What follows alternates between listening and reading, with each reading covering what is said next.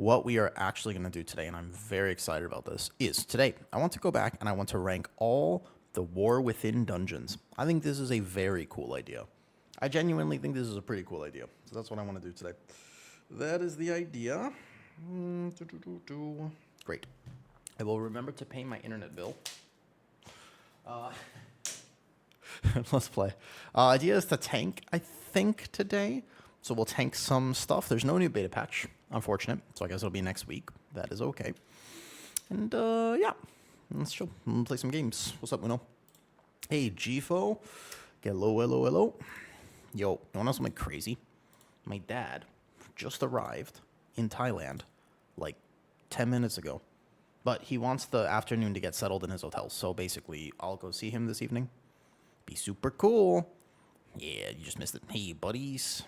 What's up, noob? Good morning. All right. Today, I actually have something. I've been wanting to do this for a bit, and I'm not going to lie. I completely, 100%. I'm going to be honest with you. This is a 100%. This is a yoink. Yesterday, I tuned in to Shindig's stream. I'm going to make sure I give him credit. I tuned into a stream, and he was doing a tier list for all the War Within dungeons. And I was like, that's great. We should do that. We should totally do that. But his perspective was from a DPS perspective.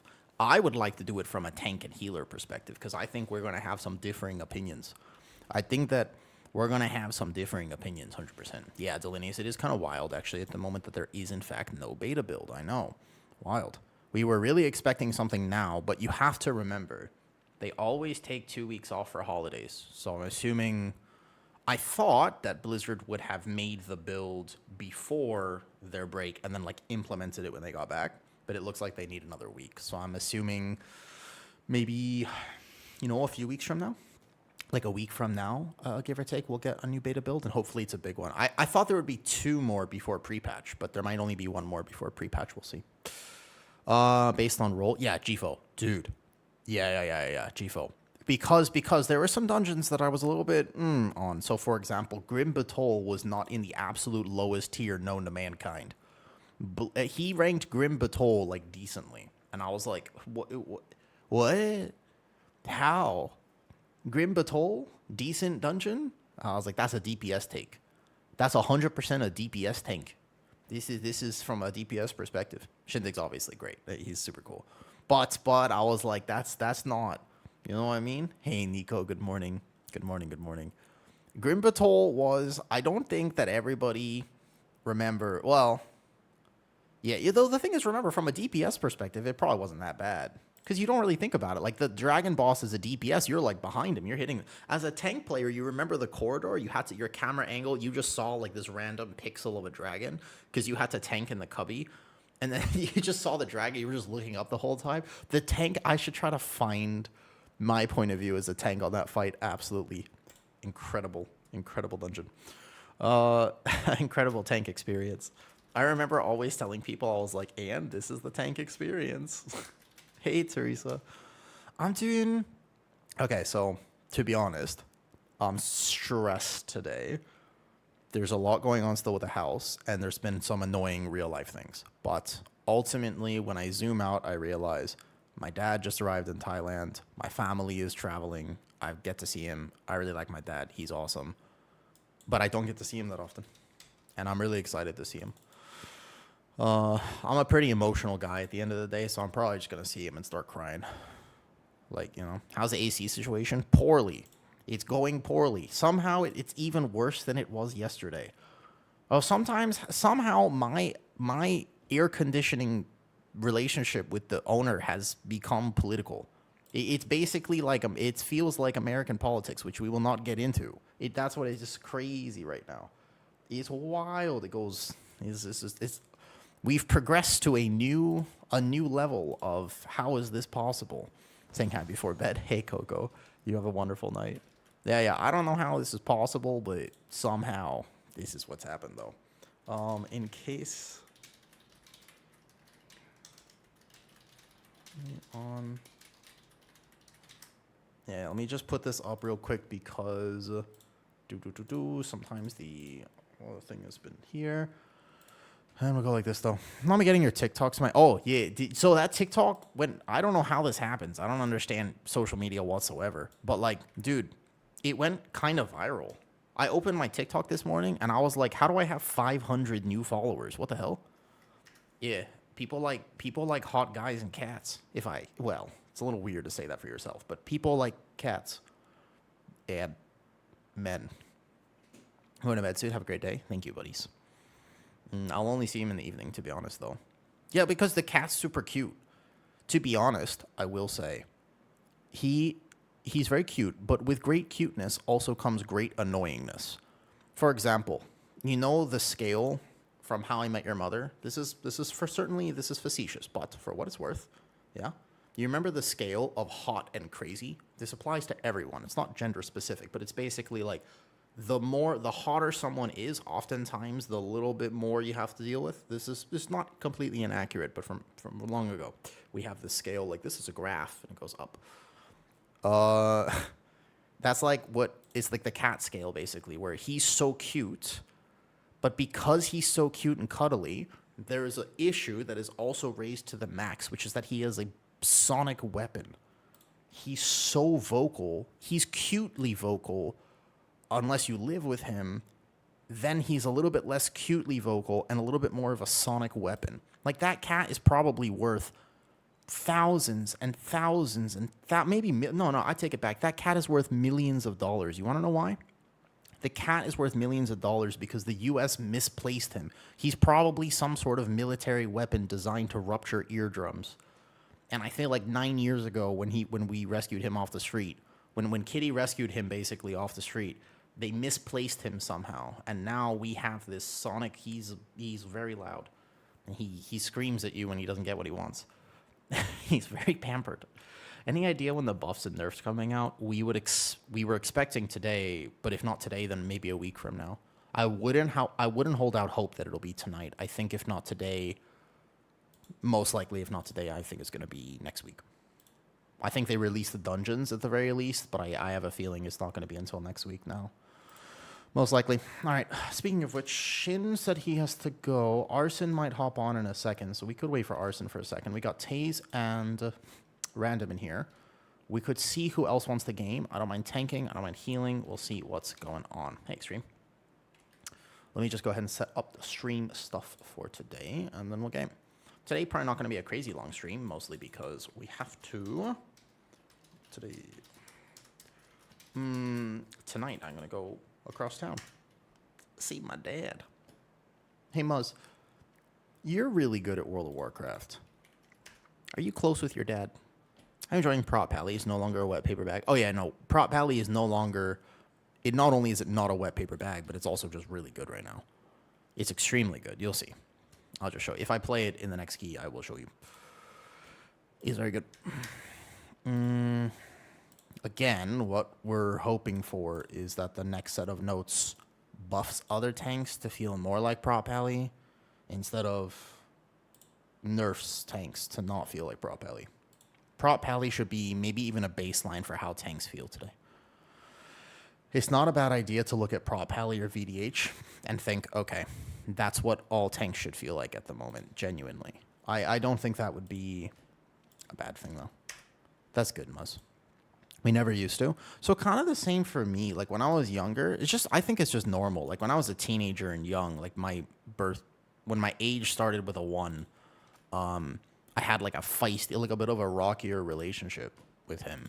But I think that's just normal. Like for example, we were never really at odds with each other, but I didn't feel as close to him. But nowadays, I feel really close with both my parents. It's weird, because I don't actually see them that often. When we say a Pally and VDH are a point where all tanks should feel, that's what I think, Alabaster, yes. I do think that other tanks should feel this good, and I think that would be a great place for them to land on. Maybe even buffed even past this. But at the moment, like, if you go into a 15 with full gear, it's not that you can't die, because I can definitely prove that wrong today. I could for sure die, but it doesn't feel as crazy hard to live. It's not like I'm getting checked every single moment of every single dungeon. That being said, I still think that there are enough tank checks and enough tank mechanics that I'm a little bit... Do they benefit the game is a good question. Sometimes we have this weird thing with WoW where I swear, what's up, Nobutos? No, listen, because sometimes people think about WoW like this. They go, it's not that bad. But why do we think it's not that bad? It should be, it's really good. Right? Do you know what? Because, like, it's a multi-billion-dollar company, so they really shouldn't settle for it's not that bad. They should aim for it's really good. You know? That's not how you operate it. You know what I mean? So, like, when people have the take, like, oh, season 1 will just be kind of bad. Don't worry, they'll get it right by season 2. I'm like, that's not good. They they got to get season 1 right. They can't wait for season 2. How would it work? Hey, Sean. All right, let's see what we're doing. So I kind of want to go maybe 15 something fun, like Algathar, like something we can just get up a 15 real fast. Start a group. I'll tank on the Prot Pally. Let's do Algathar. Algathar Academy plus 15. Perfect. We got to start with the 15 to get a 15 up, and then we'll go from there. 15 still the highest. Random says heal. Great. Let's do it. Sounds good. We can double time it if you're healing. Makes sense to me. Nice. What class are we playing? Tanking and healing. Unsure exactly what spec. Have not decided fully what spec that I'm playing. Just something about tank or healing. Yesterday I said I was going to tank and heal. Ended up finding some people on who were tanks and healers, so I DPS'd. But today the idea is that I tank and heal. I could play a little Guardian too, depending. I was sort of waiting for patch notes because I'm pretty sure that Guardian is getting buffed. I think numerically, it's kind of clear that there are some tanks behind. So I just hope that they buff the other things instead of the other way around. We'll see. Tazdingo. And my Pelion is just a lot more fun, in your opinion, with those upkeep. No, I think this version of Pally is better, to be honest. Hey, Beyblades, yo. I think this version of Paladin is better, where you don't have to... It's a little strange, because before you weaved in Word of Glory into your rotation to A, get CDR, but also B, to keep up Faith in the Light, yeah? Let me ask him if he wants the DPS. Glass can come DPS if he wants. Or he can come tank if he really wants to. Whereas now, you are just sending a rotation. It's a lot easier to play Pally. There are still min-max tips, though. You'll still have a big difference between those who understand how their sacred weapon works and those who don't, and those who kind of game the stacks a little bit more. So that'll still be a pretty big difference. But in terms of what actually happens and how it plays, it's a little bit more like, bam, big shields, which I kind of like. It's way more accessible. There used to be a little bit too much to the Paladin rotation, but there are so many things that most Paladins never, ever, ever think about. Yeah, Glassmouth coming as mage. Sounds good. Do they stealth nerf on Holy again? No, I don't think so. Those block... Yeah. Why are we not on Stormwind, not Silverman? Because beta, they haven't actually released the city yet on the Zalatas endgame. They always, beta and PTR is always Stormwind and Orgrimmar, because they just put the same vendors like this, you know? Also, I should craft on the Pally. Do I have jewel crafting? I do have jewel crafting. Why don't I just craft the right stuff on Paladin? Because they're terrible right now. I played with one yesterday that was pretty good, Cape. Is it like one Unholy that you saw do kind of bad? I think you can test it on the other realm, right? But not on this one. PTR and beta is always here. Wait, why don't I just craft? Go take the portal? Oh, wait, I didn't actually know that. I haven't even thought about it. Do I have gems? Wait, did I never even sock it on my Pally? I mean, you might as well. You might as well just craft something real fast. Not a problem. I must have just got some... I could play Unholy later if we find a tank to play with. There you go, yes. I could do it. No mind. New class tuning when? Now, listen. Listen, rat with a Glock. Here's the thing.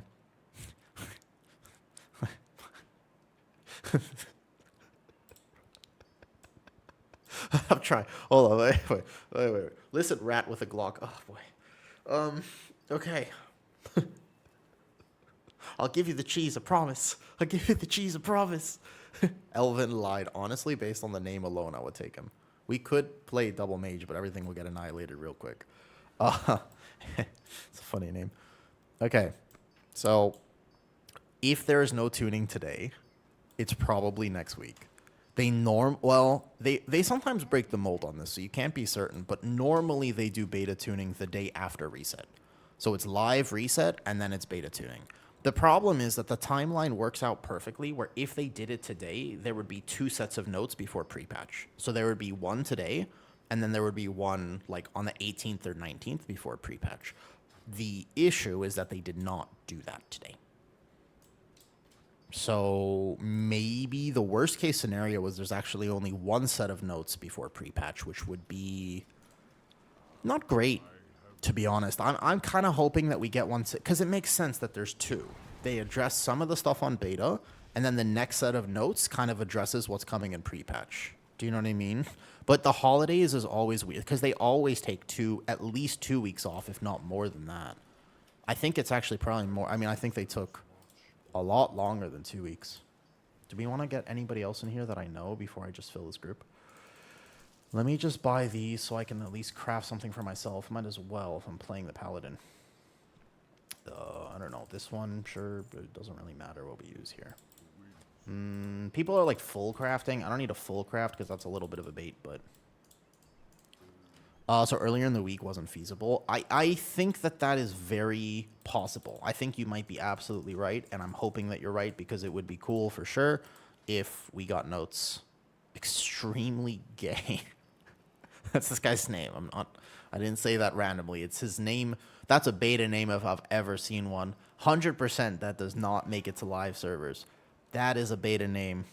Arcane Baddie. I kind of want to get a slightly different class. I was hoping to see something a little different today. That's a name. They don't flag beta names as much, so if you ever wanted to push it, this would be the day. I think you want to go crit haste still for... I think crit haste for both Templar and Lightsmith now. Wouldn't be surprised if it was crit haste for both.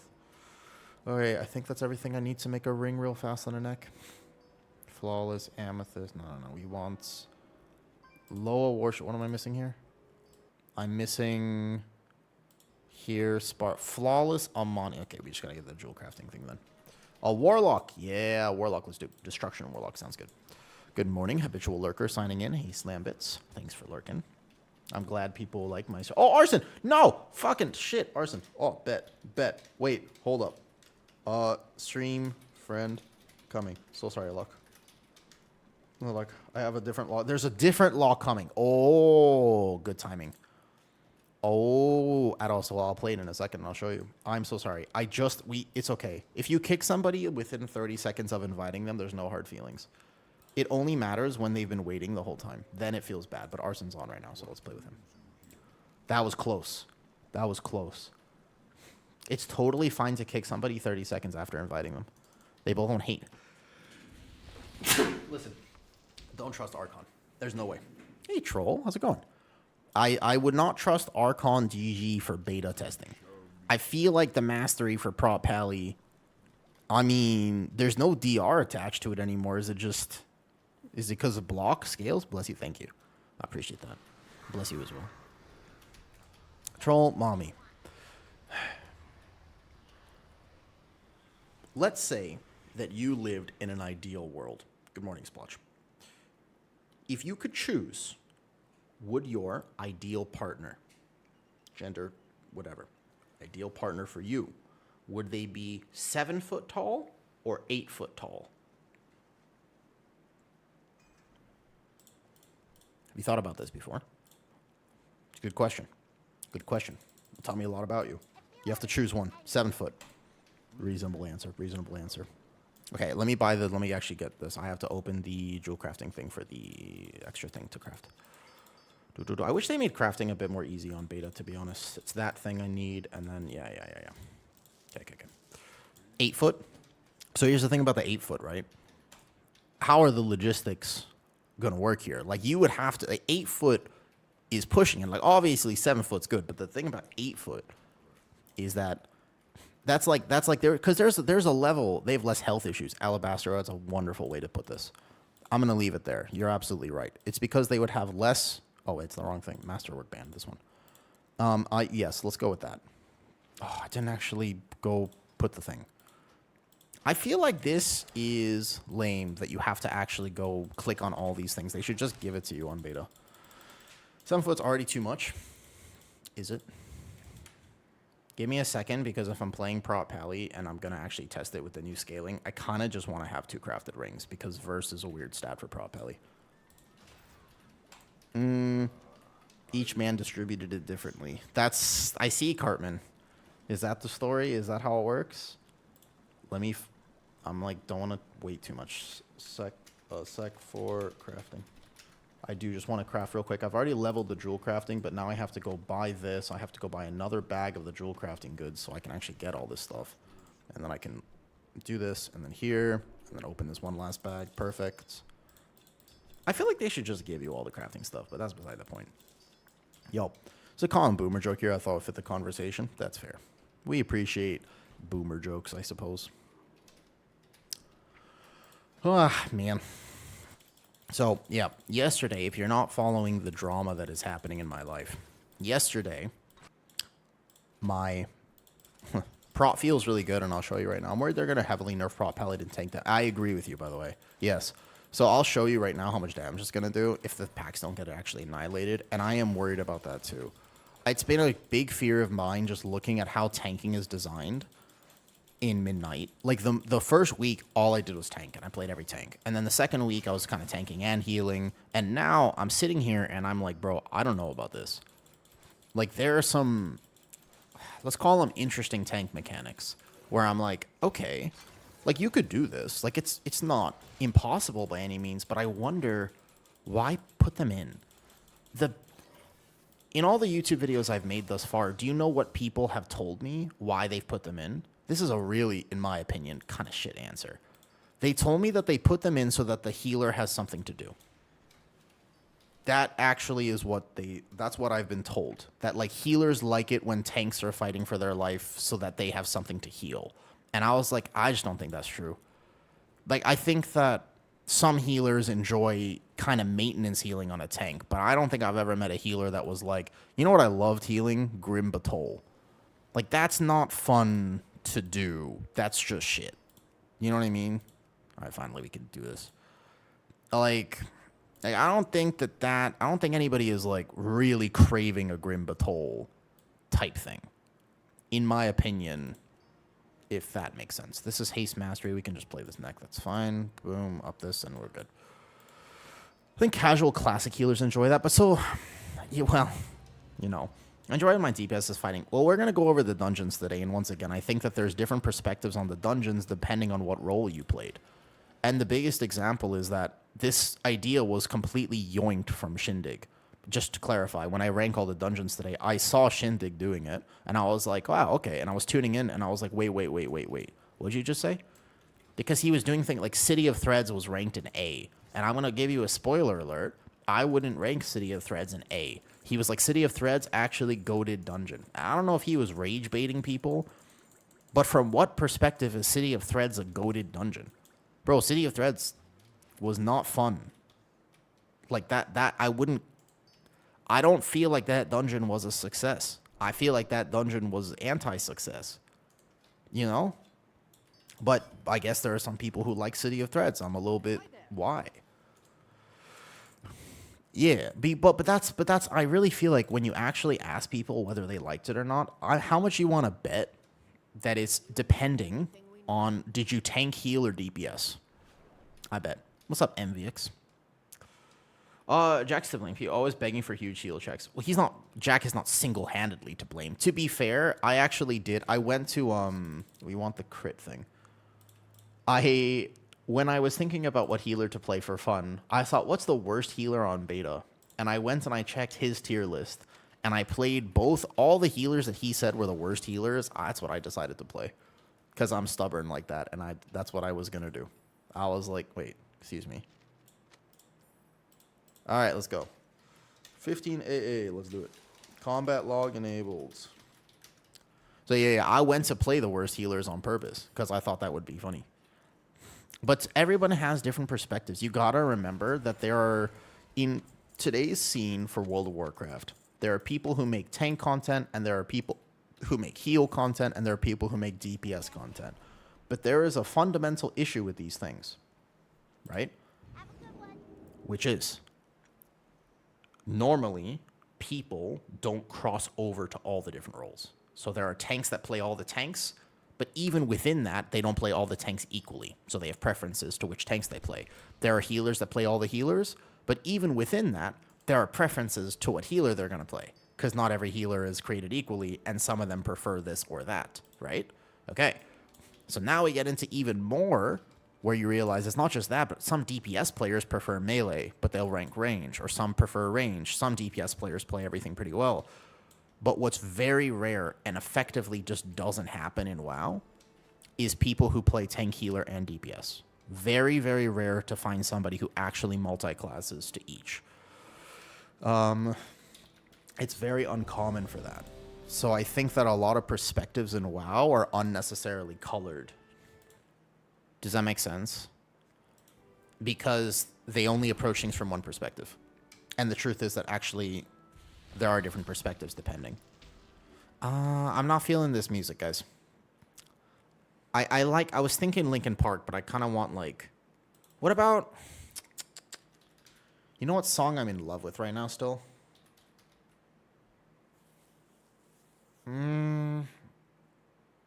While we're gaming, this might be a little bit, I'm really into the Arcane soundtrack right now. I just want to let that play. Okay, check my talents. Don't really need bop here. It might help a little bit, but that's fine. Blinding on my bar. No, not blinding here. Can you actually turn music up a bit? If I play this, yeah, happily. Yeah, of course. This is the Arcane. The Arcane soundtrack just hits diff. I don't know. Shall we? So here, we'll check out my damage on the first pull. If depends how quickly it dies. It might actually just die too fast. We'll see. Shall we? Should play some Blood DK. Blood DK is, I enjoyed it a lot more before it was nerfed. After it was nerfed, I was kind of, they nerfed it too far. And now the thing with Blood DK is that they need to re-look at it. And I think that Blood DK will only ever get fixed for keys when they make a separate modifier for it instead of raid. Blood DK has the problem of it's a really good raid tank. And so now all of a sudden, nobody will play it for keys. It won't be good in keys, you know? Because if it's something that's really good in raid, right now they have to balance it for both, which I think is a mistake. And they could just make a separate PvP modifier for keys, though. I don't think Blood is boring, because on higher key levels, you still have to fight for your life. Okay, let's see if I can get this perfect. The way to do this is to, like, shield. Whoa. Oh, I don't have mouse over, that's right. And then see if you can sync them all here. Realistically, I'm probably just sending bubble. Well. And then you prio shield instead of the judgment. Big shield resets. Good. Oh my god, look at the damage. Told you. Told you. I just need people to not blast early on this boss in the future. On this pull. This is going to be one of those pulls that really, really frustrates people. Okay, I have bubble here. Holy prop pally damage, I told you. If you play prop pally well, like I got some good shield resets there, and I don't think I missed a lot of globals. I just had to struggle with those last few. I'm sorry, Arson. Arson lost a lot of damage because he was dotting the flies as they came in, and I didn't quite hit them. Holy.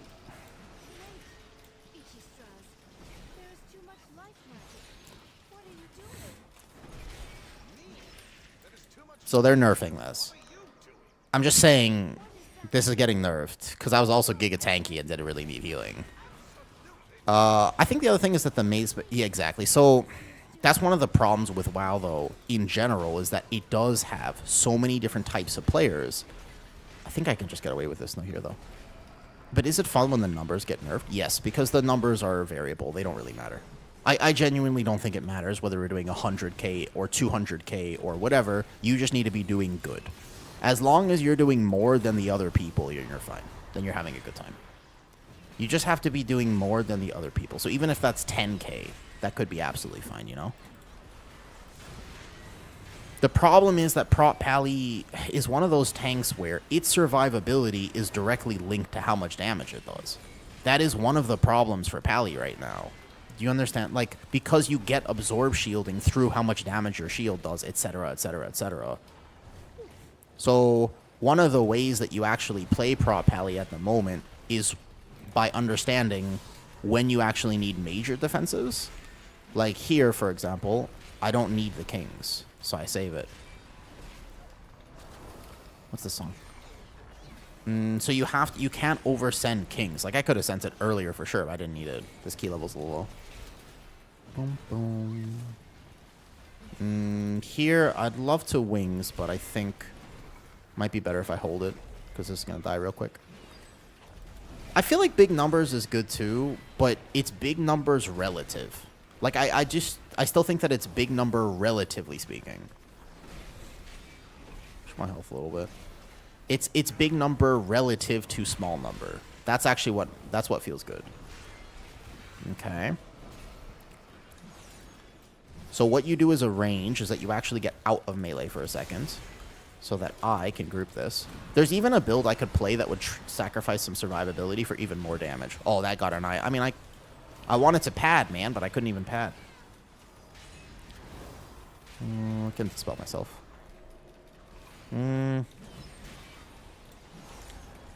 There's a lot of weird things with damage and numbers in WoW, though. Like one of the things that people don't understand is if you are playing with target cap specs, then you do significantly better. Like, you do way more damage as a tank and a healer when you're playing with target cap specs versus not target cap specs. And it's something that people really have no concept of. Like, if you look at a tank player who's playing with a outlaw rogue and a windwalker monk, they're just going to have higher overalls than you are. Because the AoE packs will live longer and bosses will die faster. So you spend less time in single target and more time on AoE. And you'll just have higher overalls on every tank. I think live prot warrior damage is a good marker to hit. I think it's fair. I think it's around that point, but I think that you need pop-off moments. I just think that basically if tanks did big damn, then more people would try tank. And if more people try tank, the game is better. That's all. At the end of the day, that's what it is. If more people try tank, yes, good. Whatever they need to do for more people to try tank. And I would be taking big swings at this point. Like right now, I don't think they're doing enough. Whether it's big numbers, whether it's big this or whatever, I don't really... The truth is, I don't really care what they decide to do as long as it works. Does that make sense? Like, I kind of... Like, whether or not they choose to go number-wise or this-wise or whatever, I don't really mind. They just need more people to tank, because the game will not be enjoyable for anybody if A, tanks fall over like they did in Season 1 in Grim Batol, but also B, if there's just no tanks. You know? Do a better overall than my Warlock does. It's possible. No. If you're playing... Because Valen, if you're playing with a monk, they're going to do significantly less damage so that the tank does more damage. So the first pull, they won't do a lot of damage, so you as a tank get an extra 10 seconds with all the mobs. Let's say this pull right here as an example, yeah? So I'm going to go blast here. I've got combat potion. I've got combat potion for 30 seconds, but this is going to die in 2. See how quickly these birds died? And that's because everyone wants to blast here. So I want to get another shield, but my wings, like, I don't even get my full cooldowns because it died so fast. But if we were playing with a monk, then they would do so little damage that I would get to have more time on AoE. But their single target is more competitive. So Croth would take 20 less seconds, which is when tanks do less damage on single target. But I would get more time on AoE. Yes, that's what I'm saying. Tanks and healers both pad AoE damage. All tanks pad like, tanks do more on AoE than they do on single target. So the less time you spend on Croth, the actual boss, if you're playing with specs that have... Like, let's say that you were playing with 3 DPS specs and they were all in a raid build, you would do significantly more damage as a tank. Because bosses would melt much faster, but since they're in raid spec, then they're going to fall behind on AoE. Imagine that, you know? But do we really want tanks to do more damage? Well, that depends on your perspective. From my perspective, yes. You do want tanks to do more damage. In fact, you need tanks to do more damage. And the reasoning is simple, okay? More people need to tank. So you're saying it's time to... It's just a way to pad on a tank. Like, let's say that I was trying to prove to you. Let's say, for example, I was like, hey, guys, I'm obviously such a good tank player. Look how much damage I can do. I would just invite, like, a Outlaw Rogue, Windwalker Monk, and Fury Warrior. I get buffed, and they don't do any damage. So I'm just saying, it is a way to pad. Now, it's totally false. You don't actually do that. It's troll. But it is a way to pad. Like, we're not playing with target cap specs, and I'm doing this. If we were playing with target cap specs, this would be like 20k, 30k higher. But you'll see on this boss how much this changes. Because this boss is a single target encounter, and single target as a tank, you just don't do as much. You don't actually do this, but it's secret tech. I'm giving you secret tech, okay? Don't actually do this. Don't abuse this information. Also, Prop Pally randomly can fall over on this boss, so I just have to pay attention. And actually weave in a word of glory or two. Yeah. Just remember, this is secret tech. And depending on also how you route the dungeon. I mean, you think that's not even, this is the tip of the iceberg for how degenerate you can actually get. Tip of the iceberg, I tell you. Because the actual iceberg involves the fact that you can also route degenerately and intentionally kill your DPS. That is another great way to pad your damage. Can you even time keys? 100% you can. You just do, so, you know, there's a limit to that, but yes. Now, technically, if you really want to be a selfish tank, okay, there are some pulls that you can do that you know a DPS is going to die, but you won't wipe the key, and because you know you're not going to wipe the key, you're like, that's fine, because I'll live. Like, this next pull is an example where I'm not going to die, so I could do it, but it might kill my team. So I would get more time in AoE if that happens. It's pretty degenerate, but you can technically do that. It's not impossible to do that. Yeah, it's I wouldn't say it's a base way to tank, but there are some tanks who pull erratically and for their own cooldowns and for themselves. I respect it, but not really. Like, I respect it in a kind of a joking way, but it's actually, a tank's job is to support the team. At the end of the day, you play tank, you're not the carry. You can carry the run through a really good route and being a good tank, but you are not the carry, you are a support. The truth is that tanking and healing are both support roles in WoW. It is the way it is. Do you know what I mean? Like, does that make sense to everybody knows that tanking is a support role. And I think that Blizzard often forgets that. If they treated tanks like a support role a little bit more, that way of tanking is almost like, I mean, eventually, all tank players eventually have that level of spite, though. It just happens. Like, tank players they're not, thank your tank players. If you ever find a good tank, just be like, yo, good tank. I'm serious how much, you don't know how far this goes. Like, because tank players, you work really hard to time the dungeon, and no one ever says thank you. You're either really good and you don't get thanked, or you're really bad and you get blamed for everything, or you're really good and you make one mistake and then everyone in party chat is like, this tank, you're so terrible. I hope that your house burns down. Like, it's crazy how much flack and blame tanks get. It's actually incredible. So, you know, just you know, help out your friendly neighborhood tank. If you have a good tank and a key, just say something, say hello or whatever. Just say thank you. All right. I'm an Eagle, don't thank heals either. I said, do we really want tanks? So, okay. Valen, I kind of agree with this, but I don't think that there is any way they would ever do this. I don't think so. Let's just pull this, actually. There is a route where you skip this, but let's do it this way. So I have to send my cooldowns a little early for aggro reasons. I actually do want another pack here, but that's fine. Good morning, good morning. So the way that the game should be designed is, think about the fail scenario for a season. One of the fail scenarios that I can think of is, imagine for a second that no one wants to tank. That'd be bad, right? Like, that would be bad. Okay? So imagine that's how the season goes. Like, no one wants to tank. It's impossible. You're waiting 30 minutes in queue. Oof. Hey, Mavina, I saw your Discord photo, by the way. He's very cute. So imagine that that's what's up, though. You know what I mean? Tanks don't deserve good comments? Dude, they do, though. They do. Okay. So that's a bad thing. You don't want the game to be structured in a way where nobody really wants the tank. So that's a problem A. There is... The other way I think about solving that is what could happen where tank players would want to play the game. There are two perspectives. Number one, if you're an experienced tank player, you have a different answer to this, by the way. If you've been tanking for a while, you're like, well, of course I'm going to tank. I like tanking. You're not the problem. How do we get more people into the game? A new season has, what, 2 million returning players? There's like 1 million people who come play WoW who haven't played WoW in a while. Let's say there's 1 million returning players. Bro, we need more tanks.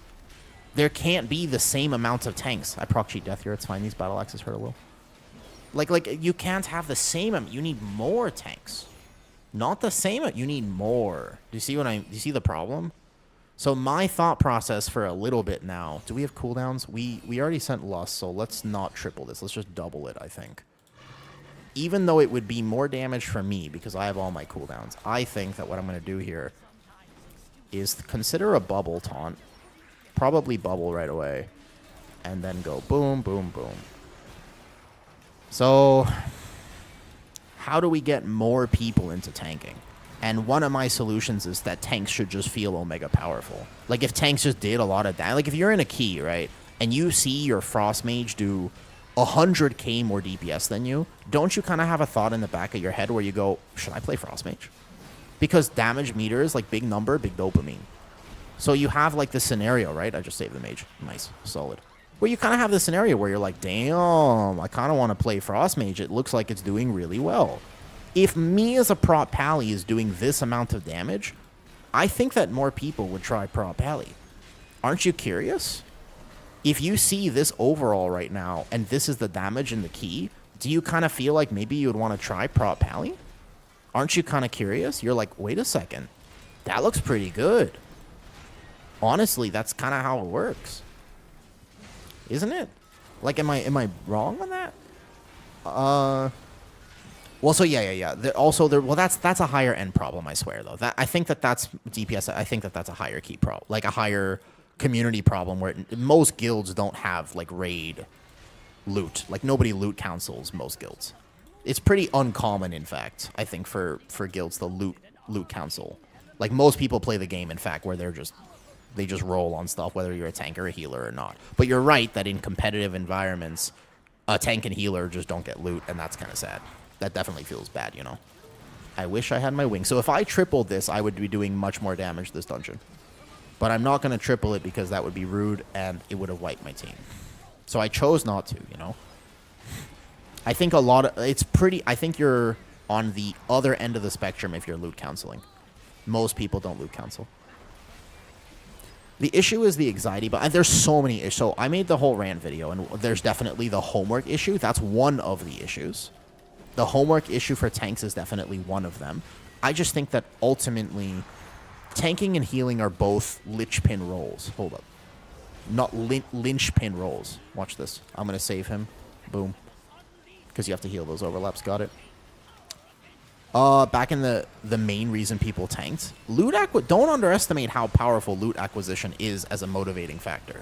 Like, I genuinely wonder if they didn't put, like, very rare items in raid, how many people would raid? Yeah, not the Lich Pin. Sorry, my bad. That's Celtic God. Okay, the question is, do I actually need to Kings this? I bet you not. Let's find out. Ooh, you proc cheat, actually, so you'll have to rotate something a little better here in the future, though. The damage tanks do is not low. One of the problems is the routing, the setting, the mechanics you have to do as a tank. I just think a lot of times when people talk about tank, I highly recommend that you try tanking before you have a lot of opinions on it. What's fun about it? You have to take a moment and really think for a second.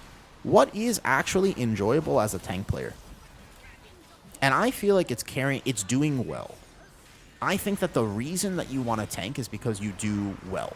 And you are like, yo, guys, I got you. And you're going to basically carry your friends through a dungeon. Not carry in terms of damage, but carry in terms of the fact that you're willing to play this role and no one else is. The Q timer is, I think, the best argument I have heard, honestly. Q timer is an actual argument for this. As someone that regularly tanks in main gaze, what's up, Nerd Bowtie? Let me get the 2 comments here. I just absolutely abhor WoW's interpretation of tanking. Interesting, okay. It's such an isolated experience because you don't feel like you're working with your team. It is interesting. I've never played a game where tanking wasn't independent. Hold up, my die. Nope, good. It is hella homework. I watch videos and practice, yes. I don't think that's healthy for the game. If you have to watch an entire thing, though, no one stepping into raid without those items, I don't know about that. I actually think that like 90% of people who raid would still raid. What's up, Misty Ray? Wait a second. Haven't I seen you online before? Okay, so big pull. Got it here. I've been a healer for my whole life. I was debating on giving tanking a go, but healing is just so comfortable and easy for me. You have to take a step back and think, why do people play World of Warcraft? What is it about this game that's so good, by the way? And I think it's the social aspect. The thing that's so good about WoW is what you can do for other people.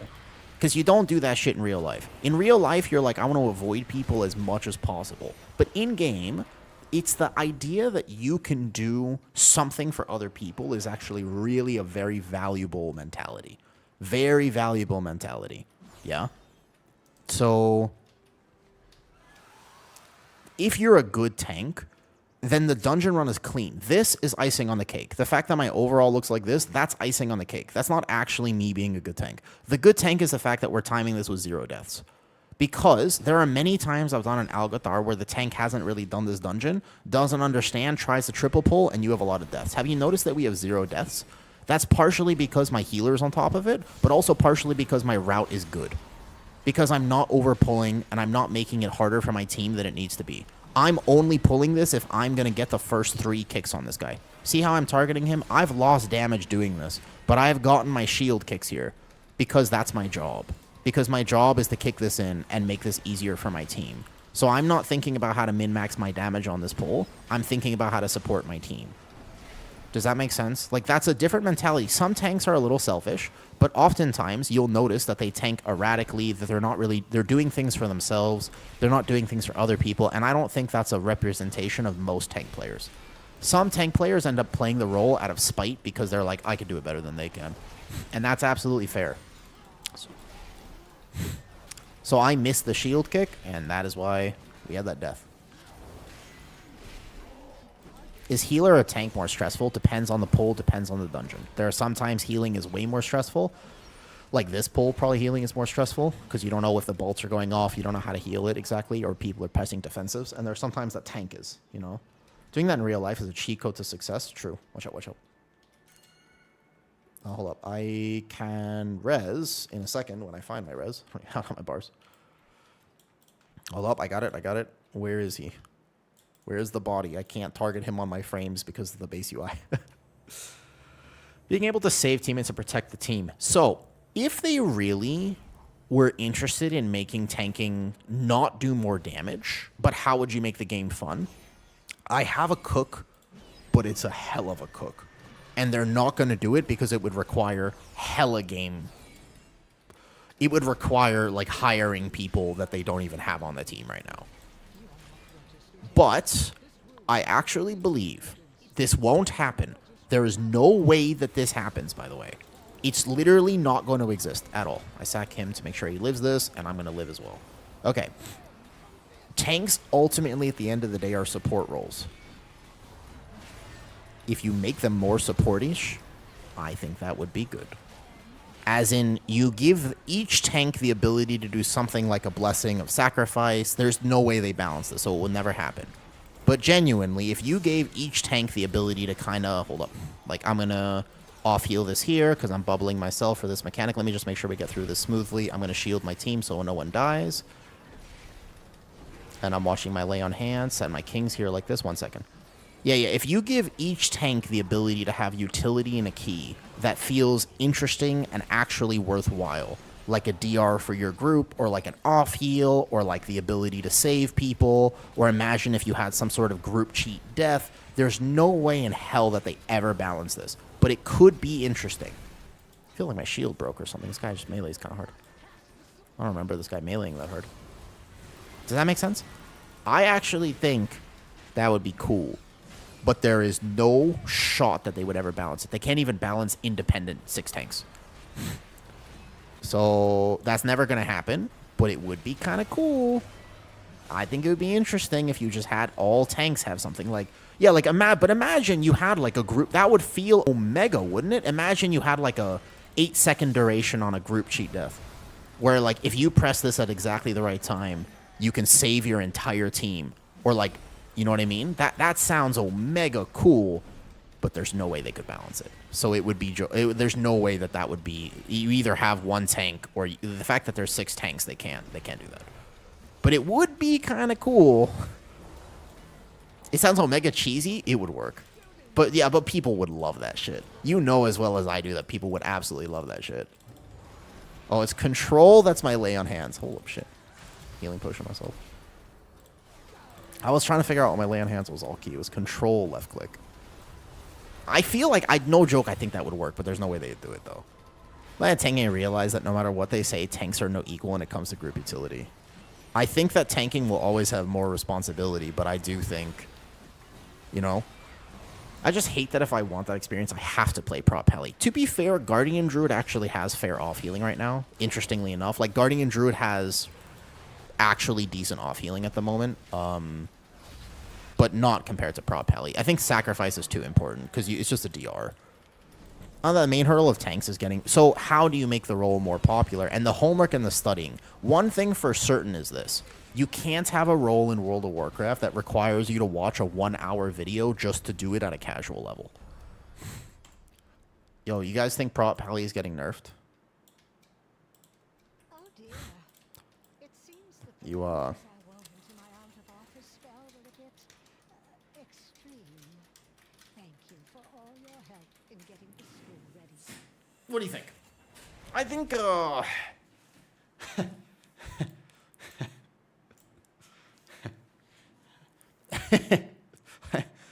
I mean, it's fun. But I'm pretty sure it's getting nerfed. Yeah. Feels like Wildfire. No, Wildfire sucks, but Dream of Cenarius is cool. All 4 of those specs getting nerfed. I mean, the rest is fair. They're pretty equal. I like the fact that they kept up with each other. That's fair. I love your remix Prop Heli. They're gonna nerf Prop Heli.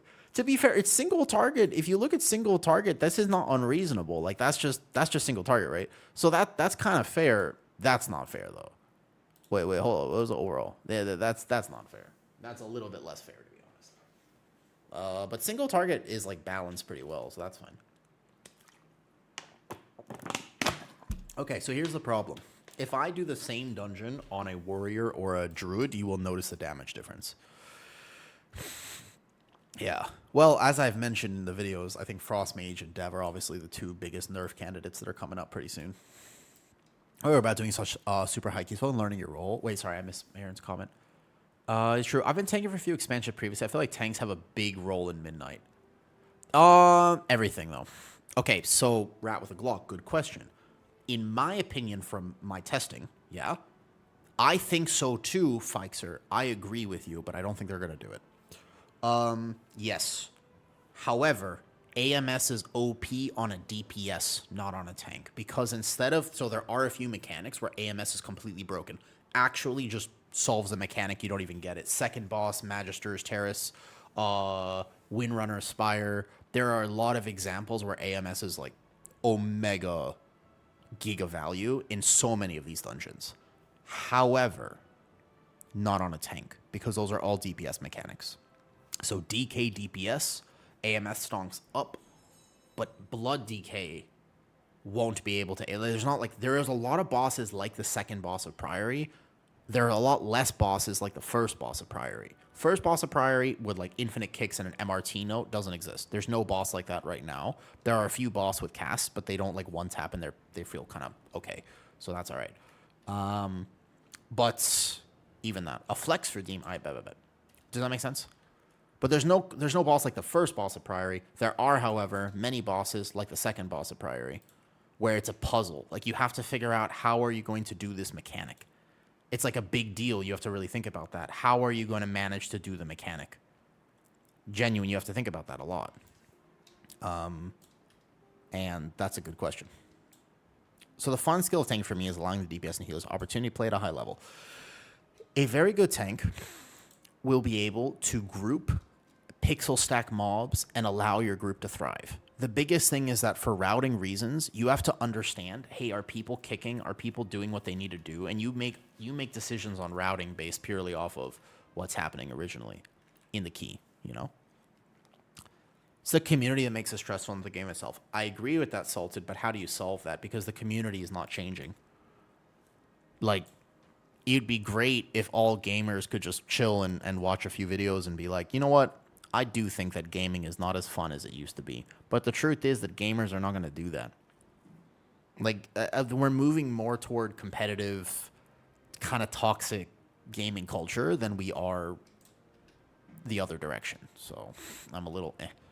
Okay, so question. Do you want to go to a 16 or do you want to do the same dungeon again? Because I kind of want to show you. I want to be like, if that was prop pally, let me show you what it looks like on Druid. What about the grips? Okay, Windrunner Spire. There's like a pole grips, few sections. Dungeon grips are really helpful. Inventory been there for years. Yeah.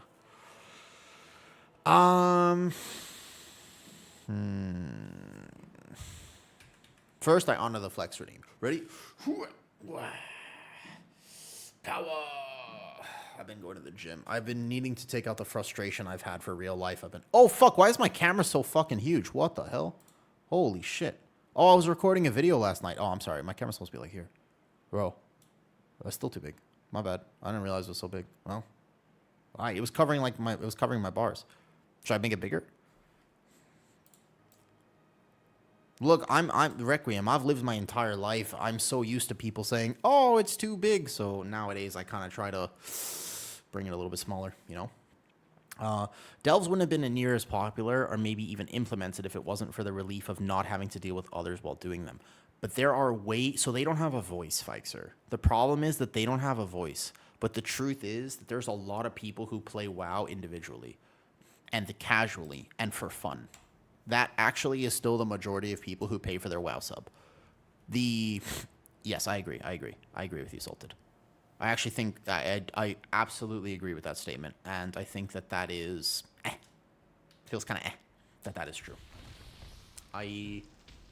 When they told me that add-ons were getting removed, one of the things that I heard was that logs were getting removed, and I was like, hell yeah, logs being removed, W. Turns out that wasn't true. And logs are, if anything, more important because the details meters are a little off. So,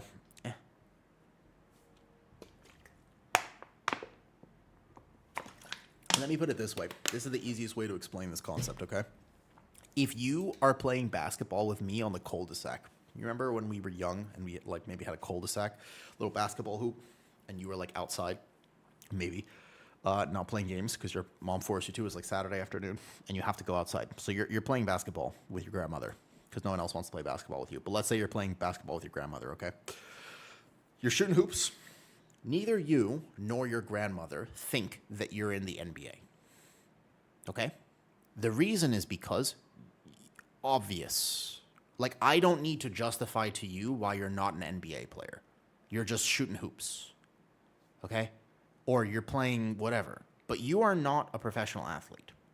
And you don't compare yourself to being a professional athlete. You can watch the NBA game, in this basketball scenario, but you don't think, that's me. You clearly do not look like that. That isn't you. But the problem with esports is that sometimes people watch like the MDI or the Race to World First and they think, that's me. No, it isn't. With respect. But for some reason, people think, that's me. And now that we have access to what they do, you think, that's what I'm going to do. And I'm like, bro, it's not like there's a difference between being a professional WoW player and enjoying the game. I am not a professional WoW player. I'm an enjoyer of WoW. There's a big difference between those things. You know, if you were like, yo, Woo, could you be in Liquid? I would be like, no. But I couldn't, like, no. Actually, in fact, the answer to that question is I don't have the skills, the history, the experience. Could I learn? Maybe with a lot of practice and time, potentially. But I don't even want to be, because that's a lot of effort. I don't want to do that. Do you know what I mean?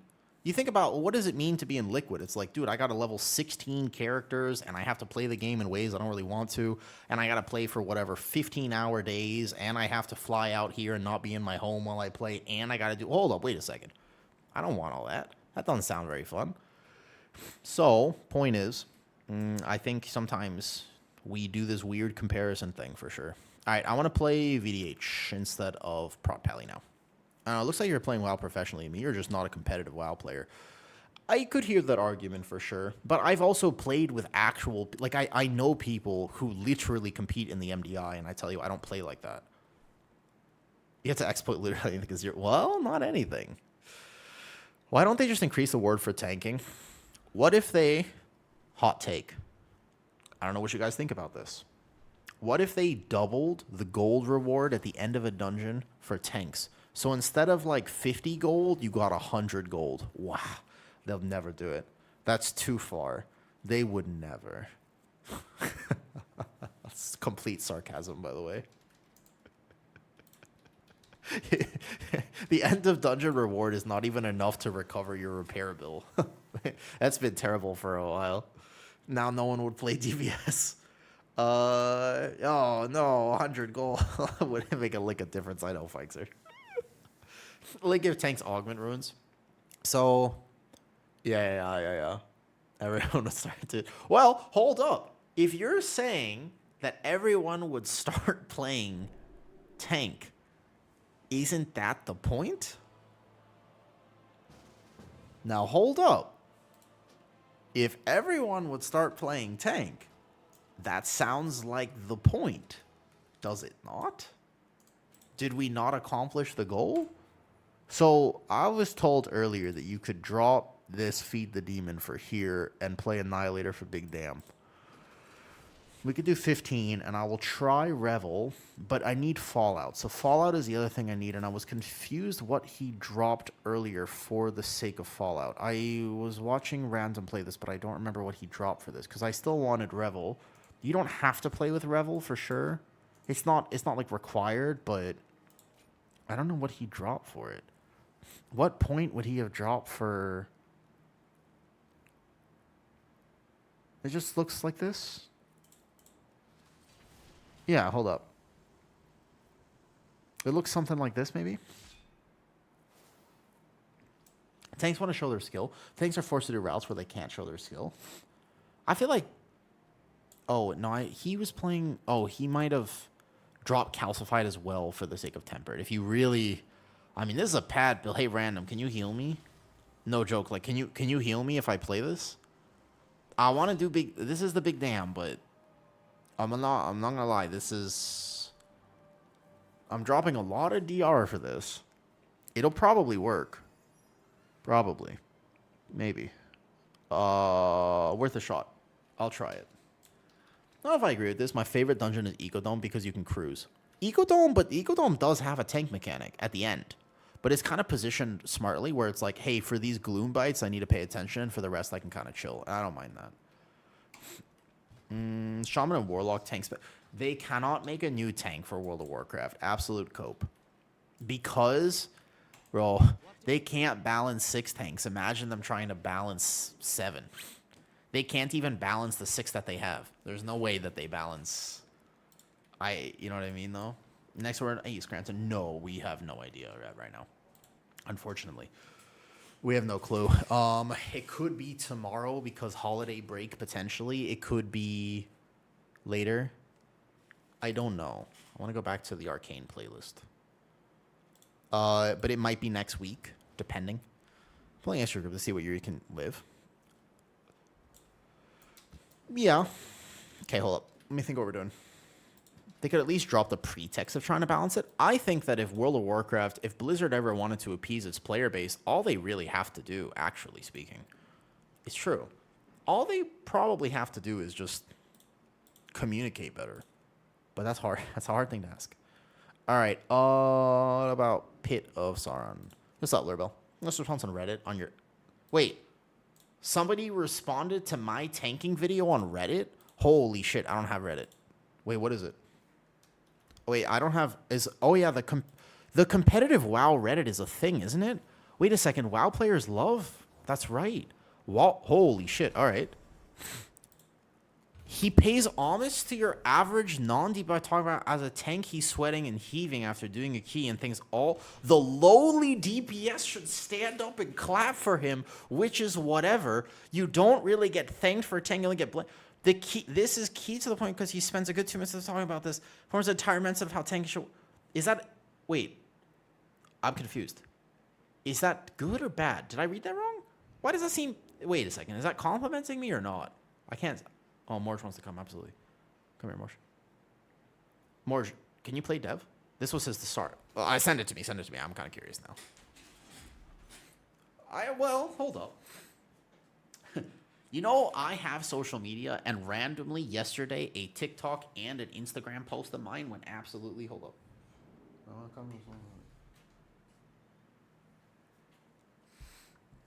Hold up. We gotta deal with house stuff. Oh, I'm dealing with house stuff. Oh, man, no response to that. Morge, yeah, we can take you, Morge. Hold up 1 second. Yeah, I had a TikTok that went viral. I'm opening my TikTok, 550 followers from this one TikTok. That's cool. And then Instagram, I open it, and let's see. 73 follows in the last hour. That's cool.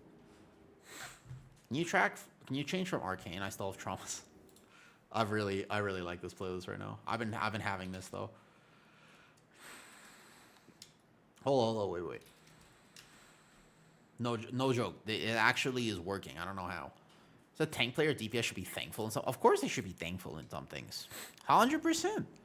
You should always thank your tanks. If they're a good tank, thank them. We need more tanks. Oh, I should craft on the VDH too, if I really wanted to play it like properly. Yo, good morning, Spanky. I just want to show up to blast. Yeah. Okay, let's do this and pit us on. I need to get the key. All my takes about the game, they're still just my perspective. At the end of the day, I acknowledge the fact that I don't understand how everyone plays WoW. But what I try to do, and also let me honor the Flex Redeem. Scranton, got you. Flex Redeem. So I try my best, though, to think about what would be good for the game outside my own perspective. If you ask me what I want, that's a different story. I know what I want, but I don't talk like that. I don't give my own personal, oh, this is what would make me super happy. Because that's not what would be good for the game, right? Like, I genuinely don't think it would be good for the game if they gave me what I wanted. What I want is raid. I don't want to raid at all. Like, I think they should completely separate raid and Mythic Plus from my own perspective, because I don't want to have to raid at all. But I don't necessarily think that would be good for the game. It could be, could not be. I want to play like this. I don't want gold to be a factor at all, because I hate the fact that I have to even consider it. Thank you, Hell. But I don't know if that would be good or bad for the game. I have, like, spicy takes, personally speaking, but that's not what I say should happen. And also, whether or not tanks do big damn, I'm going to play tank anyways. So it doesn't really affect me. But happy tanks typically means... Well, I think happy tanks is happy season. Like, that is kind of what it is. Because if tanks die, then everyone has a bad time. If tanks don't die, then people have a better time. When have you ever been in a key and you were like, man, I'm so glad the tank is really fighting for their life? As a DPS player, have you ever thought that? Have you ever been like that? Or if there's a really hard pull, do you go into it as a DPS player kind of thinking to yourself, I really hope my tank doesn't die? Like, I don't think I've ever been a tank or a healer where I was like, all right, the big tank thing's coming up. I'm so excited. Maybe as a tank player, I'm like, all right, I've got in-car and I've got this. I'm kind of excited to blast, but, you know. Raid tanking is completely different. Raid tanking is a wholly different conversation. This is for key tanking, though. DPS don't even know what tank busters are. Yeah. That's true. Yeah, that's true. I'm excited to do big DPS if my tank doesn't die on the big scary pull. Yeah. But like, so as an example, you can still do this pull, but in Algathar Academy, just as a little example, okay? Algathar Academy, the very first pull, has the Lashers and the big pull. You know the first pull of Algathar Academy? Goated pull. It's why people like the dungeon. You know that, right? You remember the big pull with all the Lashers and the little ones? Okay.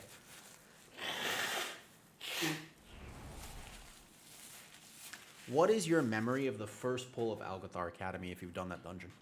Why is it fun? There's a bunch of smallies. They don't do anything. They melee the tank for a tiny bit of damage. But every tank, no one will struggle with that. Yeah? It's a pretty chill pull. Aggro for a little bit is the only mechanic that you have to give in a second to gather it. But ultimately, fun pull. They added bleeds to the 3 big lashers. So now your tank has to fight harder for that pull.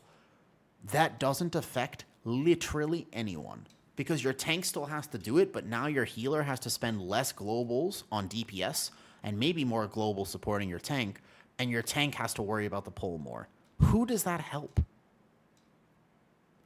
Do you know what I mean? Like, who does that help? Like, wait, what's the... You know, like, does that make it better? It's like that, but that mechanic doesn't hurt anyone else because it's just a tank buster. So, like, your DPS don't even know that changed, and your healer maybe don't even know that changed. But, like, why? Does it make it a better experience for, you know, the bugs in Rage, and that's supposed to affect your DPS, and it's supposed to affect how you pull it a little bit. That still happens, yeah. There's a soothe mechanic. So, it doesn't really add to the experience for that to happen, though. DPS know the difference between the tanks that die on and the tanks that don't. Yeah, but also bleeds and stuff affect tanks differently. So, for example, Warrior will feel it, but my Paladin or something won't. All right, 15 pit. We're going to go this route over here, though. Shall we? Do I have everything on my bars? I think so. Okay, this version of VDH, if I die, I blame the fact that I wanted to do damage. Countdown 15. Let's do it. Oh, you know what? Fuck it. We're not... Actually, hold on. Wait. No pull. I just realized. We aren't streaming, ours. Hold up. You know that the AF lock we're playing with right now is actually one of the most giga AF locks ever? Hold up. You know that the AF lock we're playing with is actually one of the examples of somebody who somehow has been playing the same thing for a long time. Is Arson, yeah. You know what Arson is?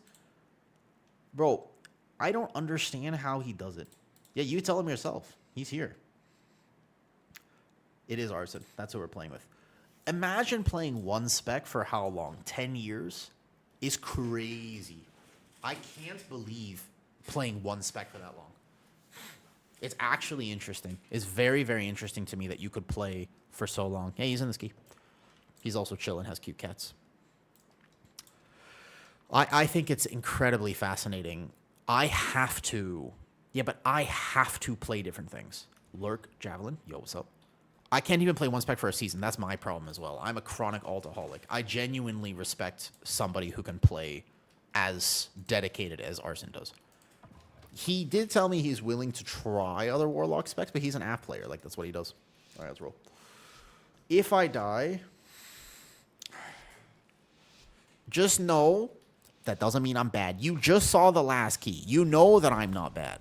But if I die in this key, it's because I'm trying something new. So, all right, deal? If I die in this key, Secra aggro. Hold up. We got to go this way over here. This way. Glaive that. Glaive this. Fiery brand now. Oh, I gathered this improperly. Been a second since I played VDH.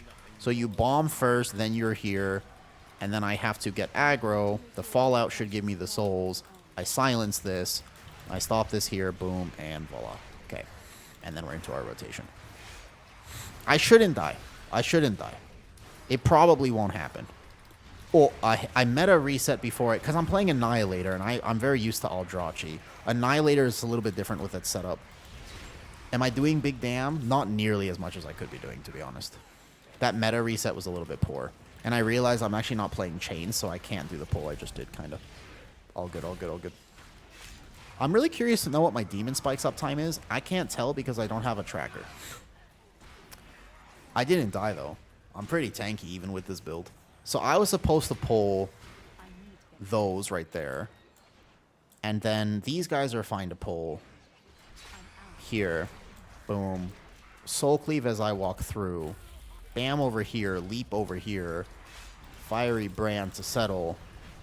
So Demon Hunter, the main thing about Demon Hunter right now is that it doesn't have the problem it used to have. You know how Demon Hunter used to be that tank that just like, oh man, when you gather improperly on this tank, you just can't live? It's actually so much easier to play right now. It's weird.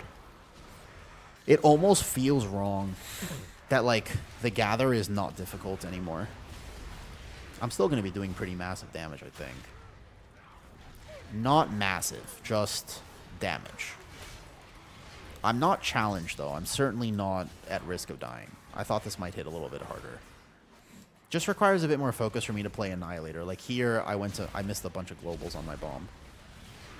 Oh, yeah. So Quasi made a video about the best friendly tanks, but I feel like Fracture cooldown is too long. Nah, I'm never really short on globals on VDH. You just Fracture, Soul Cleave, Immo Aura on cooldown, Fell Blade to fill. I don't feel like my globals are problematic on VDH. So you're here, and even without meta, you just Fiery Brand. Because you're playing double Fiery Brand, look at my health on the Gather. Incredibly stable. Very, very stable. It's just not really a thing anymore, because you don't stack Frailty, it's just a thing. But you can get so much of your DR, and the build I'm playing actually has significantly less DR, believe it or not. And I'm still able to perform pretty well. This is I would describe what I'm playing right now as maybe a squishy version of VDH. You still have your sigils. Sigils are still pretty broken. And I haven't proc cheat once. So Quasi made a video, though, and it's kind of more about the previous state of tanking. A lot of tanks have changed. Not fundamentally, but a lot on beta right now. VDH nerf? Not yet.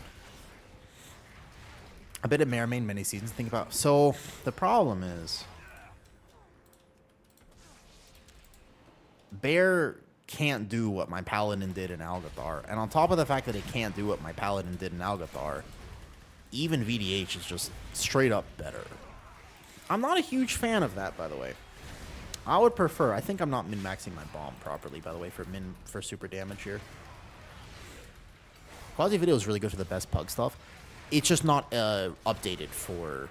I just fundamentally disagree with a few of his takes based on Midnight. Not based on live, because he's absolutely right about that. With inflated IO, Scranton says... Hold up.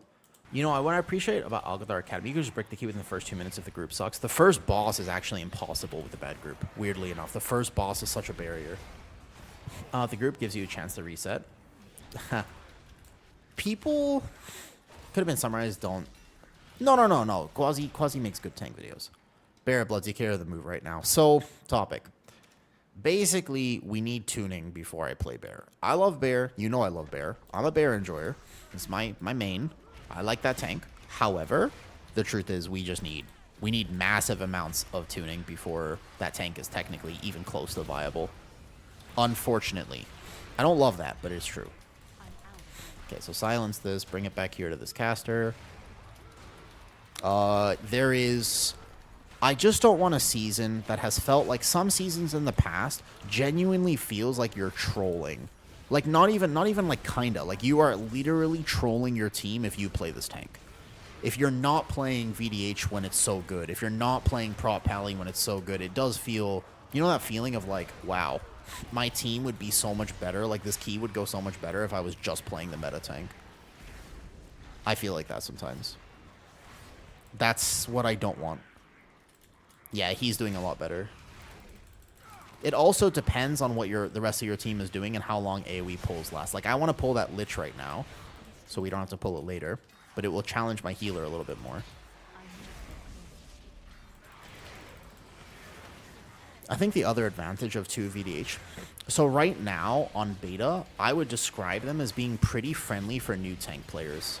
As interesting as it sounds, so like, that's not traditionally true, but as funny as this sounds, I swear Guardian is harder than Paladin right now. Like, Guardian is significantly harder than Paladin. And that's why I'm a little upset about everybody's been, you know, a lot of the bear creators want more complexity for their spec. I get it, but I think it's bad. I actually think that I will go on record saying that the Guardian Druid changes, I don't think they're good for the general bear community. But I think that they're fun if you're looking to min-max. I think it very much depends on your perspective. But for me personally, I can't say that it is my favorite thing. You know? So, yeah. Well, you can't macro Iron Fur anymore. But you have to now weave in Raise to your rotation, which means that you now have to be making decisions about Iron Fur versus Raise, and that's not as straightforward as it might sound, because to min-max Bear, you have a lot of decision-making now. There's a ton of little, like, oh, well, you could do this or you could do that, but you have to play Raise even as the Loon's Chosen. I cooked up a build early in beta for the people who don't want to, but effectively, Bear now has thought process in every single pull. VDH doesn't. Like, VDH is very much fracture, soul cleave, hit the bomb, hit the thing. Annihilator, a little bit more min-max than the rest. But really, it's not that complicated to play VDH right now. Like, I'm going 1, then 2. If anything, this feels more like a macroed Iron Fur playstyle to me than Bear actually feels at the moment. Does that make sense? It shouldn't, but it does. And Pally right now doesn't have a lot of nuance in terms of the fact that, you know, that Algathar key I just did, that was pretty good, right? Like, you saw that Algathar. Have they nerfed this dungeon? No, we just have higher scaling. They did nerf the second boss. I hated the moon build. Yeah. So, I think, personally speaking, that the reason that people like Guardian is because it is straightforward and accessible. I don't think that's bad. I think it's a very weird mentality, and I don't understand where it comes from. Why is it that when you work harder on a spec, you should do better? I don't actually understand, because it's a game, but it's absolutely something that people feel. So, for example, if I'm playing Arcane Mage, then I'm better than you when you play BM Hunter. Yeah, but if BM Hunter is tuned higher and does more damage, then that argument kind of falls off a little bit, you know? We have to back up now. Come over here. Oops, don't stand in bad. We just have to move. So, yeah, but now, basically, instead of Guardian being the tank where you can turn off your brain, you unfortunately cannot turn off your brain anymore. I can't move him there. You have to... I'm going to have to break this, but you have to come here. This boss... Uh-oh. We're going to struggle on this mechanic, because I have to break this one. And then see if I can move immediately and get him to come to the... Oh, I did it. Nice. Good job. Perfect. The skill of Bear is the positioning and macroing planning of cooldowns. I mean, I've made videos before. Are there brain off tanks in Midnight? VDH is pretty brain off. Paladin is borderline pretty brain off. Like, what I'm doing right now is I'm bordering on the I'm not even really paying attention. This is very brain off. I'll tell you my thought process. Let me tell you what I have to consider on the next poll here. Okay? So on the next poll, I'm gonna tell you what I have to consider. That's it. You know what to give for Feral? Yeah, so like Bear has always been that tank, and I think that's good for Bear actually. Like I think that's good for Bear, not bad. Okay, let me tell you what I have to think about. I'm gonna go fight this guy first because this is a really hard pull. I'm just gonna fight this here. So as I walk in, I Fiery Brand. That's it. Okay, so I hit 1, and then I hit 2, and then I hit 1, and then I hit 3. And then I hit 1, and then I hit 3, and then I hit 4. That's it. I hit 1, and then I hit 3, and then I hit 1, and then I hit the sigil. And I kick. That's my entire thought process. That's pretty brain off. Like, this next pull is going to hit me a lot harder. So let's say that this pull is easy. Well, this pull is pretty easy. So this next pull. As Annihilator, there's actually a little bit more min-max. It's pretty straightforward. Propel good nerf, 100%. I think VDH also gets the nerf hammer. All right, so watch this. This pull, I'm going to think about the fact that I'm glaving this. So I'm going to play VDH. So I have to go manage my movement so I don't actually take the melees. I'm going to meta. Actually, I should have Fiery Brand there because I'm playing Annihilator. Here you go. That's it. Now I'm in the pull. 1, 2. Look at my health bar. 1, 2. Da-da.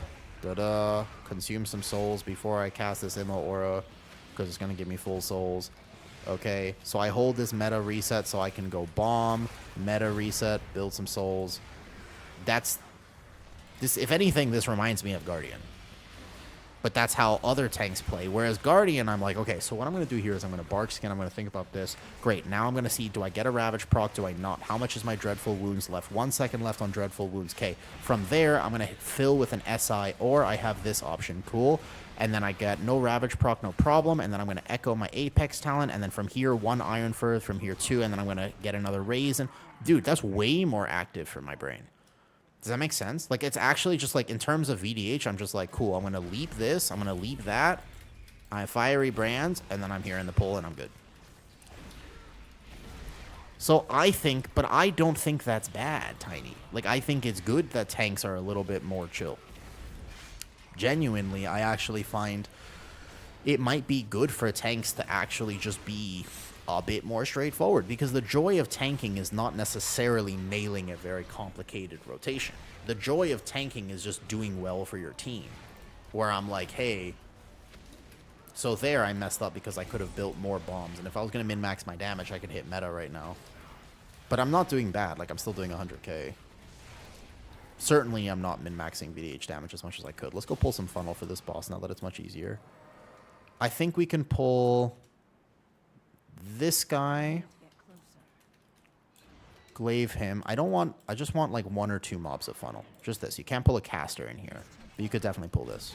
Cool. Into the boss. This boss is way nerfed now, which is very good. Excellent change that this boss is nerfed. Just watch aggro. Cool. Meta reset my bomb. Cool. Firebrand in here. Yeah, like, is that bad? Honestly, this weird building and complicated defensive shit turns people off. Well, just tanking in general turns people off, because it's really... The truth is that if you really wanted to solve tanking, all you actually have to do is get people not to rage at tanks. But I don't think that that's going to happen. So if I can't get people to not rage at tanks, then I can at least minimize how often they would rage at tanks. Right? Like, that, does that kind of make sense? Like, so I can't solve the toxicity, because that's just going to be a factor regardless. But what I can do is say, when does it occur? And see if maybe we could work on that a little bit, though, you know?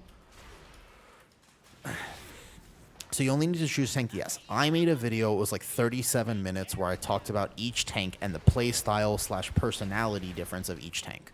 Because actually, each tank has certain personality traits.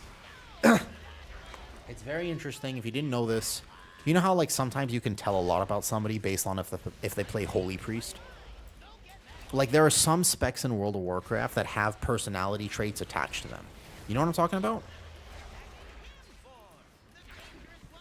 There are some tanks that have personality traits. Yeah. You have to find out what's going to work for you. There's, obviously, it's a generalization and not, like, omega true, but... it kind of is. Also, my 15s are like 13s on beta right now. It's not that they nerfed this. This fight was nerfed, but... watch a kick. I got it.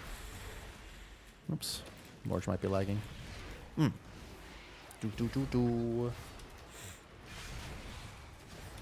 Havoc Demon Hunters, yeah, beauty. Havoc Demon Hunters definitely can't sit still. Hey, Mid. How's your day? I'm not too bad right now. No problem, Morge, no problem. You want to try to finish the key? Or, like, if you're totally out, you're no problem, though. Nah, zero concern. We could probably finish this key anyways, if we wanted to. No problem. Cannot fight the internet boss. Sometimes beta just does this. It happens to me, too. I was trying to play with Petco the other day, and it was like Petco and Dan Warrior, and my ping was just randomly, like, 500. It's only, what was it today? 200? 200 is really good. Route planning. As a long-term tank player, I'm not going to lie to you, routing is something I don't even consider. Routing is super easy for me as a long-term tank player. Like, routing is like nothing.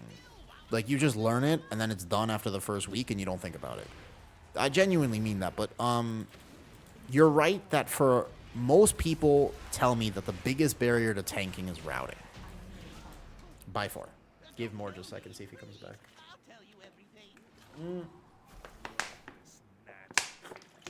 If it's such a big barrier, I have a solution. You want to hear it? It's not that bad. I actually think I could solve routing with a simple, maybe not simple addition. It might not be a simple addition, to be honest, but no, you can't get rid of percentage. That would, well, I've never thought about that actually, but okay. All you got to do is add an in-game system to help with routing. And I feel like there's other Blizzard games like Diablo 2 that do have a system like this, where there's a transparent map overlay as you're gaming. So in the middle of a keystone, there's something that appears on your screen which just tells you what you're doing next and where you are. Is there something behind me? Sorry. I feel like that would work, actually, to solve a lot of the... It would alleviate a lot of the problems that people have with routing. Whoops. Whoops, sorry. Hard pull. I pulled one too many casters here. I got overzealous. Yeah. Just basically not MDT, but an actual over. I'll show you exactly what I mean. Have you ever played Diablo 2 before? Absolutely, it's a giga game. But have you ever played Diablo 2? Okay, I pulled one too many casters without the DPS actually being here. My bad. I'll live forever, but that doesn't mean I should have done this pull. Selfish pull. Anything they'd add, yeah. So the fact that there's 0 routing, no to Diablo. I have it in my head. This is exactly what I'm thinking of. It'd be so easy if I just show you that. At the end of this, remind me. I'm going to try to pull up a Diablo 2 map overlay. It's like old school, too. It's like Diablo 2 is from way long ago, too. You know what I mean? Like a significant amount of time. But I would rescue you and catch you in midair. Oh, no. I like how the gargoyle literally kidnaps people, brings them up, and drops them. What's up, Cambria? Possible to generally mark. So, imagine a transparent map overlay, okay? Like this. And you could put it anywhere on your screen. It's only available to tanks unless you want to enable it. It's just a simple interface option. You go interface and you just click, okay? So you just enable it. It goes anywhere here, to the right, to the big in the middle, wherever I want it, but it's easy. I could just drag and drop it. Easy enough. Yeah, just drag, drop, easy overlay. Okay. It would highlight, for me, I could either pre-plan it or just say, give me basic route. And the route actually has to be good, but it can't be that hard for them to update like a route for a +10. And it just highlights where you are in the dungeon. It says, you're here, there's a pack to your right, this is worth 5%, pull this next. And it just kind of highlights it like a little red glow for your next pull. Why not? And you could turn this off if you don't want it. Why not? Wouldn't that kind of be good? I just feel like that makes sense. You just toggle it. If you don't want to play with it, you just toggle it off. What's up, nerds? How's it going? Happy New Year, nerds, by the way. I don't think I've got to say that to you yet. Happy New Year indeed. Nerds, you want to hear something really cool? My dad just landed in Thailand. Haven't seen him in a long time. I'm actually really excited. I'm very close with my parents, and I'm very, very, very excited to actually hang out with my dad.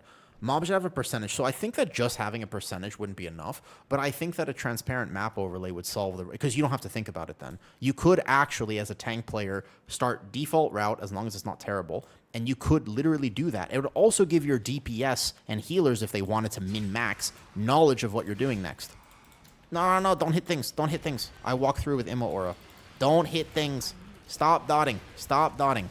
We're going up. Yeah. My dad came to Thailand. He's in the 8 years... God damn it. So, for example, the route, what it would do is it would tell people that I'm going to pull both of these. And your DPS players would be like, oh, and then they would wait.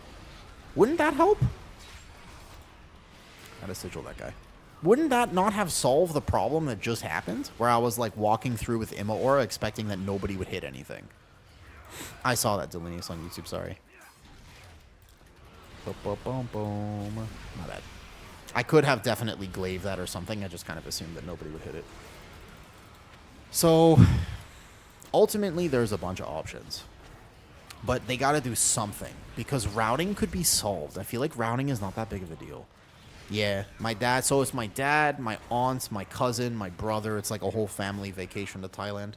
I will... So, that being said, I'll take a few days off stream.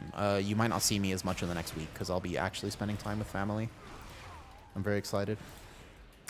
The game community is surrounded by what's the best tank. Is this Spear? The tank community says the Blood DKs aren't great, but much people want to play Blood DK. Yes, Scranton, except that I am very new at WoW content creation. Hold up, wait. Try this. Walk left gateway after I skip. I'll take some photos. Yeah, so let me try to skip this. If we die, we die, and if it doesn't work, then we'll just pull them. I think what has to happen is you have to go pull this and then be very out of range. Probably be willing to meta. You have to kick at least one because I'm going to die otherwise. And I don't want to dot them because I'm going to basically go for a skip. You go here, here, and Shadow Meld. That was the weirdest skip that ever happened, but I think it worked. Yeah, it works. Cool. Easy skip. Shadow Meld skips are back, baby. Just healing potion. Easy money. All right, this is not too bad. You can pull this with mini boss. It's just an example. It's true. So meta perception in World of Warcraft is the biggest issue. It's not actually meta because you can play almost anything right now on live. And the example I give is still the fact that retail balance is actually really good right now. Genuinely, retail... Oh, somebody went up. Retail balance is good. It's not even bad at the moment, but goddamn does it feel bad to be off meta. Because meta perception is the worst it's ever been. People are weirdly able to optimize way more than we used to. A good argument for WoW and to understand is we're actually significantly better at the game than we used to be. And the example is, you remember like back in the day how hard Spires of Ascension and Sanguine Depths and even Theater of Pain was considered a hard dungeon? If they brought that back today, I actually feel like it wouldn't be that bad.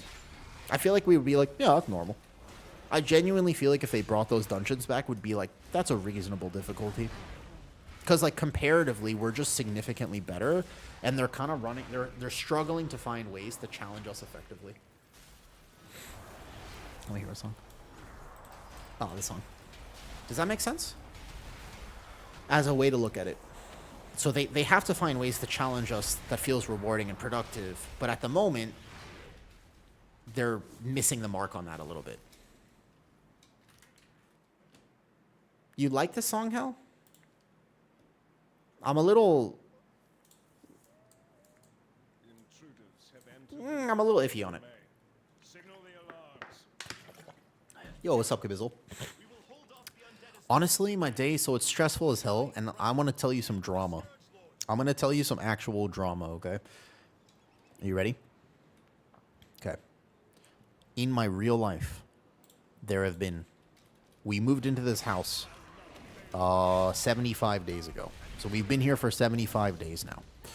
When we moved in, the AC upstairs is broken. It just is broken. Like, it just doesn't work. Now, we told them that, and they were like, no problem. We'll fix it before you move in. They didn't fix it before we moved in. So we were like, no problem. You just let us know when you'll take care of it. It doesn't work. They said, okay. And then, like, a month went by. We're like, hey, just asking when is the AC? They said, no problem. I tell you what. December 12th, there's an exhibition. If you don't mind waiting a little bit, we'll buy a new one. There's like it's like 80% discount. We were like, we could wait a month. We'll manage.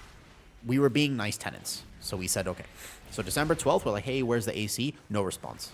Oh, that's weird. A week later, hey, just checking where's the AC. There's also a few other things that they said they would fix. And it's like, where is it? Nope, no response. I said, okay. They ignored us for a fucking straight 3 weeks. And now all of a sudden, I had like the wisdom tooth surgery. And I was like, I really need a second room to sleep in. And I was just like, hey, where can I ask, like, when is the repair happening? Again, just like completely ghosted. Now all of a sudden we're dealing with the manager of the company who's like, oh, we're not responsible for this repair. And I was like, wait. It was literally promised to us, and it's in the contract, and it's written, and I have screenshots. It's like, there's no way you can say you're not responsible for this. Like, that's like very clearly your responsibility. Like, it doesn't work. And they're like, well, okay, we'll send a technician. They didn't send a technician. Eventually, after a few weeks, I said, I'll get the technician to confirm, and I'll just deduct that fee off rent. So I got the technician. The technician came, and it said, they measured it. 3 guys came, and they were like, so the AC doesn't get below 90 degrees. Like, it just doesn't work. Like, it doesn't cool. And then I've been telling them that, and they were like, okay. So then a few days ago, they were like, nope, sorry, you're going to have to pay for it. And I was like, wait, what? So I sent them the whole thing, and they said, in the contract, I wrote it has to be in good working condition, but they didn't realize I wrote good, and it was signed. So they told me, they said, does it turn on? The manager of the company, they were like, does it turn on? And I was like, technically, yes. And they're like, then it works. And I was like, it doesn't work if it turns on. It doesn't cool the room. I literally said in the group chat, I was like trying to be very responsible and professional, but I was like, hey guys, that's a fan. Like if all it does is turns on and goes, but doesn't actually cool the room, by no one has an argument that that somehow is like, that's not an AC, that's a fan. And then they were like, no, but it turns on, right? So therefore, it is actually functioning, and therefore it's not a repair, and therefore we don't have to fix it. And I was like, what? So that's what happened yesterday. And then today, we're continuing on the journey of this. Brave champions, you are lives. So we're just trying to get them to fix it, man. Yeah, I mean, it's clearly, so it's an old AC. It just needs to be replaced. It's not that expensive to replace it, but it's more the fact that they're like, does it turn on? I'm like, that's a fan. That's not an AC. So anyways, we had to hold, we basically had to withhold rent because they breached the contract for a bunch of stuff. Not just the AC, but a few other things. And I'm just like, man, we're not asking for anything unreasonable, but it feels like such a slog to get things done. It's tough. I actually made a simple Vengeance Demon Hunter guide, by the way, early on Marv. The problem with it is that I need to update it because Annihilator is now the play instead of a Drachi, and that changes the play style a bit. So, I mean, the manager of the property isn't managing the property, and that is the problem. They just straight up, like, don't respond to things, and we're just sitting here, like, kind of, like, hoping and praying that they're going to do something, and they don't. It is what it is. We'll be all right, you know. But yeah. Well, so like we're not gonna take them to court, and they're not gonna take us to court because that would cost more than the house is worth. So it's not. You can argue that, but it's not gonna happen though, you know. Yo, it's a big leg press. I don't even leg press that much, Kabizzle. Well, I'm sorry to hear about the issues. They hit a new PR at the gym today. Nice, very cool, very cool. Did you know any dungeon guys since you know them so well by now? Oh, not yet, Splotch, because they're going to change them, I think. There have been some changes to dungeons. I will do them. I have, by the way, Splotch, you can quote me on this. I'm going to make, right now I'll tell you, I'm going to make the best dungeon/healer guides.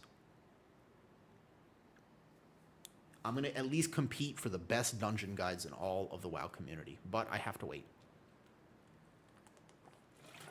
I already know how I'm going to do it, and it's going to be different than what you're used to, because I think that I know how to help people. I know what to do, but I have to wait because it's too early right now. Yeah, well, so yeah, best. You know, obviously, there are some great WoW content creators. I'm going to make very good ones that will really help people feel more comfortable with stuff. However, I have to wait because if I release them right now, you still have 2 months until you actually get to play the dungeon. So I want to put those out like maybe literally like last week of February or first week of March. You know what I mean? Like right when you're actually going to do them. That was very strict. I know, and it's like clearly written in the contract, but Scranton, I know.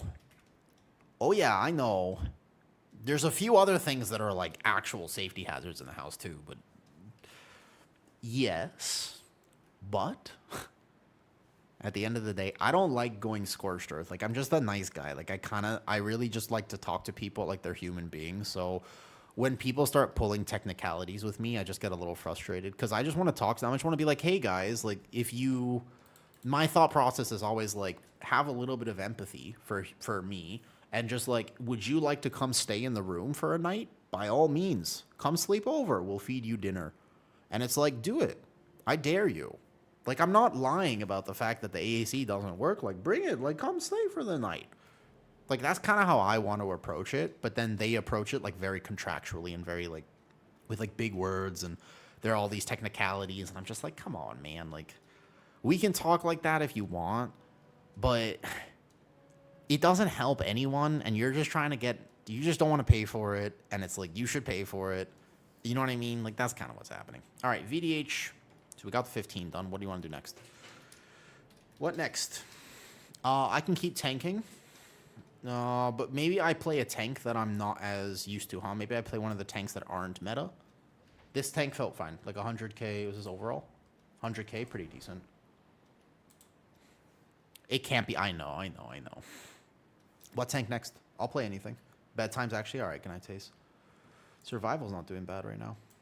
Maybe I go off meta. Druid.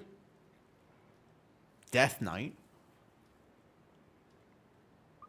Not Feral Druid. I'll probably put tank. Druid, Death Knight, or... I'm going to play Druid in a bit. I don't mind playing Druid. We could play Druid. I don't want to play Brewmaster. Probably like Druid, DK, or Warrior. Be one of those. Could play Druid. I know, sir. But I don't like it. I'm not a huge fan, man. Not a huge fan. I just want things to be smooth. That's all. No works down. They do fix it. Yeah, it's just drama. That's something with an apartment. We were back from 4 days. The AC was leaking water. They tried. Yeah, exactly. No, and they refused to pay me about. Damn, that's. And did it work? It sure shit you won? Damn! After attorney fees, hey, you know what, Scranton? That's a story of hope. All right, hold on, wait a second. This is the most optimistic story I've heard about this. Damn. People in Point Orange don't rage at each other. I do agree with that, actually. I do, Steve. I 100% agree with you that it's so weird. The higher level key you go, the less people yell at each other. Isn't that wild? It is true. You're right. It's actually crazy. The higher level you go, the less people rage. And in fact, the lower you go, the more people rage. +2s are unbelievably wild. +2s are something else. God damn. +2s are insane. Have you ever done like a +2 where people are just absolutely, you know, but you know what I mean? Like, have you ever been in one of those keys where you're just in a +2 and somebody just does not know how to play the game and other people are kindly letting them know that is the case? It does happen. The late season low keys are super wild. Yep. Never forget, there was a dude. No, people like drama, so it's okay. I don't like drama. There was a guy in a Workshop 12, man. Yeah, yep. I agree with you, Random. We all know that that's true. If you're sitting there in like a +10 and you're like, guys, okay, so on this boss, on this, and you have like a whole essay, it's bound to be bad. Something's up with that. Wait. I failed the Floodgate late season because people wouldn't kick the one boss. Wouldn't kick the one boss. Wait. What boss? Big Mama? Oh, the ads. Yeah. Well, I mean, to be fair, that happens at a hierarchy level too, actually. That's a surprisingly thing, though. You do AA15 next, Cam? That's what I have. That's the problem, Alabaster. I was saying this earlier, too. I think Random went AFK for a second. Oh, there he is. That's actually the problem, is that, weirdly enough, esports doesn't work like professional sports, where you can see that there's such a clear physical difference. Do you guys watch sports at all? Does anybody actually watch, like basketball or something, NFL? I like American football. Speaking of which, I gotta pump this ball up. Look. I do not like American football. So I'd use the NFL as an example. But if I take this ball and I put air in it, and then I go play catch with my dad, who just arrived in Thailand. Very cool. So if let's say I play catch with my dad, neither of us think that we're NFL players. I don't care how fit I am. I'm not. It doesn't matter how fit I am. I'm not an NFL player, bro. Oh, I'm a WoW player. I'm a trip. I'm a die. Literally 3 seconds into an NFL game, and I'm ending with a concussion, if not death. I am not. It's a weird mentality that people think like, oh, I could totally do that. No, you would break like instantly, okay? There's like a 300-pound dude running at you at full speed. Like, you're not going to survive this. All right? So, but that's the thing. It's easy to say that because it's physical. But when we watch esports, for some reason, people don't have this mentality. And you're like, psh, I could do that. And it's like, no, you can't. like, it's the same thing. Where you look at Liquid and you're like, I could do that. And I'm like, probably not. Like, I don't think that. Like, I don't watch people who do. I'm trying to think if there's like a few. I can understand it because I at least compete enough to get an idea of what it's like to do very, very high level keys. But I don't watch somebody do a plus 23 and think, oh, do I could do that tomorrow. It's like, no, that would require a lot of practice and a lot of effort and a lot of reps that I don't have built up for that particular key in this particular group in that particular way. I can understand it at least because I'm really passionate about WoW, I guess, with all the experience I have. But yeah, race to world first is not something I could do. I don't like raiding at that level. I specifically avoid it. So if you put me in that scenario, I'm going to fail. I guarantee you, probably, if you put me into Liquid for the next race to world first, I'm probably going to be the worst player because they're much better than me at that. And that's okay. That doesn't mean I'm bad. It just means I'm not the professional Liquid player. But esports has this very weird thing where sometimes people don't have that mentality. Yeah, no. So I think the biggest thing for me is neither of the things that I would want to do, I would actually want to do. Like, competing in the MDI sounds super fun until you realize that you have to do 14-hour practice days for 3 weeks and also not stream it and also this and also that. Right? Like if I tell you, oh, you know what? You get to play with Liquid. You're like, wait a second, that sounds pretty cool.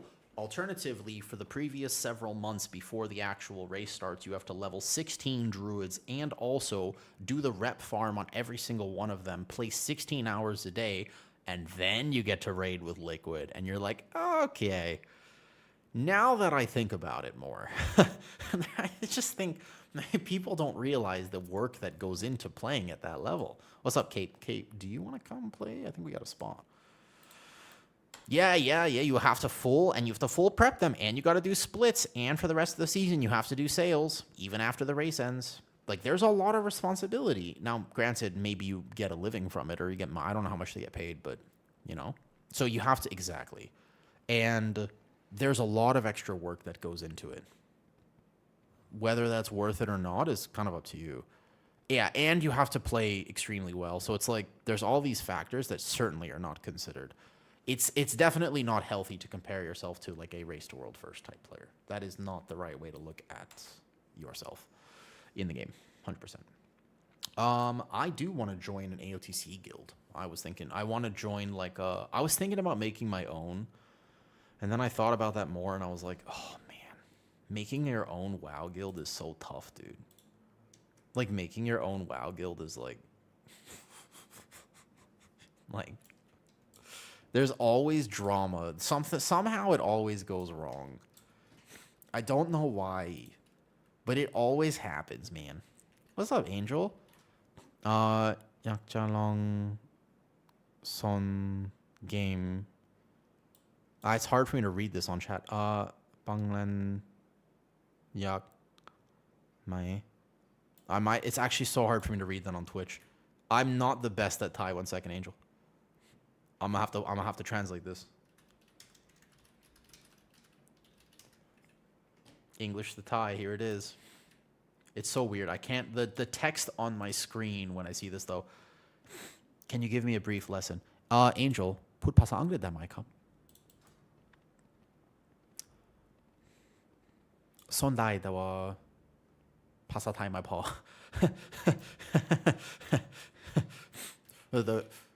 I can give you a lesson.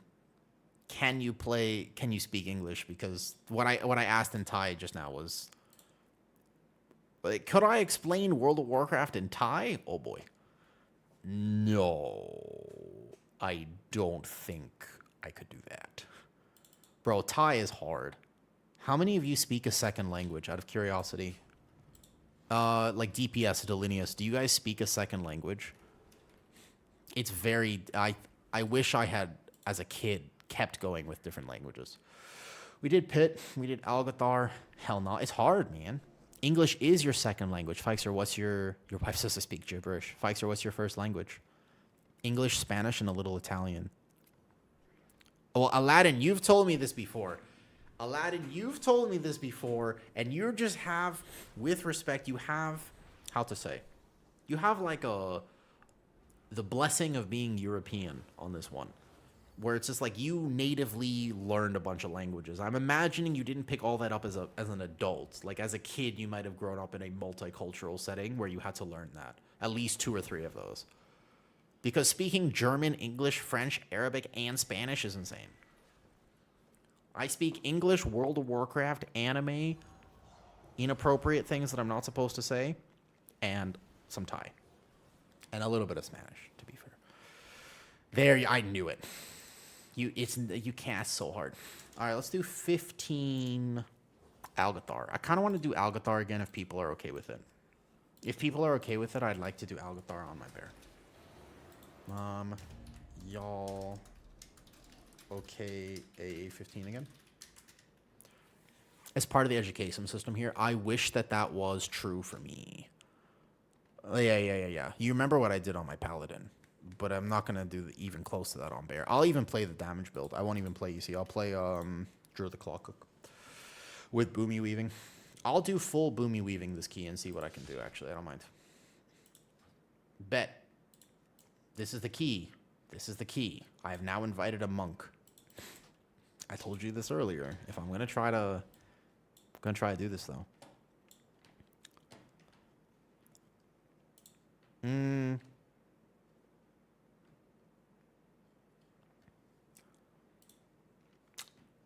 Is there a video you've ever seen that actually explains? There is a monk in this, yeah. I don't know if he's good or not, but we'll see. His name is Fister Guy, so it seems like kind of likely, right? Hello? Hello? How are they in beta? All right, Cyril. Cyril, what's your favorite food? I'll answer this question. And I'll answer it in the best way I know how. Cyril, what's your favorite food? Hit me with it. Lasagna. Okay, great. I want you to imagine that a rhinoceros got served lasagna. And you're like, wow, a rhinoceros. Picture the image in your head if you can do this. They are feeding the rhinoceros lasagna, except that the rhinoceros is actually Jim Carrey in a rhinoceros suit. Now, he's going to eat the lasagna, and it's going to come out the other side approximately 48 hours later. Then, a giraffe is going to come kick the lasagna with its right hoof, not its left one, its right hoof.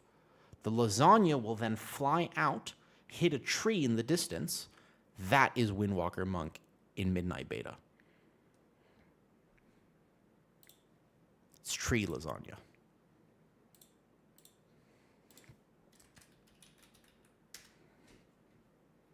That's about the best way I could explain it.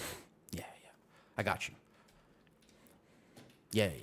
It's in a. You could say alternatively that it's in a bit of a rough state.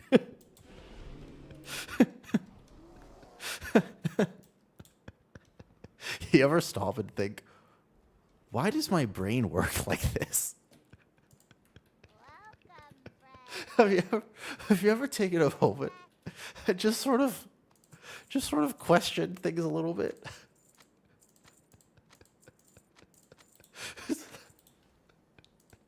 That seemed really unnecessary. But it's true. Every single day. I mean, that's this. You just tend to take. Yo, hold on. I do want to rank the dungeon. I think after this, I might go rank all the War Within dungeons. Does anybody... Now, the one thing I have a question for, does anybody have a tier list that actually has all the dungeons? Because the one I found doesn't have all the dungeons. I found one, but it only has a few of them.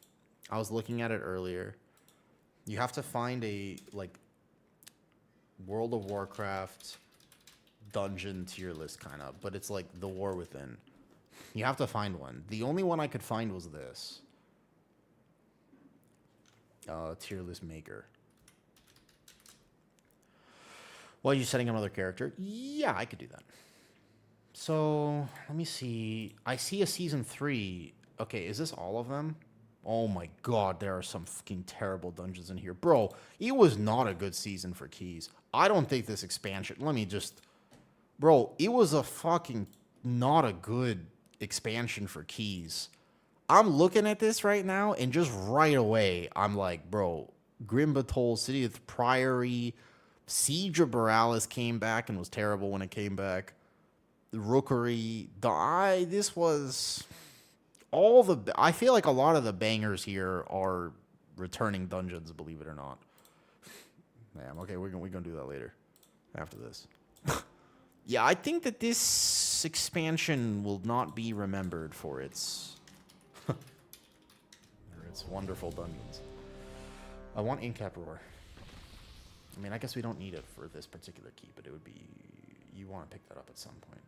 Probably have to drop Forest Walk. Okay. You know, combat log. Thank you, thank you. Good call. Good shout, good shout. Yeah. I don't think this dungeon pool's the most excellent. That's okay. Sometimes it'd be like that. Give me a few minutes just to do this. Give me just a few minutes. Being returned. Well, technically, Grim... Well, yeah, hold up. Now that you mention it. Grim Batol was a returning dungeon, wasn't it? Wasn't it? You're right, actually. That's true. Dragonflight did. There were some... I have some memorable moments in Dragonflight. I would say... Algathar was kind of a banger. It was okay. They went through some iterations. Azure Vault ended up being okay by the end. Well, they changed it in the last little bit where you couldn't route it cool, but that dungeon ended up being kind of okay. Brackenhide Hollow, except for last boss, ended up being good. It was terrible at the start, and then they changed it after the initial feedback. Brackenhide was kind of cool. What do you think about Brackenhide Hollow? General opinion of Brackenhide. I think the last boss totems completely bricked that key. I genuinely think it was... The last boss actually was such a problem in terms of its like how it works. But I think that Brackenhide was actually... Maybe the first boss was kind of problematic, but I think it was fairly problematic, the first boss of Brackenhide. I remember feeling a little bit annoyed healing it because people didn't know like how to do it or like get kicks or whatever. There were some problems with it. I wouldn't say it was the best dungeon, but I feel like Brackenhide was actually okay. Dungeons I did not like. Uldamon, Legacy of Tyr. That wasn't good. Wait. I'm trying to remember now what was so bad about everything. Uldamon was... Vortex Pinnacle. Worst dungeon. Okay. Was there a worse dungeon than Vortex Pinnacle? That's the question.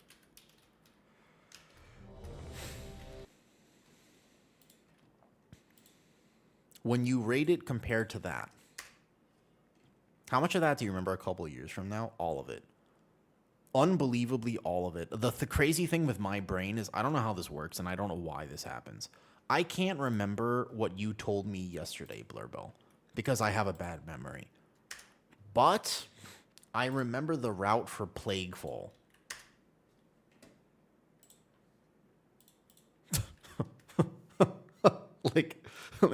like my brain is an encyclopedia of World of Warcraft information, and then all things health and fitness. And then everything else is like, wait, what? What'd you say? I forgot. Countdown, 15. Ready? I'm in Resto gear, so let's swap to Guardian gear real fast.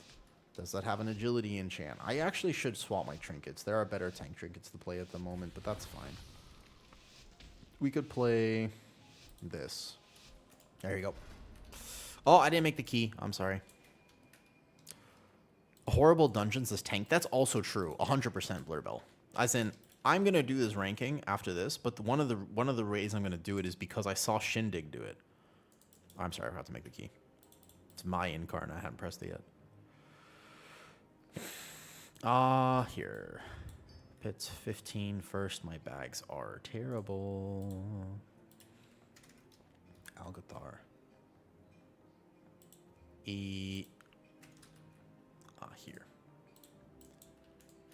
Must so much a Guardian be meta or at least top 2 tank. I mean, hey, first of all, is your name Stray Filling like Thanksgiving, or is your name Stray Fling like Tinder?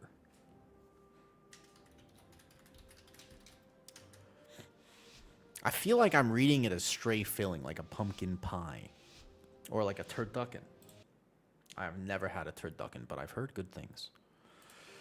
Okay. I'm going to try to lock the fuck in and actually play Guardian really well. I want to see if I can play and how much damage I can do. It won't be anything compared to my Paladin, but this first pull, get ready. Welcome to Algathar Academy. This first pull is going to be awesome. It's the only time I'm going to do like massive damage this dungeon, I think. New students. Okay, How ready? wonderful. I got this. It's been quite some time since the academy has been open. Well, indeed. Come with us. It should only take a moment Stealth, to set up go ahead things. first. I'm going to put this right in the middle of my screen. Must have grown wild while we were. Okay, Moonfire, and sync them so you don't have to dodge as much. Boomy Form, Combat Potion, Starfall. This is as much as I can min-max, basically. Pray for a Ravage proc. Good.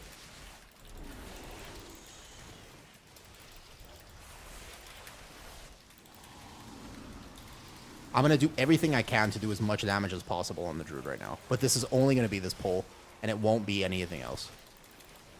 Because you have Combat Potion, the Boomy Starfall kind of pads damage. It's not bad. It's not bad, guys. But I'm dying all of a sudden. I got this. Hold up. I got this. Big Ravage. Big Ravage. Okay. 500k is actually exactly what my Paladin did, but this is big pad dam. Big pad dam. And I'm a little squishier, but that's okay. Actually, noticeably squishier, but that's fine. That's not bad. That's not bad. That's not bad.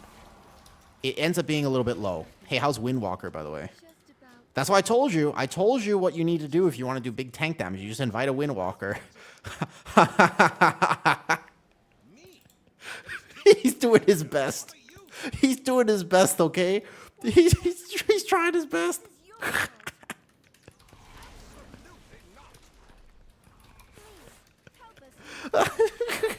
I told you.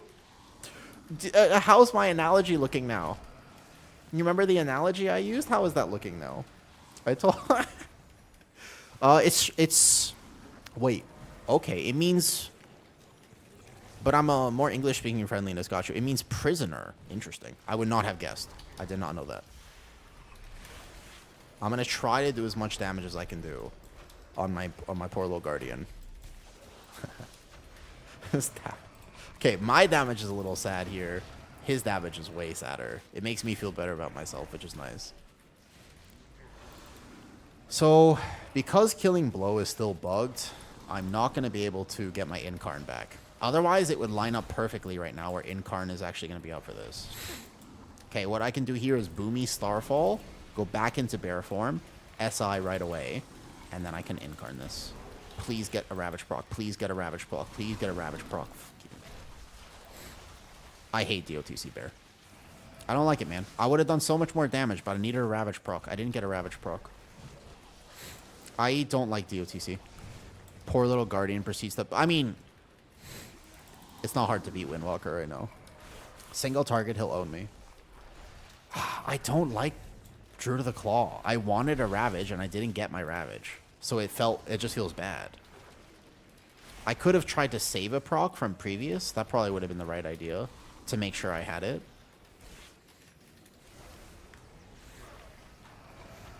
To clarify, can you see how hard it is for me to read chat and interact with people as I'm playing Guardian at the moment, by the way? Have you noticed that? It's significantly harder for me right now to be reading chat. I'm a Guardian Druid main. I am locked in because it's the only way I'm able to play this tank at any competitive level right now. I don't think that's good. Isn't that weird? You know, like, I'm just saying, like, it's way harder. Like, I'm like, okay, hold up, guys. I gotta focus. Because here, how much rage do I have? And then here, how much this? And then I'm trying to game this. And when they fix Killing Blow, and then should I Lunar Beam now? And then I have to make all these split-second decisions. If you like this type of tank, but I feel like this is how locked in I would be if I was playing a Blood DK. It's actually about the same level of brain power for me, because I'm trying to do well. To be fair, if I was playing it casually, I wouldn't have to be playing this intensely. Like, you could just kind of send stuff and play a little bit more casually. But because I'm like, bro, I want to do really well on my Guardian, I'm actually working just hard. But that's weird. Why am I working hard for Guardian? That is a little bit strange, actually. So here, for example, I'm going to walk in. I'm going to go Barkskin, good, Feral Frenzy, Cat Form, apply a Rip as well before I shift back out. Yeah, I like the fact that you shift every 2 minutes. Like, that part is kind of cool class fantasy. I have Dreadful Wounds applied, so I can take this. Just 1 Frenzied Regen. Gives me a nice Absorb Shield. Yeah, so this is the thing. Guardian has always been the tank that you just have a vibe tank. It's like always been a vibe tank. There are a lot of Guardian Druid players who are like, man, these changes are so good. Oh, why am I playing with Moonfire? I just realized. I should be filling with Swipe. That would be a little bit of a increase as well. DOTC does not Moonfire. But the idea is, it doesn't feel like that for me right now. Yeah, I mean, it's kind of part of the identity of it. And also, I'm not that tanky. I am tanky. I could do anything. But I like baseline, my Paladin is tankier than this. If you ask random how much he has to... So he's the same healer who heal my Paladin. If you ask him who he has to heal more, my Druid or my Paladin, I wouldn't be surprised. If it was my Druid. Again, as an experienced Guardian Druid player, you would expect that not to be the case. Like, okay, there's a proc, so I'm going to do damage here. Because I did generate a proc. My Apex talent should echo. It's not going to echo for some reason. Good, because I didn't get a proc because it's still bugged. Remember, Guardian Druid, very bugged as well. When when the bug fixes come in for Guardian, it will help for sure. I did some damage there. Paladin is technically supposed to be. Well, when you say squishier fighter, you have to understand that it is a key level difference. As in, I'm trying to min-max in a 15 right now versus just playing at a 10. Playing at a 10, I think that there's a very good argument that Guardian Druid is tankier at that level. But there's 3 stacks Iron Fur, 1 Frenzied Regen. I'm just trying to do more damage. So here, we can do a little bit of tech on this next pull where we hold the Ravage proc. And then I'm going to go into Boomy form. And it's going to auto-combat. So I pre-Starfall. And then as this comes in, I go here. I go Lunar Beam to amp my Ravage. And then I go bam, bam. Fill here. 1 stack Iron Fur. Probably an SI on this double Rage here. So SI now. Frenzied Regen. Maybe spend a Global on Soothe if I think I'm going to die at all. But I have no Dreadful Wounds because I got no Ravage proc. There's a Ravage proc, so now Dreadful Wounds is applied, so I don't need to hit a Frenzied Regen so that I can greed my damage a little bit. Here I can drop Iron Fur for a second. This next Iron Fur goes up.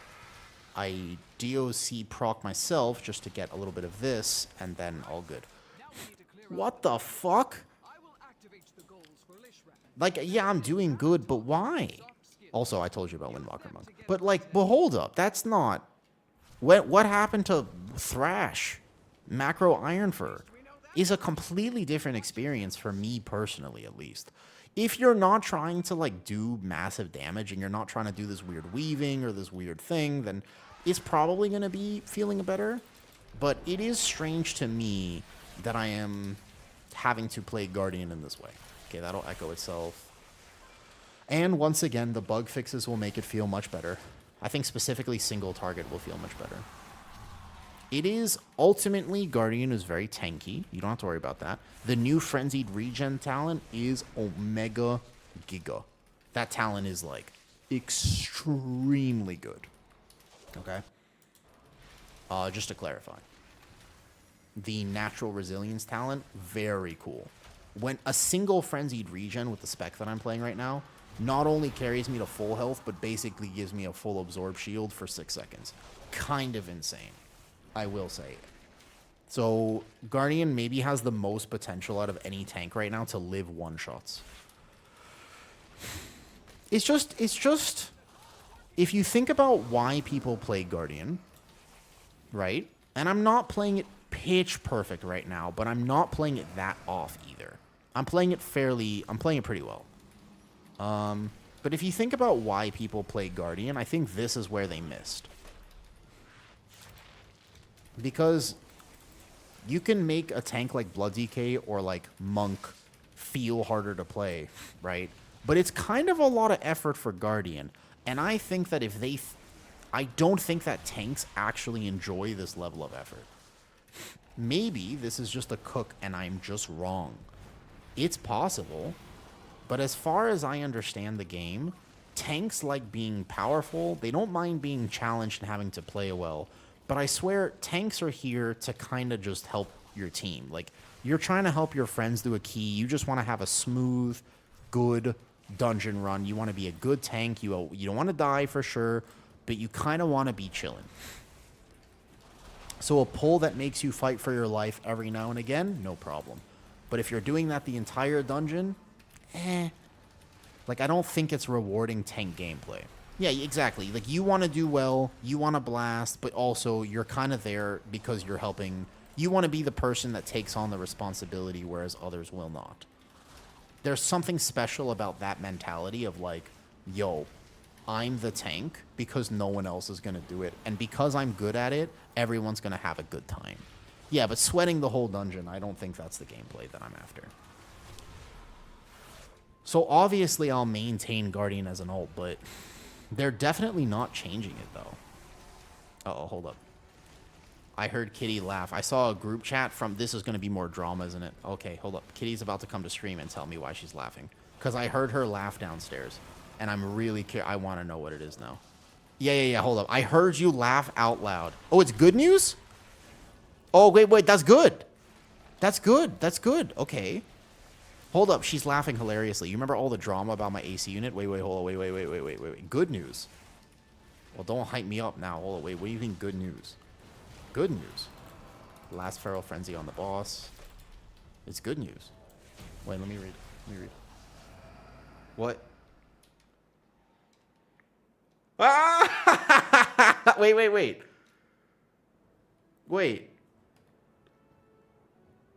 Oh! Wait. I didn't read all of it. Wait. Hold up. Wait. Sec.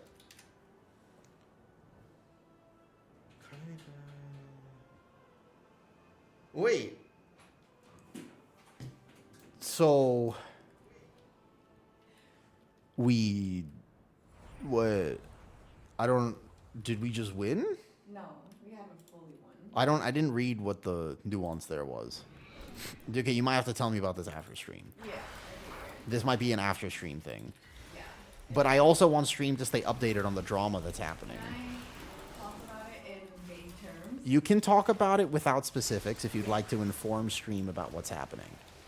Okay. So... You can bring a seat.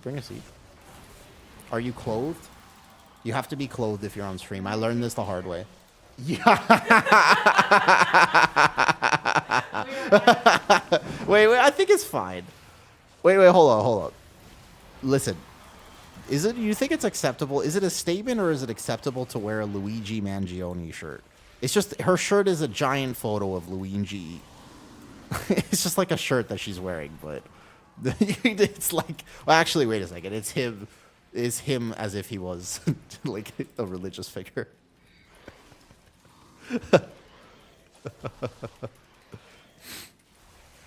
So, because I was distracted there, I did about 50k less damage than... Okay, all right, come here. Come on. I dressed appropriately for the internet. People are curious. They want to know about the drama that's happening. Oh, I thought But you said they were curious about my shirt. No, that shirt's fine. Yeah. Good. You have shorts on? Yes. Excellent. I've learned it's very important for stream. You have to have shorts on. They don't see it. Yeah, but it is... Okay. Would you like pregnant? the microphone? No. When did you get pregnant? Me? Are we expecting? Last night. Nice. take the It's fine. I'll microphone. just talk loud. Okay. So, wait. I don't know what you told them. Uh, Like you just told them about the aircon deal, right? I told them basically that the owner was like, they said if it turns on, I haven't told, they don't know about like the manager dude. Yeah. And we're not gonna talk about No, it. no. That's a bad. Yeah. Basically, the landlord is not helping us, and they should I mean, help no, we're us. giving them the benefit of the doubt that they. So basically, the way it works is in Thailand, there's an agent that's assigned to to manage your case, and we don't think the owner actually knows what's happening. Yeah. In America, that's not how it works, by the way. Yeah, no, it's very different here. So, like, Yeah. if you have an investment property, a rental property, generally you want to be as hands off as possible, especially like if you're in another country, whatever. So, either the agent that you find the property through will kind of help you manage whatever you need to get done in the house and kind of manage like things about payments and all that kind of stuff. Or you have a property manager that does it. And so we think that the owner doesn't actually know what's happening, and the property manager may have spent the money he was supposed to spend on us. We think that he may have actually just spent it somewhere else.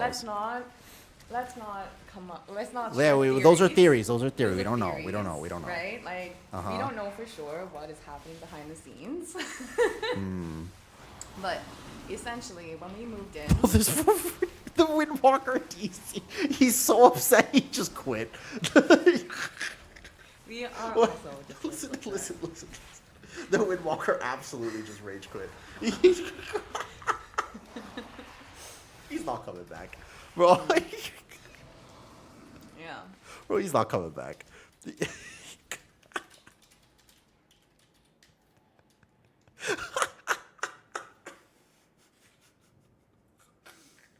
I know you're here to tell them about the drama, but this Windwalker is not coming back. This is all This right. is so relatable to our real life. Yeah. So let me tell you something. This okay? Basically, we have a real life windwalker in our lives. Okay. Not that bad. Here's how I would put it. We're gonna farm a clip right now. Are you ready? You're gonna be in this clip. Okay. All right. So this is how you play Windwalker in Midnight Season 1. First of all, you make the tune, you log on, you gear the tune, and then you log off. That's how you play Windwalker.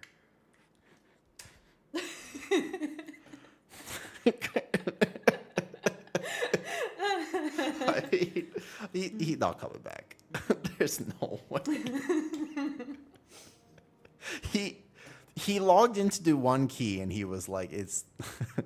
So this is me as a tank, and this is his spec right now. To be fair, his spec is just really bad, but his name Oh, that's who you were talking about. is that's Fister guy Okay, cool. because they use their fists. Because like I joined the stream earlier, and the only thing I heard was Fister, and I was like, Fister?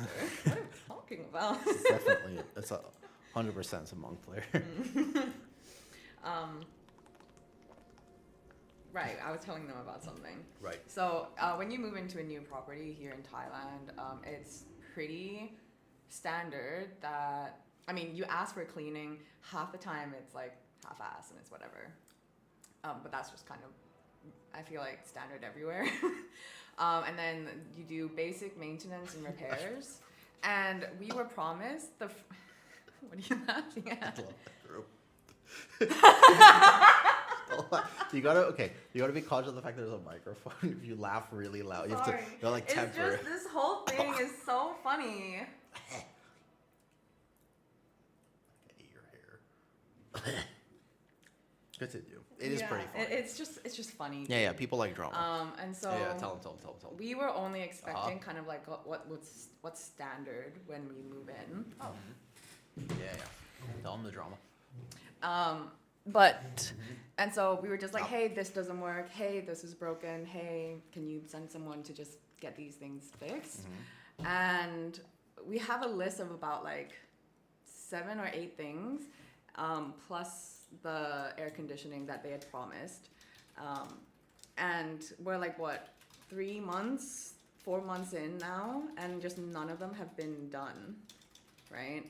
maybe like two or three things have been done, but they're things that like they take 20 minutes to do, and it took 3 or 4 weeks for them to even like call someone out to do it. And so at this point, we've finally reached a conclusion on half of the list. But like, can I say that last part in the message? I don't know what's okay to say and what's okay to not. Just vote no. Honestly, there's no point. I really don't like bad talking people at all. Yeah. But it has been pretty unreasonable that there was just no contact, and we were just trying. So we were just trying to fix basic stuff, man, and they weren't working with us. Because also in Thailand, like it's usually in your contract, like it's usually made very, very clear, like who is responsible for what types of maintenance, right? So situations like this don't happen, and it's just like it's really frustrating when people don't stick to those like standards. I've never had this happen before. Me neither. Actually, like, Thailand is it's built so much more than other countries on the honor system. It is. There's a level of respect that people have for each other here. Every other situation where you know things might take a little bit longer, and like you know either the landlord or the manager or whatever is just they're just generally busy because they have other jobs too. Like we can just come to some kind of agreement, just be like, hey, like if you don't have the time to do it, I don't mind to go and just kind of sort it out for you, well, and et cetera, and that's usually the end of it. Like you usually just have a conversation about it and get it done. You know, it's never. I've never had anything escalate this hard. I've never had it either before. Yeah. Unbelievable. I've never had this happen. So it is pretty surprising. It happens a lot in America. But like in other countries sometimes, what happens is like there's really just no respect. The thing is, it has to be written in a contract. Yeah, because like I feel people like I've will lived take them all to around court. Asia, and even in places like Hong Kong and India and like Singapore and stuff. Like this is not. I've never had to get to this level either. No, you know? never. It's actually pretty wild. I've had a few things before. Like I remember at one point I banged up a counter and they were talking about I needed to replace it.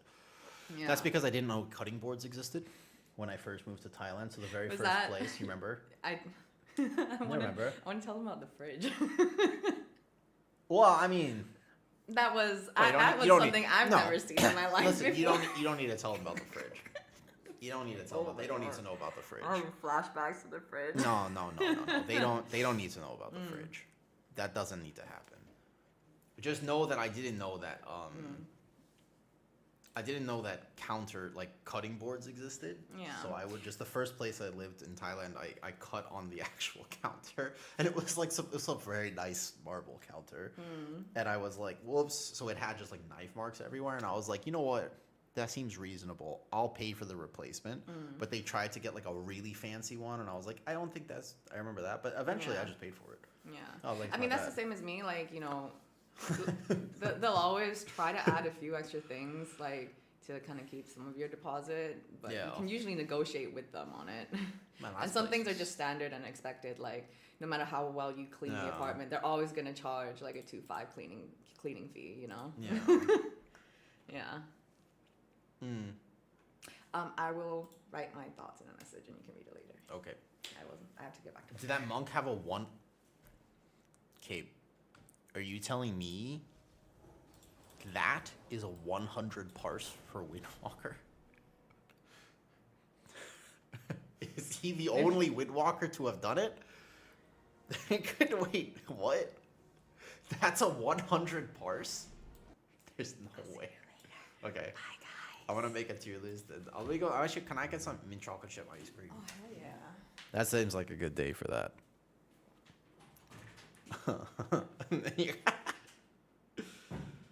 Bro.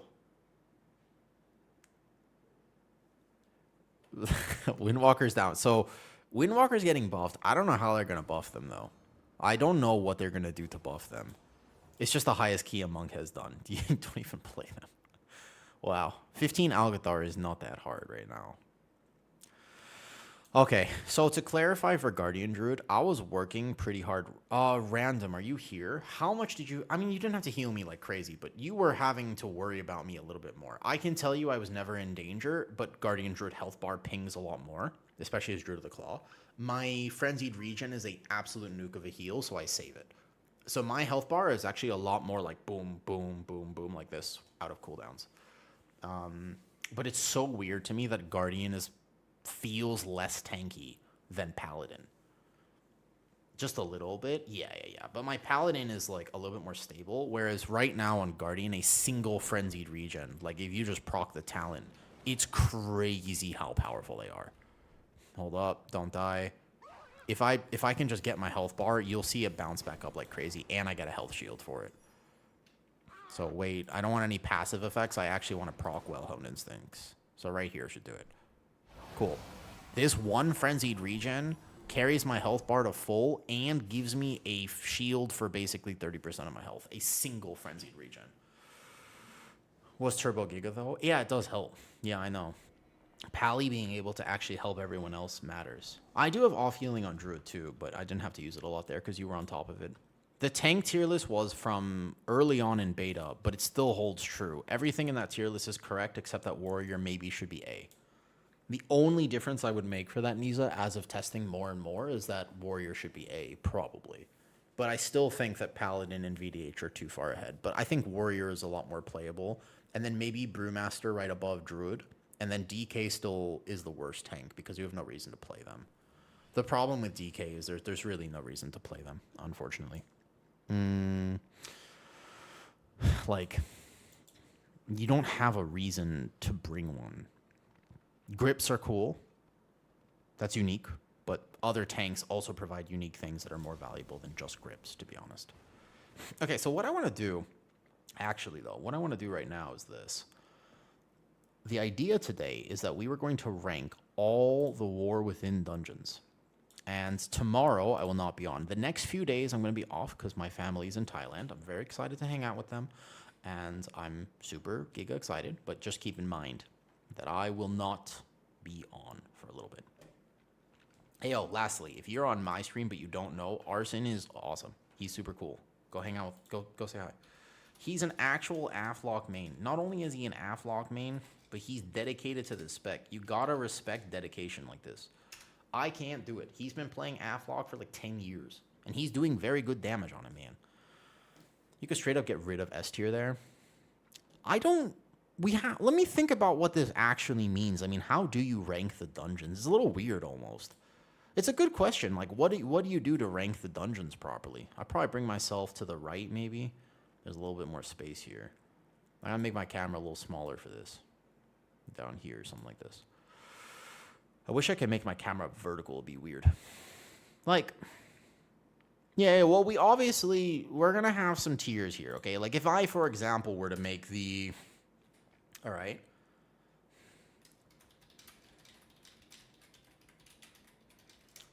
Right. Let's say, for example, that this was the bottom tier, and this was, like, the best tier. Yeah. From a tank and healer this is going to be mostly done from a tank and healer perspective. I played a little DPS, here and there, but really, I think it's so important to think from a tank and healer perspective. Rank them in a way you didn't dread doing the key as a weekly 12. Clearly, there's one dungeon that's, like, worse than everything else, but I have a few other takes. I'm not trying to think, what was the best dungeon? I mean, I'm thinking right now in my head, what was the best dungeon? What do you guys think was actually the best dungeon? Enjoyment. It's going to be purely based off of enjoyment, and I'm going to think a little bit more casually. So let's say at the highest level, you could figure out Priory of the Sacred Flame, but goddamn, at a mid-level, Priory is hard. Like, Priory is so annoying to do at a mid-level, whereas at a high level, Rookery actually was sucked. But at a mid-level, Rookery wasn't that bad. It just was maybe not that fun. But do you know what I mean by that? Like, Rookery, the last boss, the higher the key level went, the worse it felt. But in a mid-level, the last boss wasn't that bad. Do you know what I mean? Like, to be fair, when you have a dungeon like Rookery, it's something like this. Or even Dawnbreaker I actually don't think Dawnbreaker, when we have to do 2 iterations of it. The first iteration was weirdly better. Yeah. Yeah, but Miss by itself may have been okay, but when you compare Miss to the fact that Grim Batol was in the same season, you're like, Miss was unbelievably better. As a healer who enjoys dealing damage, would you say the season once again pushed me toward playing a tank? Yeah. If you really like healer damage on Midnight Beta feels a little bit worse than it currently feels. They might tune that, but as of right now, they're clearly pushing you to be a little bit more of an HPS healer-based gamer instead of a Eye Blast type healer gameplay, because there's your ability to push health bars up in a single global is significantly reduced, so you actually have to heal to bring health bars up. So when there's damage happening, you are healing, which a lot of healers like, but for what it's worth, the healers who are like, but I'm a glorified DPS and I don't want to have to heal at all, will like Midnight healing less than they do right now. I think that that's true. Does that make sense? Well, help focus at any pull. No, yeah, Grim. There's so many problems with Grim Batol that if you didn't play tank and healer, you wouldn't know. Do you not remember? I wish I could find it. Do you remember the clip of how you tanked the third boss? Wait. Let me see if I can find it for a second. Let me just... I almost want to see if I could find the cubby. It's going to be in one of my VODs from way back in the day, but I'd have to scroll back so far. I don't know if I could find it. Do you remember the cubby? Yeah, but do you remember that existed? But that not only did that exist, it was... You did that for a whole season. I don't know if I'd have to... How far would I have to go back? Let me see if I can search it on my channel. Grim Batol...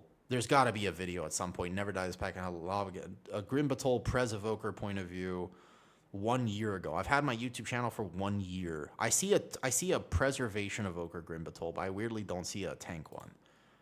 I have to go back and find a live from 1 year ago. Holy, that's a long time. Oldest lives. Yeah, okay.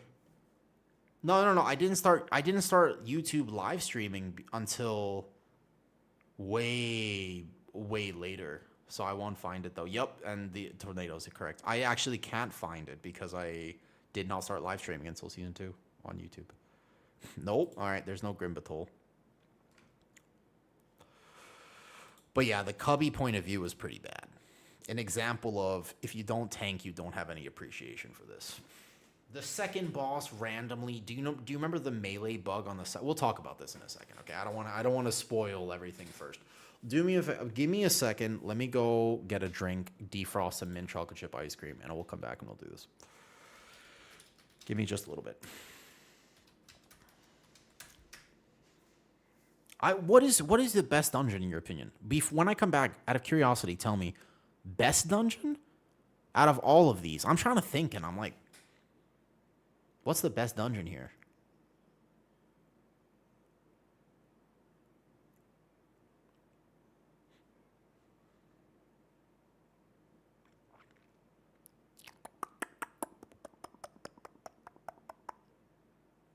Might be, well, minecart area. Ooh, Dark Flame's a tough one. Minecart area. Actually, aside from minecart area, yeah. Aside from the minecart RP, if they didn't have that in Dark Flame Cleft, banger dungeon. The minecart was pretty toxic. That didn't feel good. That actively tanked the whole key. The end of Dark Flame Cleft. Yeah, but the minecart mechanic. But you can't. The minecart mechanic. Aside from that, I think I know what I would put highest out of these. There's not a lot of really there's like some okay dungeons. There's not a lot of giga dungeons here, man. God, all of these had such annoying tank mechanics. What's up, Azan? Give me a second. I'm really excited about this, but I'm just give him a few minutes. Real quick, I'm just gonna grab something from downstairs. I'll be right back. Give me like a few minutes.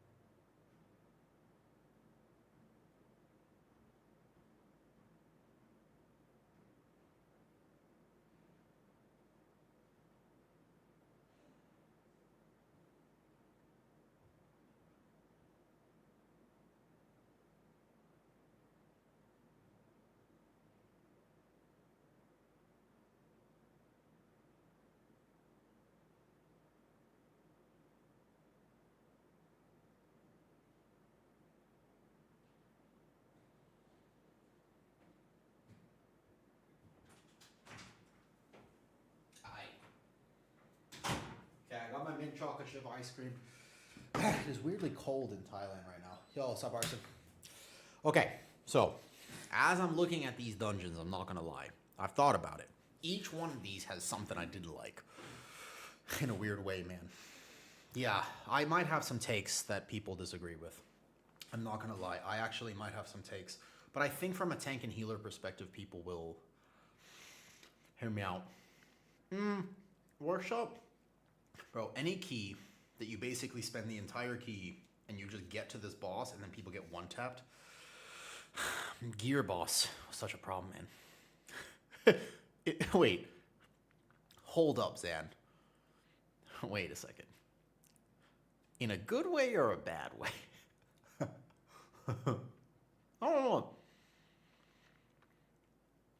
Oh, if I remember correctly, in all the keys we ever did, I only died like twice. It's just that the deaths were very noticeable. There was the one in Motherlode. I specifically remember I was like, oh, everything's fine. And the Motherlode death got me. Yeah. Yep. Yeah. Yeah, you could VDH Hunt the last boss. Yeah. Also, there's got from the hidden. Oh, thank you, Dusk Gordon. I appreciate that. Thank you. I'm new to content creation. So many people in WoW. I mean, WoW is such a history, right? It's been out for 21 years now, by the way. Yeah, crazy to think that. A lot of people who have been making stuff for WoW have been doing it for like 5 years, 10 years, 15 years. It's crazy how long WoW's been around. Insane history in this game. I just started last year, pretty much, in 2025. Thank you. It's easy to yap if you don't filter yourself. The only problem with not filtering yourself is very easy to say something you're not supposed to say. Okay? Genuine fear of mine is I'm going to do what I do at family dinners, and I'm going to totally say something I'm not supposed to say. Because my brain just works a little differently than your brain. That's all. That's all. There's just, you know, you say potato, I say potato. You say tomato, I say tomato. You say your daughter is very pretty. I say the result of your sex act is fantastic. It's just, there's slight differences in our opinion on things. That's fine, right? It's just that me at family dinners is not always the best thing.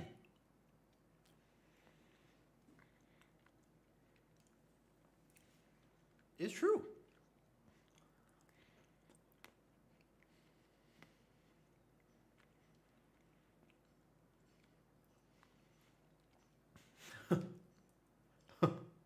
A little bit.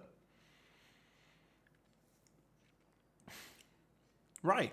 Yeah, I mean, Fikes I mean, this is the thing, man. We aren't the same. I'm gonna go out on a limb, and to be honest, I think that you're probably a little immature if you don't like MILFs. Everybody, well, you can see the gears turning in my head about whether I'm supposed to continue this topic or not. Hold up. Ooh, this might be a stop while I'm ahead.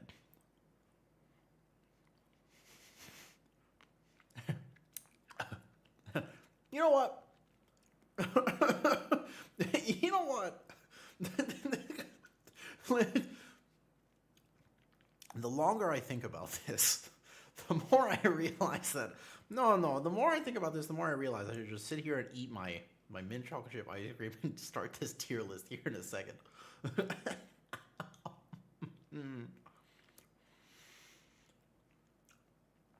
This is neutral. Filthy Noir, this is my neutral. Hence why I get myself into trouble. I started the tier list mode to save your career. Well, Dust Warden, did you play The War Within? Season 1, 2, and 3? Because I'm looking at these dungeons, and I'm not going to lie, a lot of them, I'm trying to think about if any of them are really standout S-tier dungeons.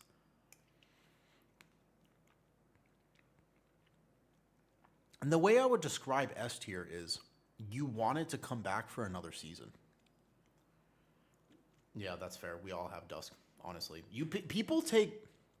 People think last expansion because I think it's fun. I think it's fun, and also it's just fun content. It's just something. In a weird way, there are some dungeons that maybe it's just nostalgia, but I actually think there are some dungeons that are really good in Dragonflight. You have dungeons like Uldaman, Legacy of Tyr. Not that good, to be honest. Uldaman, maybe like a rough dungeon. Wasn't the worst, actually, but just maybe it was really hard. I don't know. Uldaman I don't have fond memories with. Or Halls of Infusion. Not my favorite dungeon. One of my favorite bosses of all time in Halls of Infusion, but dungeon-wise, really annoying. What's this? What are you linking? Small indie company. Am I in this clip? Last year. Bro, this is why do I look so young? Oh! That's a good clip. Hold on, I'm gonna share that. That's a good clip. I didn't know I had this clip. This is from a year. Dude, they never fixed this too. You know this is still in the game, right? This is still in the game. How is this still in the game? They never fixed this. This is from a year ago. Look at this. This is from a year ago. They never fixed it. Bro, this still happens. Didn't they never fix it? This still happens. This is from a year ago. Yeah. Like, just whoops. They don't even insta die either. You just fall forever. Oh, classic. That was a good one. That's a good clip. How do you have that, Zad? It's such a random clip, though. In a weird way, I actually think Floodgate is solid, too.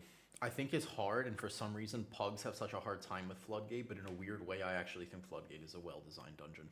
There's no really unfair kicks.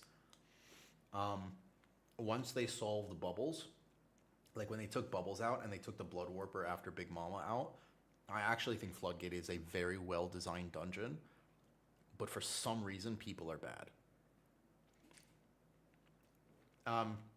And in very high keys, it was hard. I think it had a very high failure rate, I will say. But that's not what I'll judge on. I'll judge on whether it was fun, you know? Why did the Lenio miss smack you twice? Bro, that is actually a hell of a memory, yeah. Did I mention that in a video about Thailand? Goddamn. That's a story for sure. The one with the ring? I like Gambit a lot. Dude, let's get started. Yo, where is Gambit? That's what's missing from here. We're missing Gambit. We're missing 3 dungeons. Oh, I knew there was... Okay, we're missing Gambit. We're missing...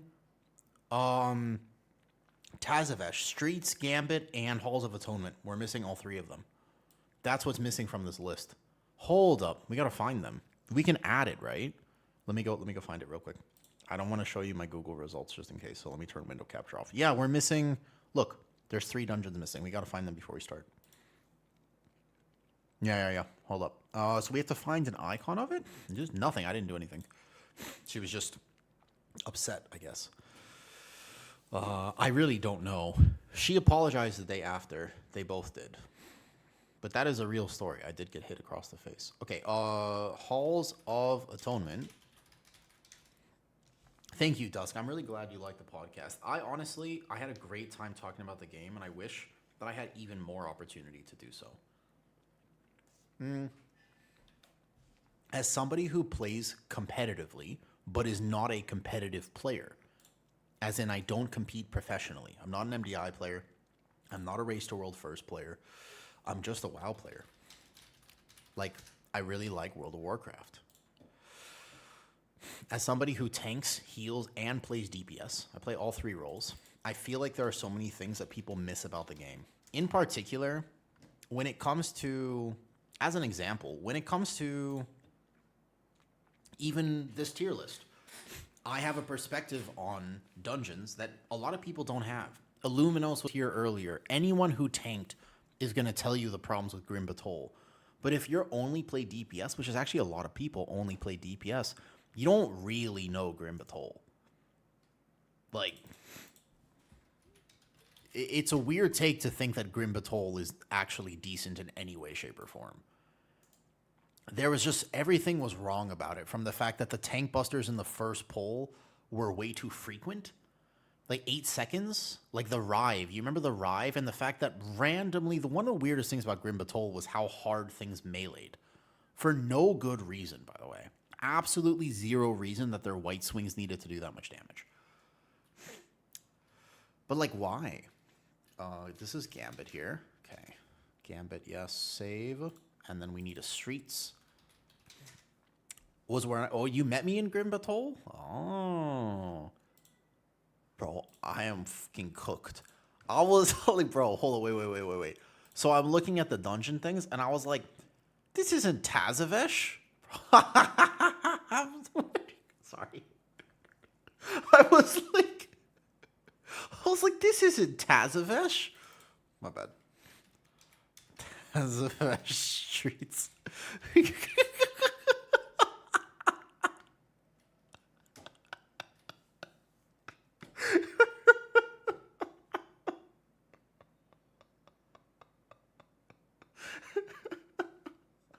don't know why.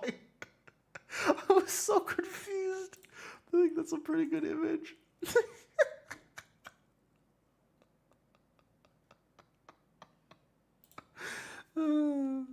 Streets. Alright. Okay, so now I have to import them into this tier list so we can find them here. You have to go... You should be able to import your own thing. Oh, that's funny. Yeah.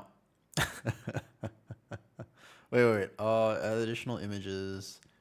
Download. Can you guys see this? No, you can't see the file come up, right? Okay. As a healer, my favorite dungeon... I'm really curious to know what people's favorite dungeon... I know what people's least favorite dungeon will be. That one will be kind of obvious, in my opinion. I actually think that everyone will agree on the things that people won't like. All right, so does that look acceptable to you? Do you know what these three are down here? I'm not going to lie, they're not very good. The images don't actually say the name of them, but it's okay. At the end of the day, people know what they are. Yeah. Correct, Dusk. And I will clarify again. I never copy other people's stuff. This one, I completely yoinked, because here's why I need to do this tier list. The reason we're doing this today is very simple. A, it's fun to talk about the game. But B, I watched Shindig do this yesterday. Okay? And he did not rank Grim Batol that low. He was like, Grim Batol, from a DPS perspective, he was like, B tier. And I was like, what? What? No way. No way. All right, let's I kind of like, this is the thing is, I don't want to copy Max, but Swamp Ass is a fantastic way to talk about the bottom of a tier list.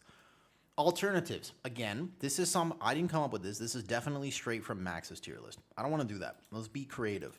What is an alternative for Swamp Ass? What is the alternative? Necrotic Wake actually... So Stitch, the last two bosses, in particular the last boss, especially with Augmentation Evoker, was a problem. Dumpster. Let me see. No, you can't just call it that. That's not even that bad. Some people like that.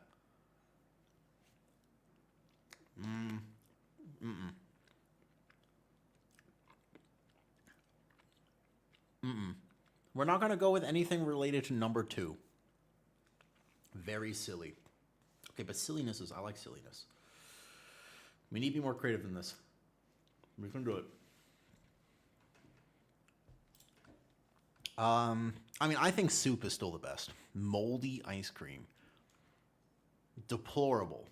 Deplorable is not a bad idea. I could see an argument for deplorable. Yeah, I could see a deplorable being a good one. Normally I just do soup. Well, some people like pineapple. I think like normally I just go soup, to be honest. Like nothing was worse than soup, man. A redesigned here. Too polite. Unsalted beans. Unsalted beans. I'm sort of down for. Why isn't it centered though? Hold up. I need it to be. I can't have it not be centered. I'm kind of down for unsalted beans. But I think I should just leave it like this. No space. Just unsalted beans with a red line underneath it. Oculus at home. I have Oculus at home. I like VR. No. Torghast actually. The argument. Torghast wasn't bad, but Chorghast was bad.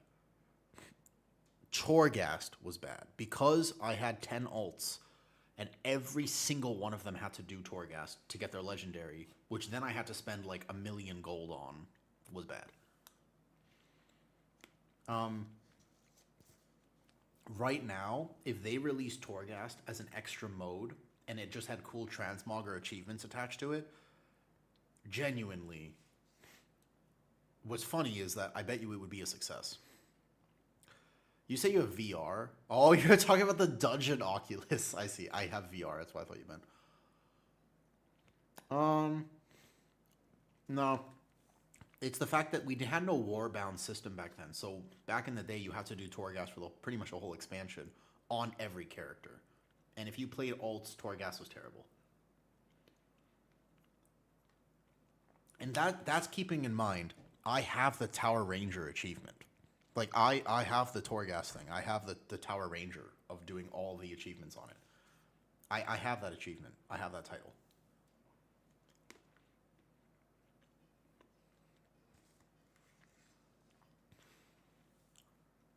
Yeah, I do. It was very bad for alts, yeah.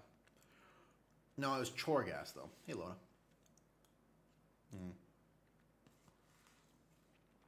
Okay. I'm just enjoying my ice cream, but we gotta actually make this tier list at some point.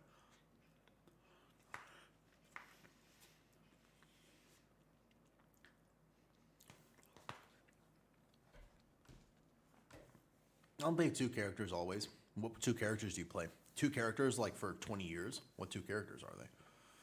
God, mint chocolate chip ice cream is so good. Okay. What tab should we have in the background? I always have a tab in the background. We had unsalted beans being the lowest here. I'm good with that. Cheesecake. This is like a replayable. Like you want this all the time.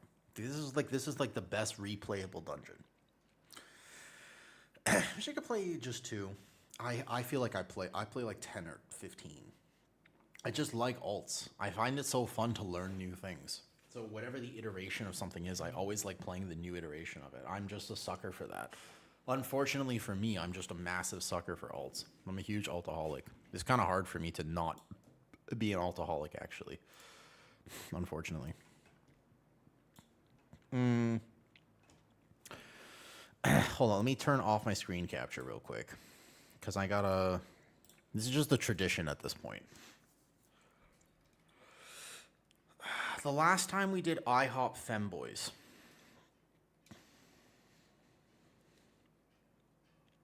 I can't go too far with it. We have to be reasonable. All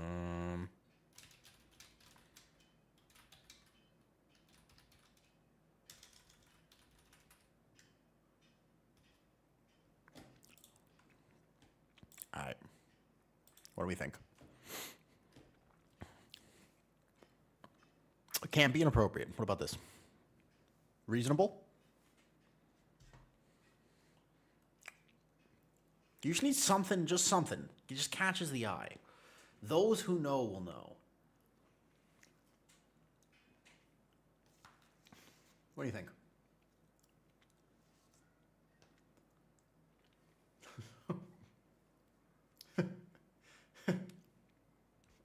just I love the tradition of just because like normally when people watch videos, there's no way they actually notice the tab. But sometimes if you ever watch any of my tier lists, you'll just kind of look, and there's always one of the tabs that's open. It's just something.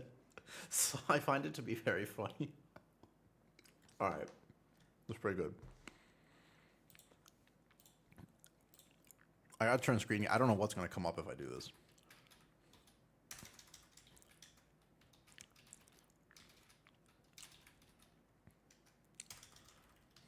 All right, this is the copper. This is a good one. All right, bet. All right, cool. What do you think? Did I spell it wrong? Oh, I spelled it wrong. Damn, that's a good one too. That's a good one. Wait, I spelled it wrong. Is it with an E? Why does it feel so weird? How do you spell Draenei? Wait, no joke. Why am I... It feels so weird to type it like this. How do you spell it? It's with an E. Oh, shit. You're right. You're right. I don't know why I misspelled it. Like this? No. Don't reveal my location, please. That'd be terrible. That's not where I live. Don't worry. All right, bet. This is it. This is the one. That's the one. All right. I'm going to get distracted by my mint chocolate chip ice cream. What time is it? 3:04. Perfect. This is definitely getting clipped into this. Yeah, that's a good one. I like it. So I'm definitely going to get distracted by my mint chocolate chip ice cream, but I did think it would be fun to rank all of the dungeons in the War Within. Now, the reason I want to do this is because I saw someone do this yesterday. Amazing player by the name of Shindig. He was ranking them from a DPS perspective, and I had some thoughts. There are a few of these dungeons that were absolutely terrible from a tank or a healer perspective that weren't so bad as a DPS, I will say. But there's a lot of dungeons that immediately come to mind that I was like, I don't ever want to do this again. There have never been more dungeons potentially than this particular The War Within expansion, where you just got fatigued tanking. Unbelievable moments where at the end of a key, you did not feel good, you felt relief. There is an easy answer to what is in the unsalted beans category. Everyone knows it. If you have tanked and or if you have healed, but specifically you have tanked. Obviously, what is the worst dungeon of the War Within? What's the one dungeon that you would never want to do again? There's clearly an answer to this question. There's actually not even really up for debate. It's obviously Grim Battle. The Grim Butthole of dungeons. This dungeon is terrible. It's actually so bad. The reasons that it's so bad? No. All of you, because there's arguments to be made for all of the things that you guys are mentioning, except this. This, as a tank, you had every single pull, first of all, was just randomly tuned so highly. And there was no good reason for it whatsoever, okay? If you didn't tank this season, let me explain to you what was it. You remember how often your tanks would die in Grim Battle? So the very first pull, there were technically only 2 tank busters. The small mobs did a small tank buster, and the big mobs put the rive on you. There was only one of them, or 2, depending on how you pulled it, in a higher key level. This is arguably going to be for, let's call it like a plus 12. This is like your weekly key. Oh my god, if you weren't a good tank player, you would just evaporate. And there's nothing your healer could do for you this season. Tanks were weak in the War Within Season 1 because they made the philosophy change. Yeah, I've actually heard more often than anything since I started making YouTube vids. You know what I've heard the most? Grim Battle actually gave people so much anxiety as a tank that they stopped playing the game. This is the dungeon that made people transition to healing. A lot of tank players were like, all right, I'm not tanking anymore after this. It was actually that bad. And the reason is, this is the most randomly weird mechanic as well. People got it wrong. People thought that it was because there were a lot of tank busters. That wasn't the problem. The problem was that super randomly, every mob in this dungeon white hit melee swing you for half your health bar. It's the weirdest way to challenge tanks. Super, super weird and strange.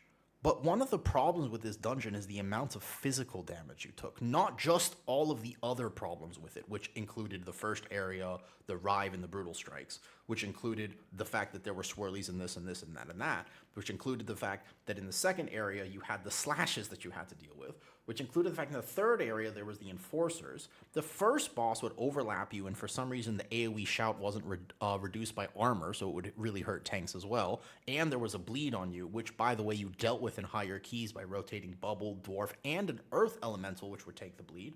On the second boss, you had a random, not bug, in interaction, because it stayed, where after he swapped to his mace, he would swing at you 3 times. If you don't know why you died randomly on the second boss, it's not that his melee hit really hard. It's that he would randomly swing 2 to 3 times after he swapped his weapon. It's like he had a delay, and then he made up for the delay by going boom, boom. Random. Like, why did that happen? We don't know. The third area, there were the mobs that they had the enrage effect, and they would just own you real quick, on top of the slashes, on top of this, on top of the curse to spell. The third boss, you tanked in a cubby. Your point of view as a tank was ridiculous in the third boss. You remember that? Yep. You had the cubby strat, and they never fixed it. So you just dragged the boss, and you just planted yourself. Like, everybody else was actually fighting the boss, and you were fighting a pixel. You remember that? Yeah. And then at the end of that, after that, there was another pull with 2 of the dots that you had to deal with. And after that, there were the little mobs that, do you remember they synced their melee? And not only that, but they could crit. And one of the ways that they helped tune Grim Batol toward the end was that they stopped the little mobs from critting. There were some tanks that would actually just walk in to the last pull with full defensives and evaporate before the last boss, because those guys would crit. And they just reduced it by like 60% toward the end of the season. This was not a fun dungeon to tank. It's an example of anti-fun gameplay. There weren't really any fun pulls, okay? Yeah, the first time you saw me tank in the cubby, it was life-changing as a DPS. Thank your tank players. Yeah. This is an example of a dungeon where if you had a tank who was willing to tank your Grim Batol, you thank them. This is add them to your friends list. This dungeon, I don't think there was a single dungeon that was as bad as this one. There are other dungeons I see some problems with, but God, this was the worst dungeon to tank. All the reasons I just mentioned, and there's even more that I didn't. So from a tank perspective, this dungeon was really tough. And from a healer perspective, it's not fun when your tank die either. Like, if your tanks are going to die, it's not fun from a healer perspective either, because you can't save them. There's nothing you can do.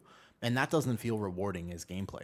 There's like, you can external them before you think they might die, but yeah, anti-fun gameplay experience. Okay, so that being said, I don't think I could put anything in the same category as this. Like, this is pretty low. At least other dungeons that I might think are kind of bad have some redeeming quality. I'm trying to think about what the next one is. The next one would be in C tier. And I'm looking at the dungeon choices here. We have a few very strong potential contenders. I think that in Season 1, how bad was Stone Vault?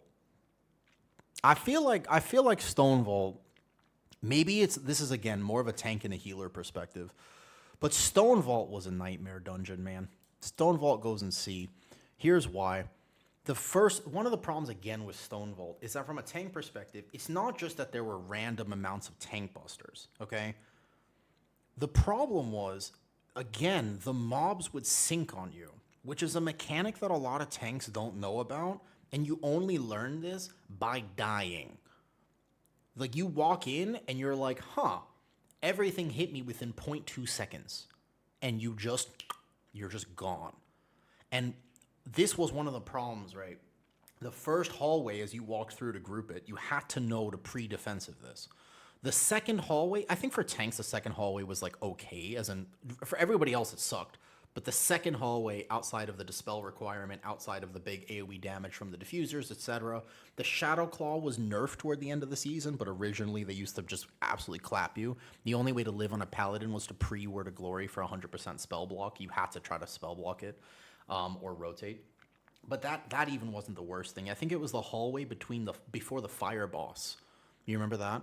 Before the little duo boss, those guys would just apply the stacking thing. But it wasn't just that you had to go and kite them. That was actually a kiting scenario. It was specifically the fact that they all synced on you when you walked in. So the amount of tanks that were literally there one moment and gone the next was an incredible amount because it's not an intuitive tank mechanic. Like, it's really, really bad dungeon design when that happens because tanks have no way to learn this. There's actually no resource that tells you, hey, by the way, that pack right there, all 5 of these guys melee really hard and they melee you at the same time. So you need to be careful with how you pull it. You need to walk to the right or the left, and you just bam, done, gone, evaporated. So from a tank perspective, Stone Vault, again, just one of those you have to be on, you have to be focused, you can't miss a global, every single pack is danger, you never get a break until like maybe the end. But like even the end, they had the bolts that you had to either kick one or have a plan for it. Yeah, exactly. That's the thing. The amount of times that tanks would just go from 100 to 0. In particular, it was a prop pally season 2, and a lot of prop pallies didn't know how to like pre-mitigate. So there was an issue with that. But it definitely, on one hand, it's a challenge, and I understand why people would say, oh, a lot of these things that I'm ranking low, they were learning experiences. But man, for the average player, it was too much. It was too much, man. Like, it's good to challenge you, but challenge you in a fair way. Challenge you with a tank buster or something that happens maybe on a 20-second cooldown, like maximum, if not like a 30 or 40. Like, there are ways to challenge tanks which are interesting and fun. How can you group these pulls that you're supposed to group? How can you there are ways to challenge tanks that actually make it rewarding. Getting 100 to 0 is not rewarding. Like, it's not fun. If there's like 1 or 2 mechanics like that or one pull that you really have to lock in, that's fine. But I don't like this. All the dungeons I'm going to put here, you have to understand, I don't like this. Okay, I got a game. I can't talk right now. I got a game. That mentality, I just need a break from that when I'm tanking. So like, I want to be like locked in. I'll be like, okay, hard pull done. And I'm sitting back in my chair and I'm relaxing. Stone Vault Grim Batol did not give me that. Next dungeon that goes in C is definitely City of Threads. City of Threads, both from a tank and healer perspective. The one redeeming quality for City of Threads is that I actually really liked, as a tank player, I liked the area after second boss. That was reasonably hard. I did not feel as though it was unfair. I felt it was a flex of my tank skill to be able to do a big pull there, understand when to kite, and how that worked. Because they applied a debuff that I might be able to parry, and I actually had to do this. Time to give terrible takes. So I definitely think that my opinion on City of Threads is probably colored more by the fact that I also healed. Because tanking this was like, I mean, the first boss was pretty toxic, the tank. It was just not, it was very, very on top of it. But City of Threads goes here. Okay. The main reason, by the way, that Stone Vault has to be the lowest of C, borderline unsalted, was Skarmorak. I gotta give one more thought about Stone Vault, okay? Skarmorak. Never have I thought my DPS had less IQ than that boss.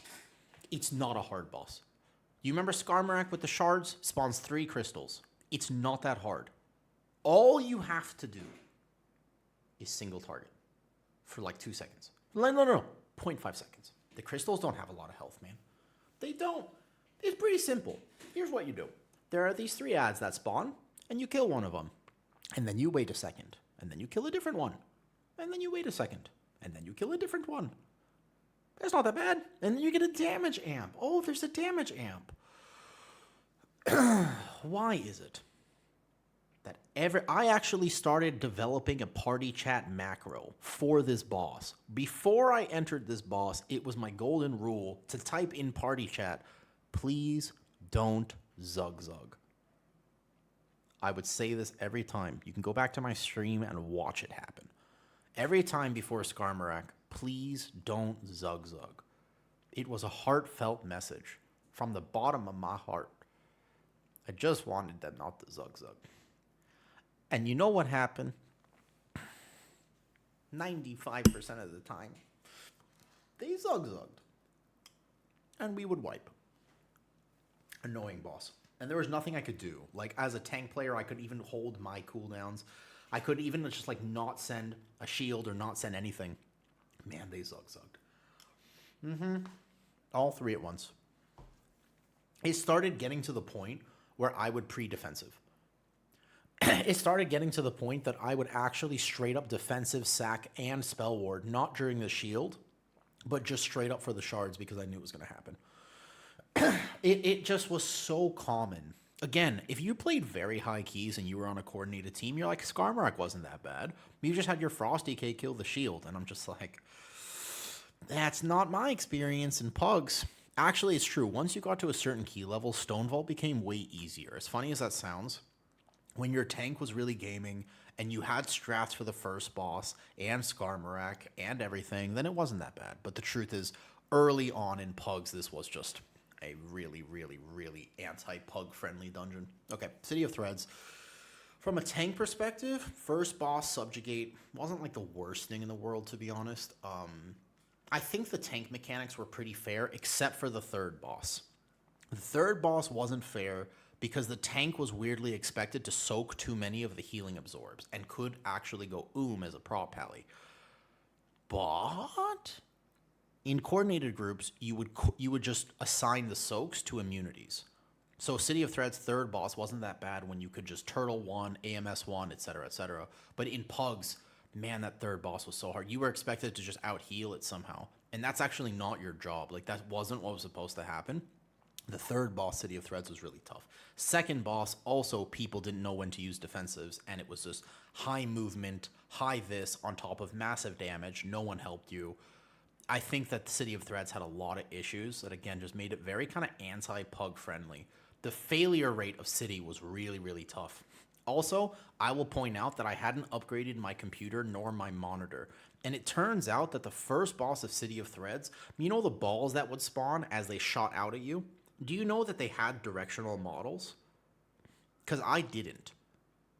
This is a hilarious thing that I did not know. My graphics were set so low that to me, I just had to guess every single time. It was rather infamous that I would die to this mechanic. And it turns out that I just couldn't see them.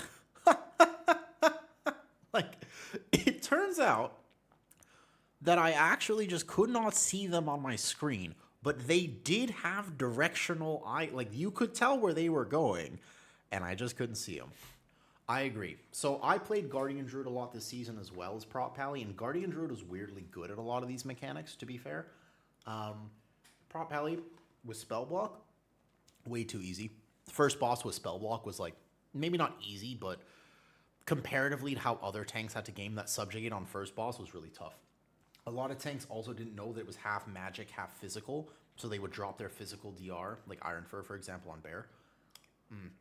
You have to pull Rage and have a DR on top of it. Subjugate was just a little bit too frequent, I think, for City of Threads. I think that was a real big issue with it. All right, moving on.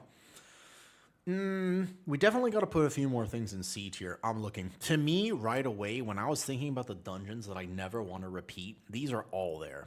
I don't see a redeeming quality for Grim Batol, Stonevault, or City of Threads. There's no pull where I'm just like, man, I'm so excited for this, except maybe the pull after second boss. But there's no real moment where I'm like, man, this is a great dungeon. Okay, the next one I have here is definitely a controversial take. But I hated this dungeon. This one, I could hear an argument that I'm wrong about this. Okay? But this dungeon rubbed me the wrong way. I hated healing it. I definitely hated tanking it. Siege of Borealis. Not as bad as Stonevault or City of Threads. The last boss in particular, really anti-fun. The fact that the boss before that, I mean, there was just... the real big offenders for Borealis was not really the first part. It was actually the bananas. The bananas drove me crazy because they're not a mechanic until they are a mechanic. They're not a mechanic until you're tanking it and you run into one and then you can't block for 2 seconds. So the bananas, they were just such an annoying RP type mechanic that they put these bananas out because they're monkeys, and I get it. But I really hated the mechanics in that area of the dungeon. The main offender here is the last boss and the second boss. So I don't like the second boss. From a healing perspective, it wasn't that bad. But once again, I play the game with 200 plus ping. So boss is like the second boss, where occasionally when they have area denial, it's technically not that hard, but they hadn't introduced the nice swirly effect. So it was really hard to see the swirlies on the second boss. And it just felt kind of bad to do this whole dungeon, okay? When it's just like, you get in there, and then the swirlies happen, and you just get hit by one and you lose the run. Very frequently, you would have at least one death to that. And it's not a hard mechanic, but it rubbed me the wrong way. The main thing was the last boss. That boss was just so weirdly designed. The fact, because you know how that dot works on the last boss? Again, a little bit of a higher key thing, but even in mid-level keys, that boss was terrible. Because people didn't... In higher level keys, things are a problem because they're hard. In mid-level keys, like a 12 or a weekly key, it's hard because it's just, people don't help you. And if anything ever requires, if you say, well, your DPS use defensives, that's not going to happen. So this dungeon, last boss... Oof. So the way that the dot damage is calculated is when it actually comes out of the boss, that's how much damage it's going to do to you, which is kind of lame. As in, if you see it coming toward you and you defensive, it won't mitigate the damage. So you had to pre-defensive and guess. It was a giant game of reaction time and RNG as a healer. Probably my least favorite boss to heal of the entire... I would rather heal any other boss, I think, than the last boss of Siege of Borealis. Because it really was just pray for RNG, pray the tank gets it, bad RNG, healer problem. Your DK messes it, fantastic, no healer problem. But if you just so happen to get it on your shaman and your heal, like, et cetera, it was just impossible. And when you dispelled... They have to be a split instead of frac. Yeah, there was a lot of... It honestly might just be a visual problem. Like, I think if they updated the visuals in Siege, that dungeon would feel a lot better. But I think Siege goes down here. Okay. I think tanking Siege wasn't as bad as healing it. I think that last boss really rubbed me the wrong way. Because it wasn't HPS, man. Yeah, they would run ahead of you. They didn't wait. They didn't know. It was... Yeah. And the fact it was different in BFA. But yeah. Okay, so that's my argument for Siege. Next dungeon that goes down here is definitely Priory. Priory, I can't rank higher, but I have takes on Priory, okay? Priory is not a bad dungeon. It's just hard. I genuinely don't think Priory is a bad dungeon. If anything, I'm willing to put Priory in B, except that I can't. Because if this tier list is being made... for what I would play in a weekly key. Like, this is basically, like, not at a plus 20, but just kind of like, hey, I'm on an ult, I'm just trying to get a key done, maybe like a 12 or like a 15, somewhere in that range. God, I'm not pugging Priory. There's zero shot IQ into a Priory for a weekly key. It's not going to happen. Priory's down here. You're not doing it right. Like, maybe this you could do a weekly key on, but you're not doing this key. If you had a choice right now on retail, and you're like, I want to do a key, I just want a quick 12. You're not doing... Priory is the dungeon you're avoiding. Yeah, I actually like healing the Paladin pull too, because it's an example of, as long as my tank doesn't overpull and there's only one caster, and probably we get those kicks maybe with one caster, Priory is an example. There's actually a lot of fun HPS checks. The mini boss is an example of a fun HPS check. Like, wow, this is really hard, but I just got to pump healing. Healing is fun. Healing isn't fun when kicks go off, because then you can't heal, and it becomes a battle of externals and defensives. That's not fun.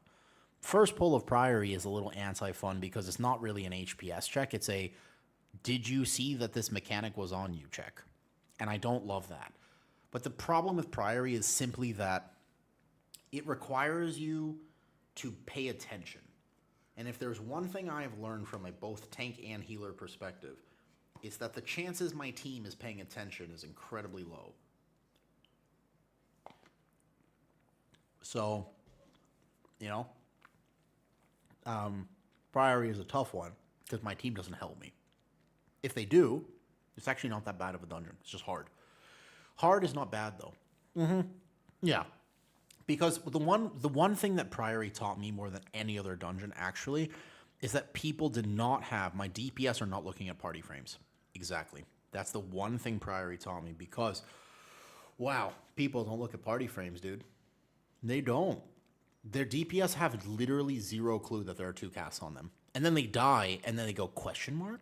And I'm like, what do you mean question mark? There were 2 casts on you, dude. And they go, what? Really? And I'm like, you didn't see that? And actually, this dungeon, more than anything, really encouraged me to give people the weak aura that told them, there are 2 casts on you, please use a defensive. That's when, like, people would walk into one of the caster pools and full defensive right away. And you're like, that's not, you don't, there's no damage happening yet. I'm talking about, like, the pull when we went left side, there was a pull with the caster pull there. There's no damage happening. You only defensive if there's a cast on you. But people would get scared, and so they would defensive early, and there was no cast on them. They would just see it go off, but they didn't have an actual thing to tell them. And I think that was kind of bleh. So this was an example of where weak auras actually really, really, really did help. And you know that Priory is still in the dungeon pool for pre-patch, and everybody's losing their kick, right?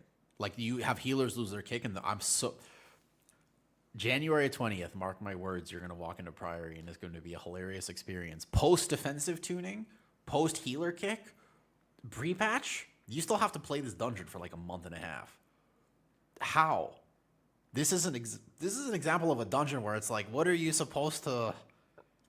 Yeah, your Resto Shaman kicks on a 30-second cooldown. How are you doing the first boss? Yeah, there's a lot of potential for ninja pulls. I will say the problem with this dungeon is not the paladin pull. People quote that all the time. The truth is that that's a time for me to flex as a healer, because the paladin pull until, I mean, right now it's got to be something like a plus 20 max item level. I bet you it's around 19 or 20. The paladin pull, Sacred Toll, does not one-tap a DPS who is geared. As long as you're not under geared, you don't have to defensive it, but you will drop to 10% HP. They are forced desynced. I do have time to heal you. The question is actually, can I, as a healer, somehow bounce your health bar back up repeatedly within a second? That's actually not necessarily anti-fun gameplay, and it's a challenge, although hopefully they use defensives to make my job easier, right? But that's first boss. I don't know why they buffed it this season. It weirdly feels harder to do Priory in Season 3 than it did in Season 2, which is super strange. Very weird feeling that the Priory feels harder this season instead of easier. Like it should be easier, but it's weirdly the first boss with the AoE spear thing. They didn't have to put that in, man. Yeah. Okay. So, are there any other C tier dungeons? I'm trying to think here. There's a few that I want to put in here. I'm thinking something like Theater of Pain. Theater of Pain had a few redeeming qualities, but Zavwing really tanked it. No, I don't agree with that one. Random, I think. No, well, because weekly key-wise, Rookery wasn't. I think Theater of Pain, the Zavwing...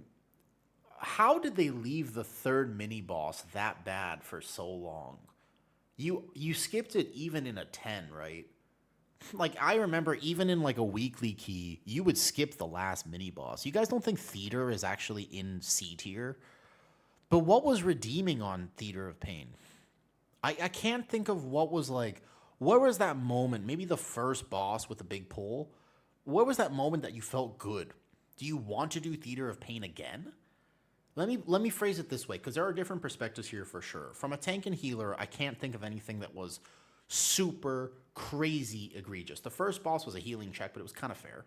But 5 bosses, the Zavwing just being not very big pulls,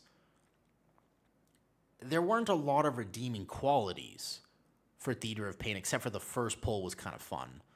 But maybe if you told me that Theater of Pain is in the same category as Priory, I would argue that it's at least one better than this, simply because it wasn't as hard. Because there were less wipe scenarios, to be fair. So if you were going to rank it in that perspective, I would say I would much rather do a weekly Theater of Pain than I would a weekly Priory. By that perspective, I put it in B.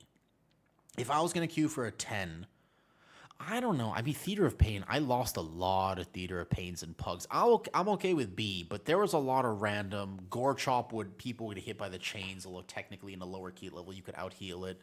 Zavwing is probably the thing that really brings this dungeon down, dude. Yeah. All mobs, those drops, there was a lot of stuff. I feel like the PvP mechanic for Zav, the one thing I will say is I did play a little DPS this season.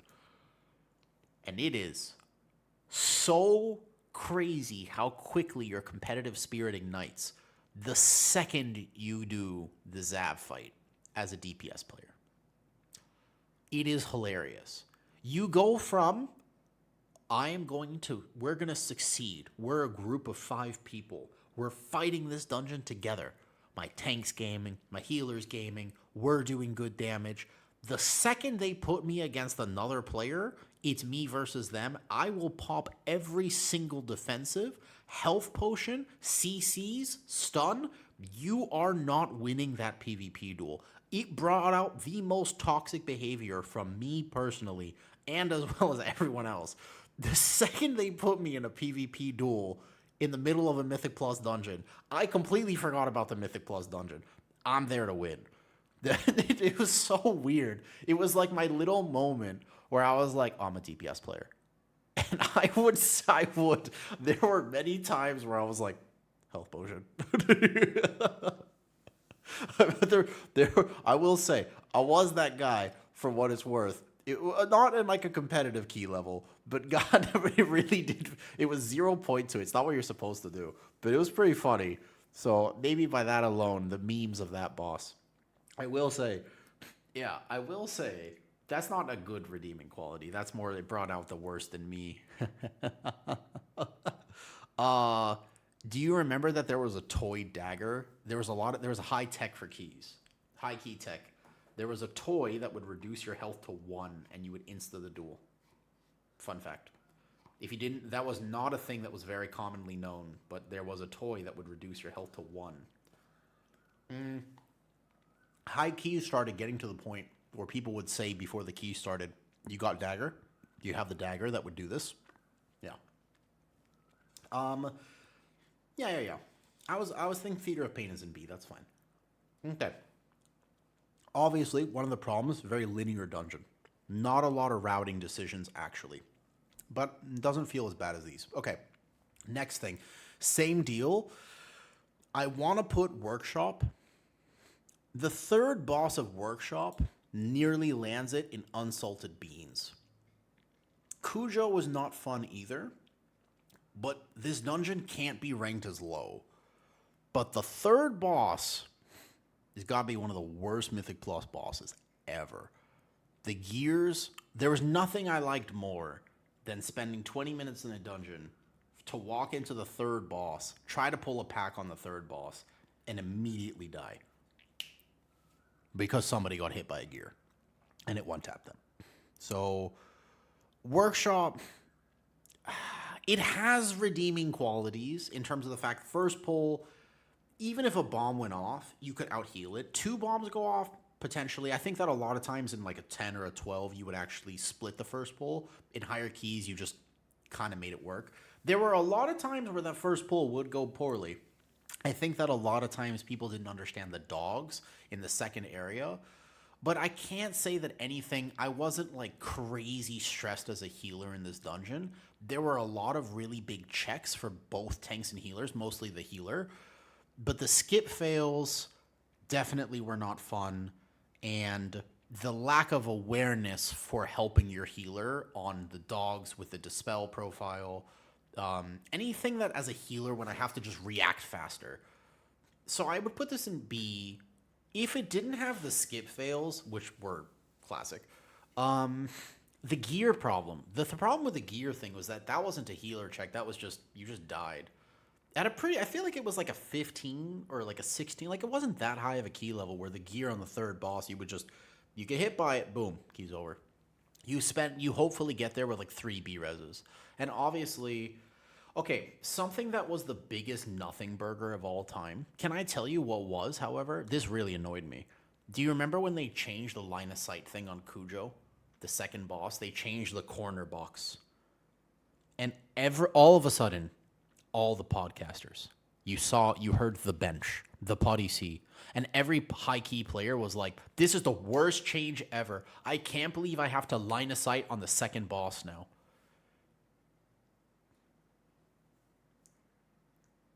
Tanks didn't know how to do that on a 12 to begin with. In your weekly key, you were line of sighting anyways.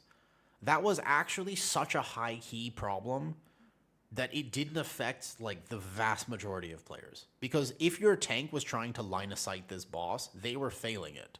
Almost certainly. Like maybe you got lucky and you had a tank that was like really good, but you actually had to position him to get the corner right. Your tank would try, but they would fail. It's really weird. No, line of sight is not a good mechanic. I'm not arguing it was a good mechanic. I'm just saying that you actually did have to know how to bring the boss perfectly in line to get the line of sight properly. What would happen is your tank would try to do it, but your DPS couldn't hit the boss anyways. You were just line of sight regardless. So that change, I remember it being like massive drama. They talked about it for like a long time. They were like, this is the most unfun. It was like, dude, that happened in a 12. Anyway, so on a weekly key, I don't think that change meant much. Okay. I don't think there's much more to talk about. Honorable mention to all the demon hunters that would hunt off the last boss and brick keys. That was pretty funny, actually. As a range, I was line of sighting every time in there. So there was a mechanic in this dungeon, Lacouse. What was supposed to happen in higher keys, actually, what was supposed to happen is you didn't actually have damage downtime. Because as a range and a DPS, if your tank positioned the boss perfectly, the second boss, you could full cast and heal. Like you never line of sighted to dodge the AoE mechanic. When you had to hide behind the box, you never line of sight. Yeah, exactly. Like you were supposed to DPS during that. But oftentimes there was like a very specific spot, and it was pretty annoying as a healer because a lot of times DPS would greed it and they thought they were in the right spot, but they didn't have the weak aura and they would die because you just get one tapped. Never forget the story of when, yeah, that was not intended. Never forget the story of when this happened on the second boss. The tank tried to bring him to a line of spot at 12. Toward the end of the season, I was healing this random ult key, and the tank, 2 people got hit by the AoE. We rezzed them, they got hit by the next one. And the tank let everyone have it. He noticed that my ult had a rank 2 weapon enchant. So he started whispering me, and he was like, first of all, you're a failure as a human being because you couldn't heal that mechanic. I was like, that's not a healer mechanic, dude. Like, they were supposed to line of sight. Like, obviously I can't heal that even on a 12. And he was like, you suck. And I was like, what? I was like, okay, all right, dude. Like, GG's, have a nice day. And then he found me in Dornegal and hounded me, followed me for 10 minutes, and proceeded to flame me in /say. We weren't even in a party. And I didn't ignore him right away because it was almost entertaining. And then he found my stream and came into my stream and started yelling at me and like he said some really nasty things because my 2 DPS failed that mechanic. It was his 12. Wild coincidence that happened. Real story. Some WoW players are incredibly toxic. And that was at the end of a season, by the way. This is like we were doing whatever it was already at that point, like 18, something. We were doing much higher than that. So it was pretty wild that happened. I remember this. Okay, so that's that. We got to keep going. We're not going to take as long for all these dungeons because we're not going to spend crazy long here. I think there's a lot of redeeming qualities about many of these other things. I'm trying to think about this. Mists of Tir Scythe, genuinely, when they brought it back, they could have made it much better. They arbitrarily nerfed this. They nerfed their own success on this dungeon. If they didn't add the last area mechanic and the random anima slash in the maze, this dungeon would have been much better. Like, actually, the dungeon design was fine. But honestly, Can you think about how much more fun this dungeon would have been if the guys in the maze didn't RNG anima slash your tank and he had to fight for his life depending completely on RNG which maze you got. And on top of that, you didn't have the random AoE blast on the last boss, the last area, and you could just pull big. Like, yeah, I don't know why they felt like they had to buff it. I genuinely think if they just left it kind of like it was in Shadowlands, it would have been easier. Maybe they were worried it would be like a Shadow Moon's Burial Grounds where it's too easy. But like, yeah, I feel like this could have been a banger, and I might have to put this. I don't know. I didn't mind doing weekly Miskey. That's not true. If I think about it in terms of would I rather do a Miss of Tierna Scythe or a Priory, like clearly that's not a comparison. Okay, looking. Dawnbreaker, B tier. Dawnbreaker can't be higher than B. Dawnbreaker is definitely B. Also, somehow they made it worse when they brought it back. I don't know how this was possible. Also, I don't know why people voted for it. They literally handed it to the player base. B for bugged. No, B for bad too. There's no real fun pull in Dawnbreaker. There's no rewarding aspect. What do you like about Dawnbreaker? Not what do you dislike. What do you like about it? At least this pull had a big lust pull. At least there was a few things. What was this? What was the most fun? What was the good part about Dawnbreaker? I'm waiting. Did you have like was there any fun pull in here that you were like, yeah? What was there? Short 3 boss dungeon. It's not a short dungeon timer if you die.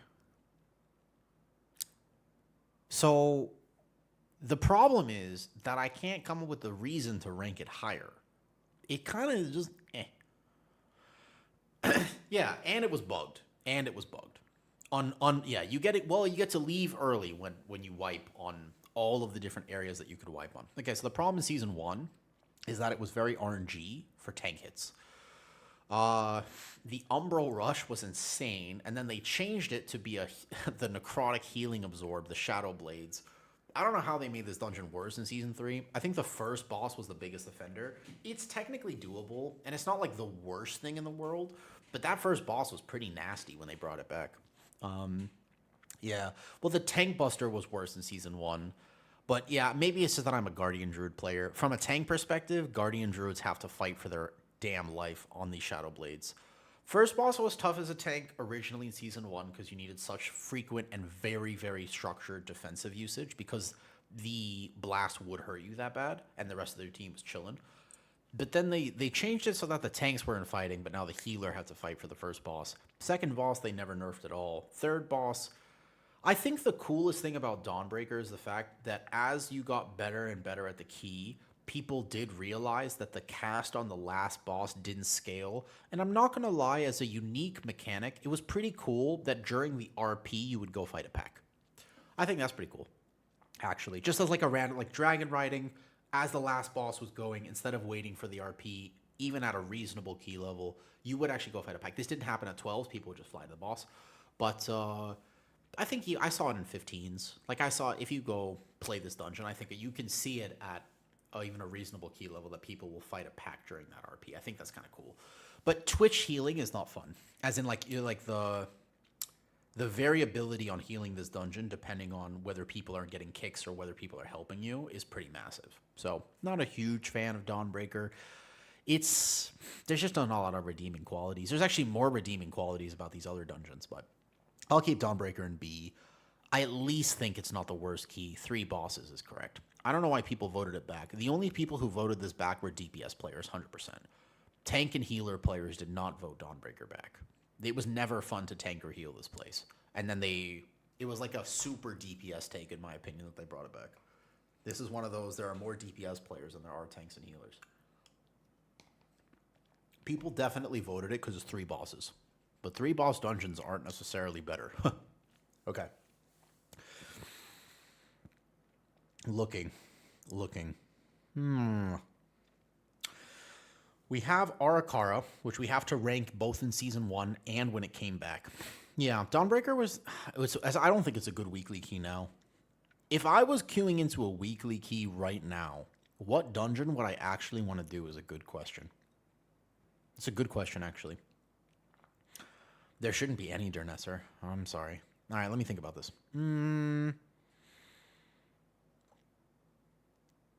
No, Gambit. We have to rank Gambit a little higher. Gambit's a good weekly key. Ecodome. Oh, Ecodome's not on here. Ecodome is missing from this list. Yeah, Ecodome or Gambit are probably the 2 best weekly keys. Dragon Boss on Gambit and Last Boss can be a little bit But Ecodome is a little bit more friendly, I think, where you just kind of smash it. If you get past the first part, you'll kind of go to the end, though. Okay. Dawnbreaker, I understand that the bugs were so bad that you could rank it like this, but actually, Dawnbreaker and Grim Batol, they couldn't be in the same category. If you had to tell me, hey, you could do a Dawnbreaker or a Grim Batol, clearly I'm doing Dawnbreaker. There's no way I would do Grim Batol over this. Funny enough, they both have Curse to spells, but... Next dungeon. Rookery. Rookery,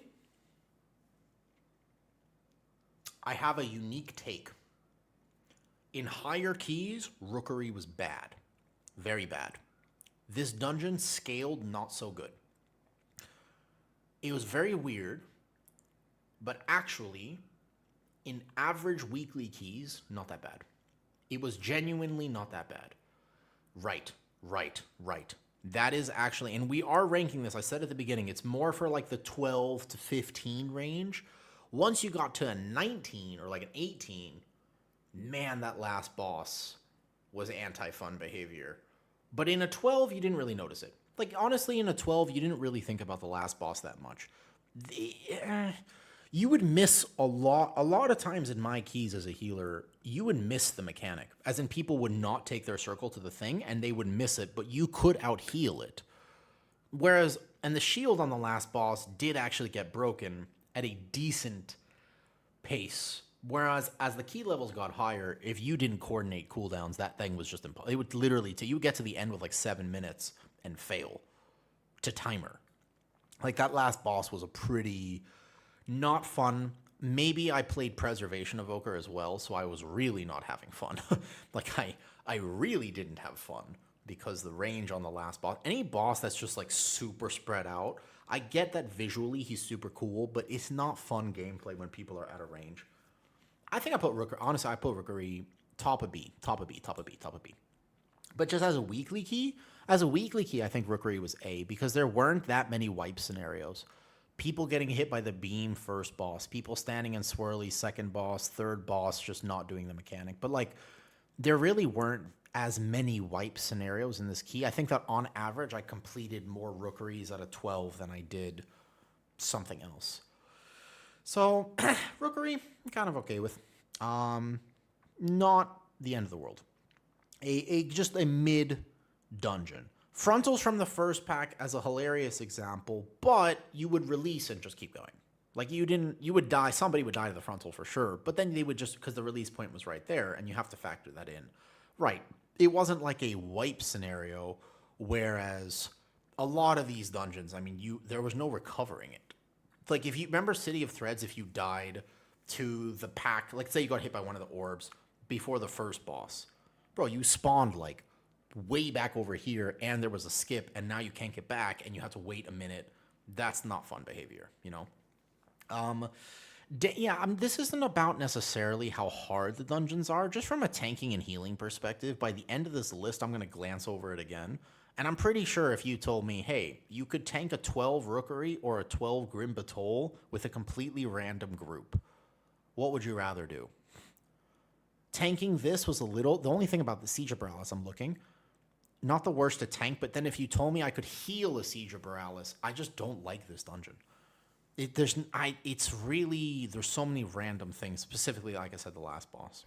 Okay, that being said, weekly keys.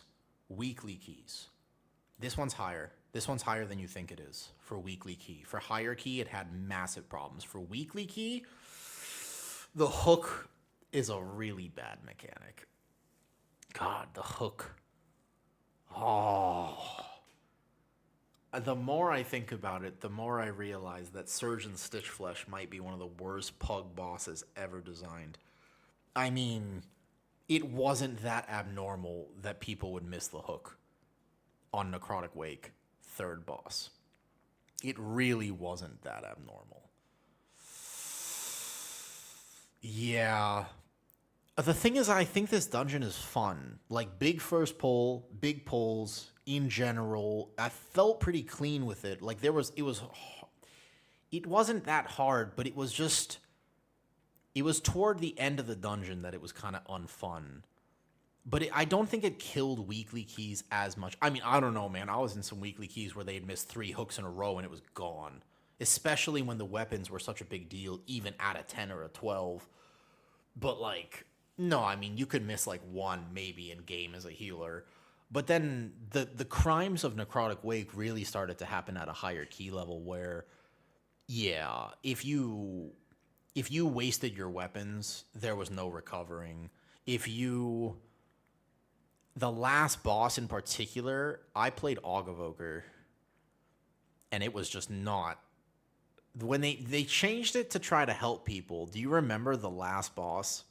They changed it so they were like, oh, hey, if the Ogavoker gets sent down, there's literally nothing they could do. What I would do, I remember, I would save, like, combat potion. I would save a trinket even. But basically, I was like, tip the scales, double empower, Ebon Might for myself, prescience myself. And I literally couldn't kill the ad downstairs at a certain key level, so you would just die. You could try to Wernstone tech it, but that was hard to do. Positioning was pretty strict. You literally couldn't kill the ad. So then they changed it, and they were like, no problem. We understand that we fucked up by introducing Augmentation Evoker into World of Warcraft's ecosystem. Evoker no longer gets sent down.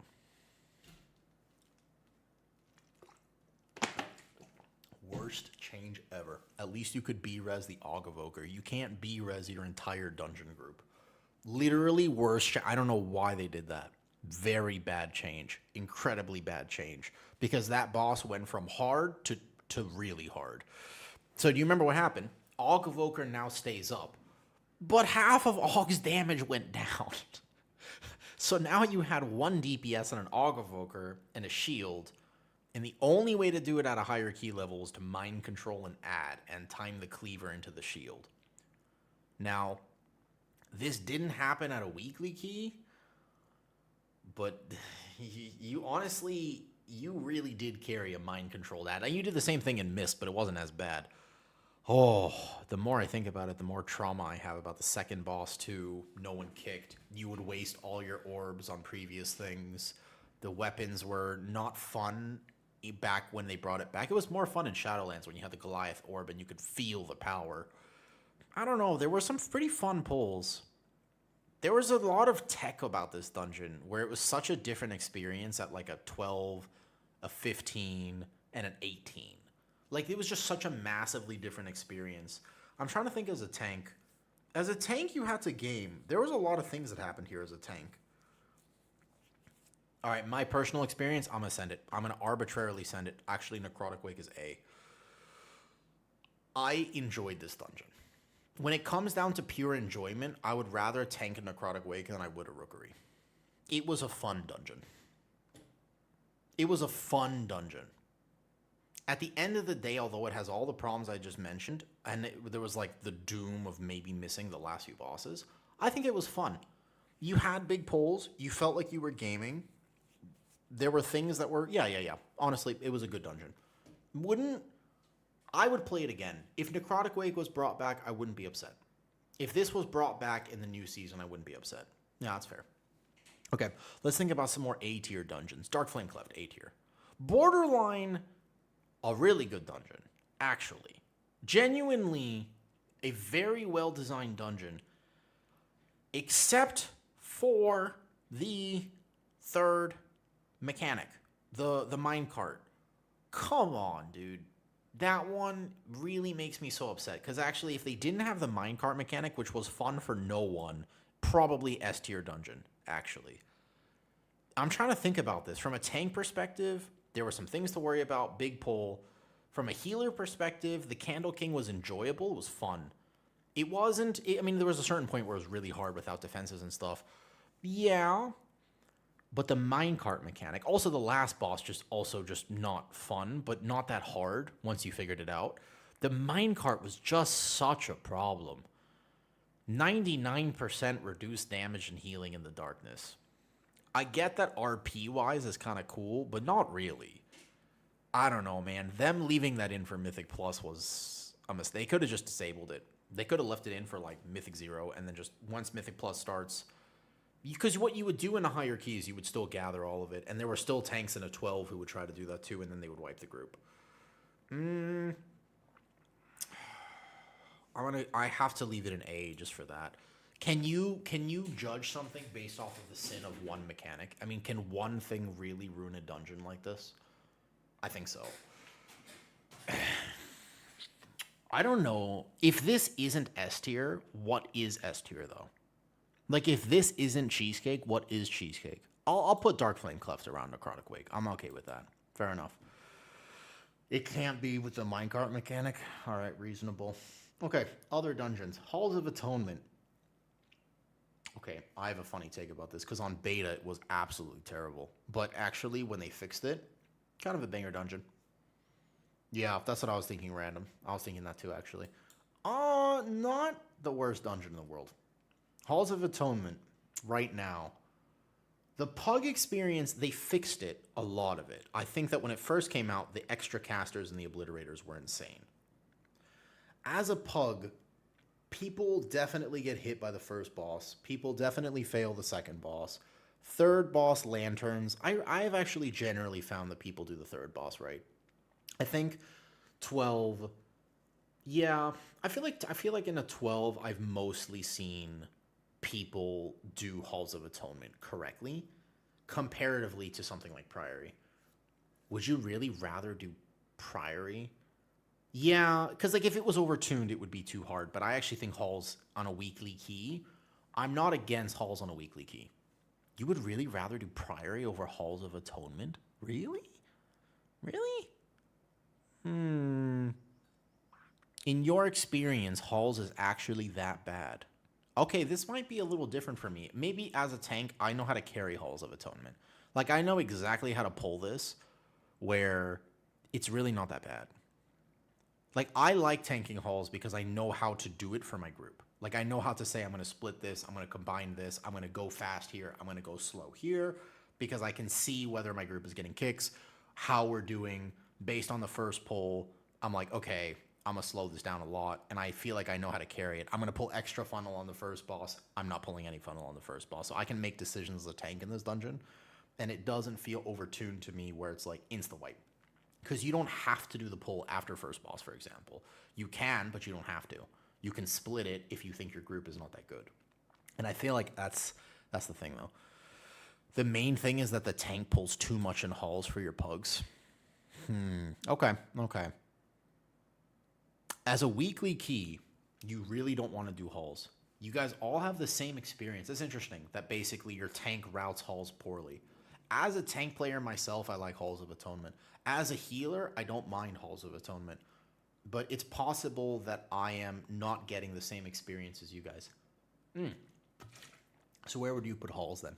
Like B? So let's say you did 10 to 12. Yeah, like 10 to 12 weekly key. What do you think about Halls? I was going to put it in A. I was going to pull it in A. I feel like it's a good balance of the fact that your tank does get hit, but it's not overtuned. So there are tank mechanics in here, but it's like, you know, personally put Halls in B. B is fair. I'll take B for Halls, but I'll put it in the top of B. Okay, that's fair. I remember there are 3 icons here, and Ecodome is not here. Actually, yeah, I'll have to get Ecodome at the end. That's fine. I think A or B for Halls are both fair. The question is, all right, let me put it this way. Would you rather do Halls or Dawnbreaker? Or maybe Dawnbreaker should be in C. Now that I'm looking at this, I'm like, wait a second. Would I rather do Theater of Pain? I'd rather do Theater of Pain. Well, Rookery or Dawn? I'd rather do Rookery for sure. You'd rather do, there's no way you say Dawnbreaker. Halls or Dawnbreaker? You definitely have trauma. You should go to therapy. Holy, you would rather do Halls than Dawnbreaker? I don't think that's a very popular take. I feel like Halls is infinitely better than Dawnbreaker. But would I rather do Necrotic Wake or Dark Flame? Would I rather do Dark Flame Cleft or would I rather do Halls? I'm okay if the fact that Workshop is here. Yeah, I'm okay with Halls and B. That's fine. Okay, we got a few left. The Motherlode. Ooh, Motherlode. Okay, the skip thing at the beginning was really weird. Jumping over the box and losing 30 seconds to your key because somebody kept missing the jump at the box. That docks points right away. But I can't think of some really... I think the last boss Circles, if they added 0.5 seconds to dodging the last boss, I actually feel like Hall, that was one of my biggest complaints about the dungeon, is that you had to use a safe spot because the circles on the last boss would just go so fast. But honestly, at the end of the day, Motherlode was outplayable. At a weekly key level, if people didn't use defensives on the second boss, you could out heal it. It was just harder. And kind of the same for everything. There was a lot of checks in this dungeon. There was a lot of tank checks as well. Tanking the big electrocution, like the big dudes, the peacekeepers. I feel like, yeah, definitely wasn't BFA Motherlode. I feel like the problem with Motherlode is the fact that I wasn't a Night Elf. And the amount of skips in this dungeon dock points from it at a higher key level. But I mean, in a 12, it was fine. Honestly, a 12 was fine. Yo, the healer tier list, I gotta update both the healer and the tank tier list is still exactly what I said, except maybe Warrior's a little better. But the healer tier list, I'm gonna have to revisit it. Hopefully they add tuning notes soon and we can revisit the healer tier list. I've been playing way more. I've been actually super enjoying healing on Midnight, and I'm playing a lot of healer. I have some different opinions about it. I would say Motherlode, I have fond memories of this dungeon. If you told me, again, it would start ranking it, would you rather do Motherlode or Stone Vault? Definitely Motherlode. You would rather, like, what would you rather do? Would you rather do Motherlode or Priory? Obviously, I think Motherlode is A. I think it belongs here. You don't really, you're not complaining when you get a Motherlode 15. Let's say you're trying to push 15s and that's where you're at. If you get a Motherlode 15, you're not really complaining about this. You're not like, such an unlucky roll.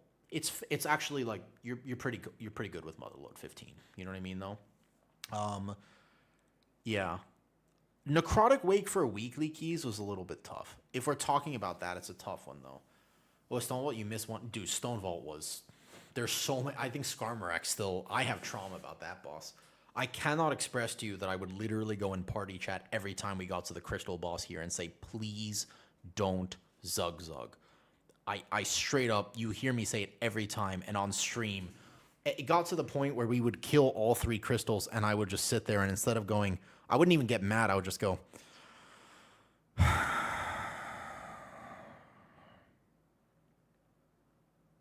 like, it was just like, I accepted defeat on this crystal boss. Skarmorak for Pugs was the worst. Moa, you like Stone Vault because you were a Frost DK, and Frost DK absolutely owned this dungeon. That's why you liked it. Because you would pull around your Frost DK and you would AMS the Skarmorak. It was the Skarmorak. And then the fear kick on the first pull, etc. So yeah, for sure. That's why you liked it, because you're a Frost DK. The 100%, that's why. Okay, moving on.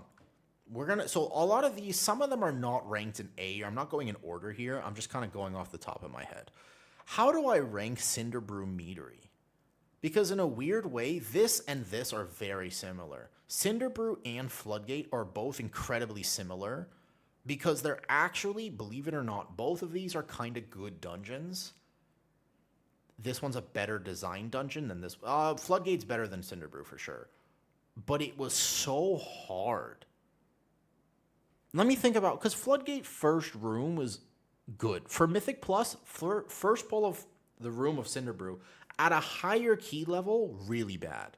As a healer, super toxic because if somebody just got throw chair plus this, but it was a big fun lust pull. There was the one good thing about Cinderbrew. This is a really good example of dungeon design. Do you know why this was actually okay and not ranked in C, like not ranked in Unsalted Beans? Because they added a bunch of little mobs that did nothing. And it's a really good example. Just do that more often. People love to pad. An example being, you know the bee hallway? They didn't have to put those little bees in there. They really did almost nothing. They hit the tank a little bit. But there wasn't really... Their big bees shot up. But the little bees, you just felt like you had 8 mobs in a pull instead of 3. You had like 15 mobs. It was actually only 5. But it felt like you had more, and people like doing big damn. So that was a really saving grace for this, is they added a lot of little mobs. And in the first area, too, there was only like 5 mobs that mattered. The big 3 muscles, 1 or 2 things that put a dispel or a cast. The rest of the little mobs were just fodder. They should do that more often. Algathar is another example. First pull of Algathar is renowned for being a huge fun memory. Everyone likes it. Everyone likes it, except for the fact that it doesn't matter. Like how fast you kill the little lashers on Algathar doesn't matter, but it's fun and everybody likes it. I think Cinderbrew B. I'll accept B for this. The only problem with it is I definitely didn't like it as a weekly key. I feel like weekly key wise, this was not good because you did wipe a lot. Like this did not have a high success rate. And based off of weekly key, tanking was toxic, actually. Tanking and healing this was both of those roles were toxic in this dungeon. IPA was a bad boss. The first pull and some of the hallways were kind of, but the first pull, yeah, pugging that first pull, because I don't know why tanks always, man, this was a really good example of please stop watching the MDI for your weekly plus 12s. This was a perfect example. Please, for the love of God, do not turn on the MDI if you are doing weekly 10s. This was definitely a problem with that, you know. That was one of those scenarios where people saw other people pull really big, and so they pulled really big, and it was just like, if you didn't do that, it wasn't that bad. Everyone or third and fourth pull before the second. Yeah. And the hallway, I don't know, it had weird tech with the skip and stuff that you kind of had to do at a certain key level. Yeah. But I don't think I could actually see Cinderbrew being C, except for the fact that I still have more fun playing Cinderbrew than I do City of Threads. And the real problem is that, if anything, I should have made an extra tier, and Grim Batol you can't put, and this was like one of the worst pug experiences that I've ever had, bar none. It just killed I cannot express to you how many comments. I've literally gotten, not one, not two, but like dozens of people when I talk about the state of tanking in all the YouTube vids. There are dozens of people who are like, bro, I stopped tanking because of Grim Batol. Like, they're like, I refuse to play tank because of this dungeon. Like, this dungeon, never tanked again. That's actually crazy that one dungeon did that to a percentage of the player base. So there's nothing that could be down here. If we're thinking from a tank and healer perspective, cannot be anything worse than this. Yeah. I'll take Cinderbrew in B. I could see an argument for it being C, but I think that it did have redeeming qualities. It did have redeeming qualities, and I would still rather do this than this. Yeah. Okay, all right, moving on. Here. Okay, we have a few good dungeons left. We'll get to Tazavesh in a second, and then I want to talk about these two. Arakara. Okay. From a weekly key perspective, I don't understand why this last boss was so hard.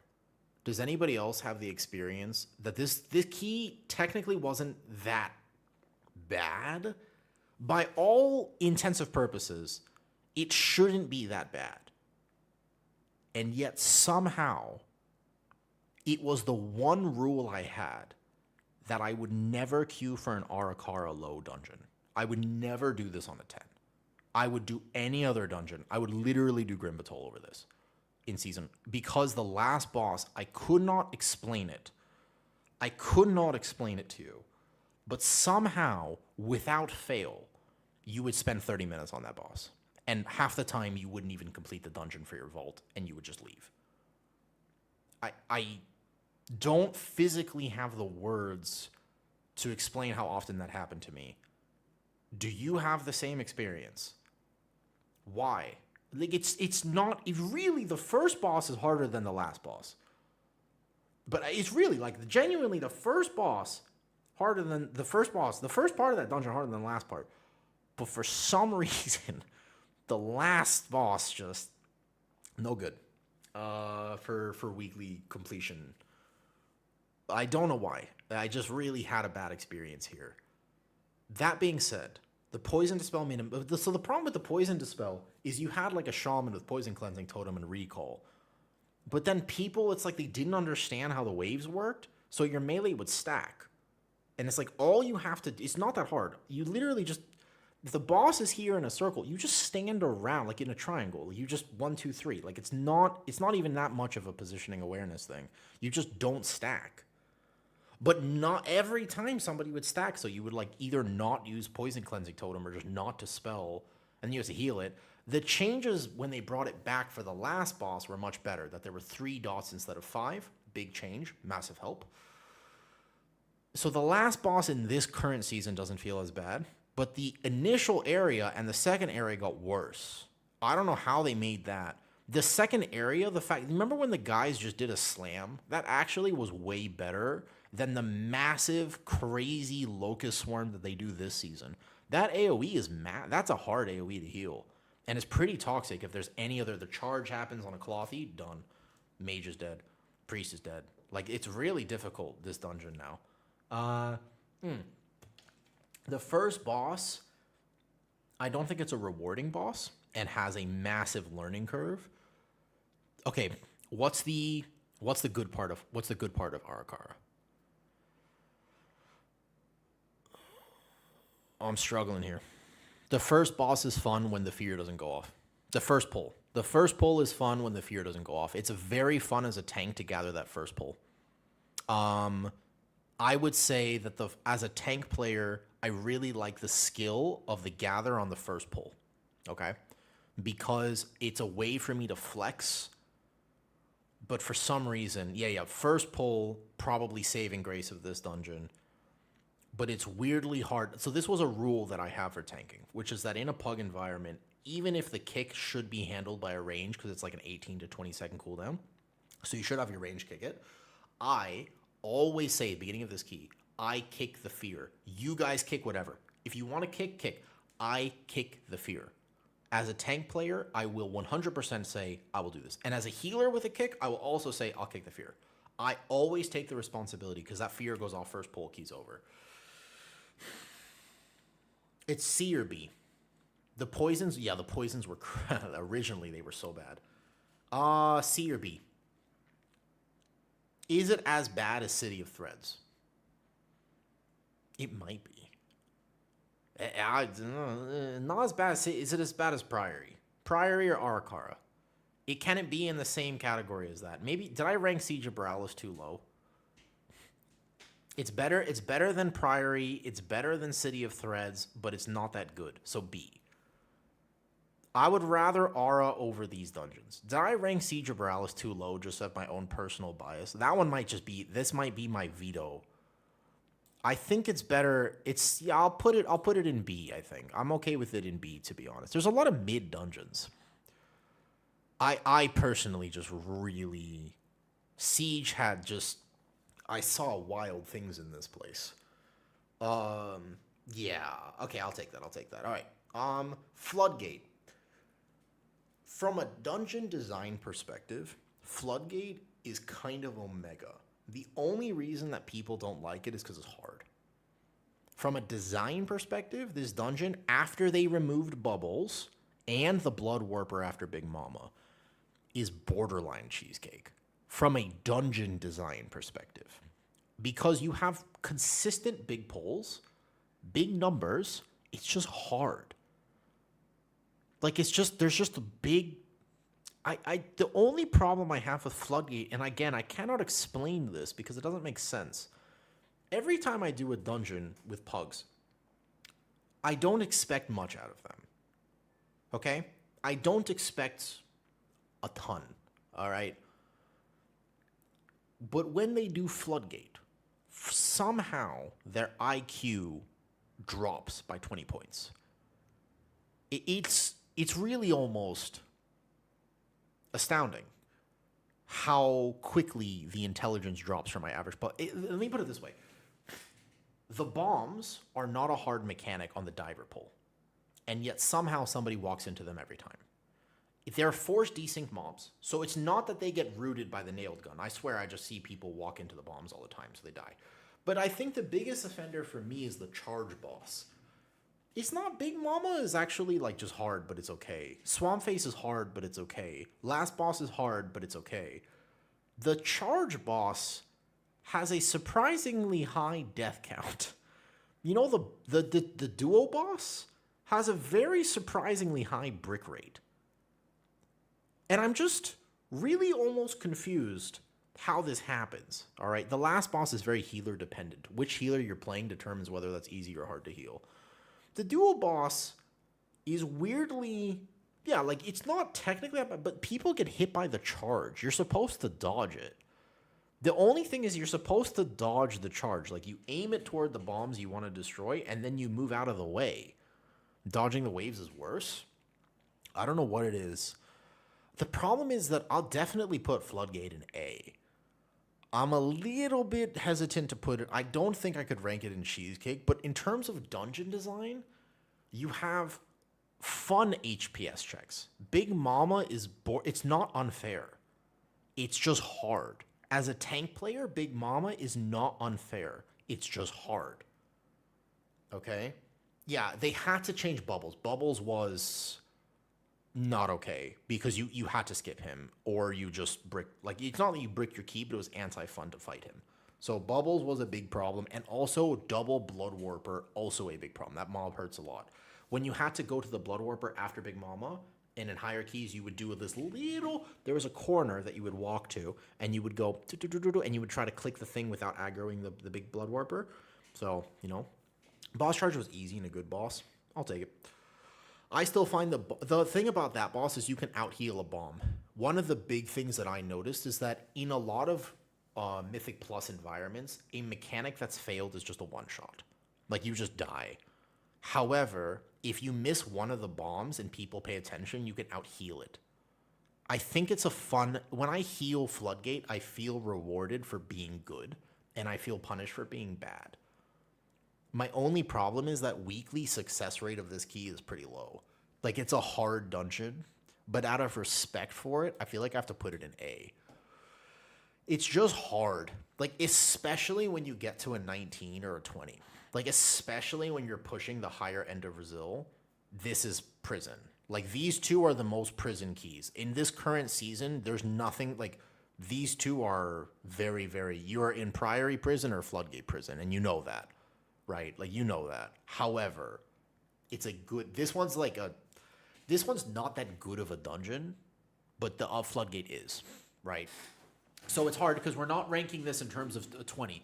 If you're putting this in a plus 20 range, like if you're putting this for like, man, this is at a competitive level, this list changes a lot because the rookery becomes way worse and this becomes way higher, etc. Like this boss, this scale is really, really rough.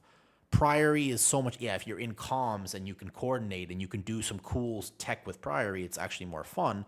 The first boss is like no problem. First boss is like, this boss is easy when you're in a coordinated group. And when you're in pugs, as a healer, you're just like, please help. Like, there are so many things that people do in Priory that actually help you versus just in an uncoordinated environment. This dungeon is really tough. So this one, we're kind of, again, the idea is between 12 and 15, thinking about a little dungeon design. Going into Midnight, I think from my perspective right now, there are a few contenders. I would say the Midnight dungeons are way better than these on average. I do think that a lot of these Midnight dungeons, I would rank so many of them right now in like Cheesecake or A. I think they could be, I hope they get everything right with Midnight because there are some kind of cool dungeons. They've made a few sus changes in my opinion, but they fixed the second boss of Pit of Sauron and like there's like pretty good polls, interesting routing. Maybe Seat of the Triumvirate still kind of sucks. But actually, like I feel like the new dungeon, Skyreach is the worst one. I don't like Skyreach as the new dungeon. It's just weirdly, it's kind of like it's sort of like Theater of Pain where it's nearly 100%. You can't really skip anything. It's very linear. Yeah. In a weird way, all the new dungeons, at first people won't like them because they'll hurt. And maybe the last boss of Windrunner Spire is going to be like, I think the last boss of Windrunner Spire random is probably an offender. And the fact that the third boss technically requires your tank to take one of the charges, otherwise it's almost unhealable. You know, but those little things, aside from that, Windrunner is like a great, well, we'll talk about that later. This is this tier list here. Okay, last few dungeons. Okay, Mists of Tir-na-Scythe. Mists of Tir-na-Scythe. I remembered this so fondly. I really, really, really like this dungeon in Shadowlands. It was probably one of the most fun dungeons in Shadowlands. I really liked it. The first boss got annoying as key levels got higher. But overall, it was just clean. Genuinely, it was like you were like excited to get a miss key. There was a few obvious things, this going off, that going off, for sure. But I think that in Shadowlands, the experience was you rolled into a miss and you were like, yeah, good. You just have to get past the first boss, which did get very hard very quickly. Why did they change it? Why did they make it? I mean, I guess, so what they didn't want was they didn't want it to be like a Shadow Moon's Burial Ground, where it was significantly easier than the rest of the dungeon. Because this was in the same dungeon as Grimbathol. You know this was the same season, right? It's kind of wild to think about this. This was the same season, which is really, I mean, they could not be more different from each other. It's pretty insane to think that this was one season. God, season 1 was not a good. Please, they can't do this again. If you take a look at this list, season 1 was not good for me. Holy. Okay. A.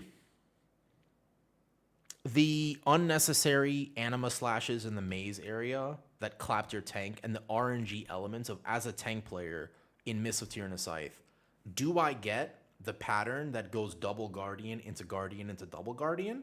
Do I have to plan because I had to plan spell word, bubble, etc. to deal with them because they hurt so much? Or do I get the one that goes no Guardian, double Guardian, done? Like, it's completely RNG. I never knew. Did I get the frog? Did I get the dragon? Like, maze area, not the most fun. Definitely not great. And there was the problem of DPS sometimes deciding to just double. And I was like, don't do that, please. Overall, there are saving graces for Mists. There were some fun pulls. The end, even with the AoE, I think without the weak aura to help the maze, it really, Zeta, it's surprising that this was so bad, though. Yeah, I think 12 to 15, there wasn't as many problems in this. I also don't see Ecodome here, and I realize that. I need to go find an icon for it. It was the one thing I realized I'm missing here. I think I have everything else. Ecodome will rank that higher. I think A is fine for Mist. There's really no... I just don't think... Sometimes they make Mythic Plus arbitrarily hard, and I don't know why they do that. I don't think Mythic Plus needs to be hard. I think it needs to be fun. Sometimes challenge is fun. You don't want to make it too steamroll, but like, you know. Okay, so here's my question. Streets of Wonder. We have Gambit and we have Streets down here. Streets of Wonder. Weird dungeon. 5 bosses. But in a weird way, maybe not that bad. But I don't... Is it fun? I'm thinking about this. Menagerie is just one of those bosses where it's technically not hard until people face plant into orbs. Then it's very hard. When the best bosses you've ever encountered. Interesting. The healer tier list I'm going to update a second that there's notes. I want to change a few of my rankings on the healer tier list. The tank tier list I'm 100% on. The tank tier list that I have made is very 100%. I know that I'm right about those takes. Yeah, exactly. Well, Ayahuasca, that's one reason I'm doing this is because I've been testing beta now for 46 days. And I have like a pretty positive opinion on a lot of these new dungeons. They said they were going to change philosophy design. And as I'm looking at this, they absolutely have.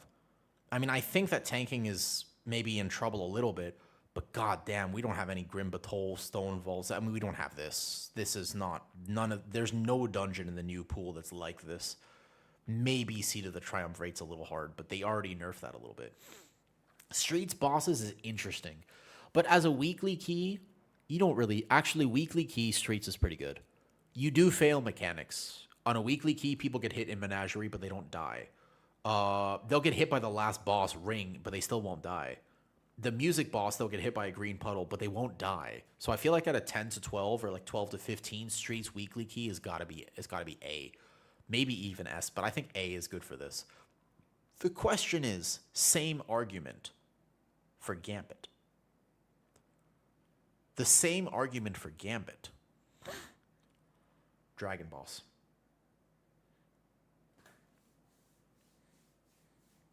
How do I rank Gambit? Because the first part of this is great. The first boss, fine. Second part, fine. There's mechanics. Yeah, you got to be careful with any overlap of kicks plus this plus the second boss actually is an example of one boss can ruin the entire dungeon. I really think one boss, because like if the second boss didn't exist, Gambit would be S, right? If the second boss did not exist, Gambit would be S. All they had to do for the second boss, I mean, maybe they would nerf it too much, but if they just made 2 ad spawns instead of 4, the second boss would be solved. Like, we called this out on PTR. We were testing and we were like, guys, the second boss is like an atrocity. The dragon boss is so ridiculously hard for both tanks and healers because it's just, a lot of it is RNG and whether your team helps you. Yeah, but even in that sense, like a water bolt goes off in a 10 to 12 Lacus and nobody dies in the first area. And even if you do die, your release is right there, so your key's not bricked. But the dragon boss, I want to rank Gambit. I think Gambit belongs. It's just like fun first pulls. The second area is decent. The last area is... the balls can be pretty toxic, and it's not that fun in the last area, but it's okay. It's decent. I just think the dragon boss is so toxic. It's one of those bosses where tanks and healers get blamed for everything, but your DPS are also supposed to help you with positioning. Not just CC, but positioning. Because if your DPS aren't stacked, then the guys start running everywhere and you can't hit them with the breath. So there's a way in hierarchies and coordinated groups, you just stack, you go boom, boom, boom. That's a good question. What is the cheesecake? There is one. It's not listed here. It's Ecodome. Dude, Dragon Boss does drag this down. I think I put it in A. I'll put it here. Well, it doesn't belong in S, man. Weekly key. Let me put it this way. All right, here. Let me put it right here and just let's decide. Weekly key. Right now, you're on an alt, reasonably geared, but not too high item level, so you can't carry that hard. Let's say it's whatever. I don't know, reasonably, like under heroic gear. Okay? So, question for me is this. All right? Would you rather do a plus 12? Let's not say 10. Let's say plus 12 to 15, somewhere in there. Plus 12 Gambit, a plus 12 Streets, a plus 12 Priory, a plus 12 Dawnbreaker. Like, some of these are not equal to others.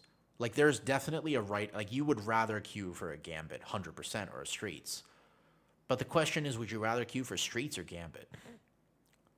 I would do Gambit, personally. Because I don't think we're going to wipe on the Dragon Boss. I just think it'll be... If somebody's going to die, but I have a feeling as a healer I can carry it. You would go Streets? I'd go Gambit. I think that if I logged in right now and I had to do something, I'd go Gambit. Yeah, it's a fast 3 bosses instead of 5 bosses. I think that based on weekly key criteria, I would go Gambit over Streets. I think so. Now, there is borderline an even better dungeon, because you know whether it's going to brick early on, and I don't have it listed here for some reason. For some reason, I don't have it listed, but you know what it is. Ecodome. Ecodome, kind of good, actually. Ecodome is not bad. Ecodome is good. I don't have it listed. Ecodome would be Cheesecake, pretty sure. And the main reason that Ecodome is Cheesecake is because it is what a Mythic Plus dungeon should be. It's intuitive. That's, I think, the base thing. You don't think Gambit... So if you put Ecodome here, is Gambit comparative to Ecodome? I could hear an argument that you could go like this. I could see the Gambit here and Ecodome being the only actual S tier right now, though. I think it's A. Okay. So Ecodome goes in S. Let me go find the icon to actually properly do this. Here. Ecodome Aldani. All right. Images. We got to save one of these. What's a good image for Ecodome? Which image do you like? This one. I don't know. I don't know. This one's actually really pretty. The worm boss. Here you go. Save image. Done. Okay. Let's make sure we don't tab over to the second one, though. Gamma I like more because of Sentinels. So the Sentinels are definitely atrocious mobs, but they do scale significantly differently. As in, the Sentinels on a 12 are not nearly as bad as the Sentinels on like a much, much higher key level. So Sentinels are significantly worse as the key level scales. But on a 12, on a weekly key, it's not that bad. Let's glance over this again. We've obviously spent a lot of time talking about it. I would say, and I would genuinely argue, The War Within was not a banger season for dungeons. I remember other things way more fondly. In a weird way, there are so many dungeons that I have a higher opinion of than most of the War Within dungeons. As crazy as it sounds, by the end of this, because we're at the end of the season, we're at the end of the expansion now. What do you guys think about something like Azure Vault? Do you guys remember Azure Vault? What about Brackenhide Hollow? Hear me out. What if I say these words? What do you feel? Where would you rank Azure Vault or Brackenhide Hollow in this?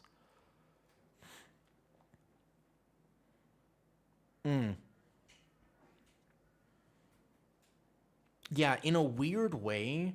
Okay, so there's problems with both of them, of course. But solid. But like they have, maybe I would say, I don't know why.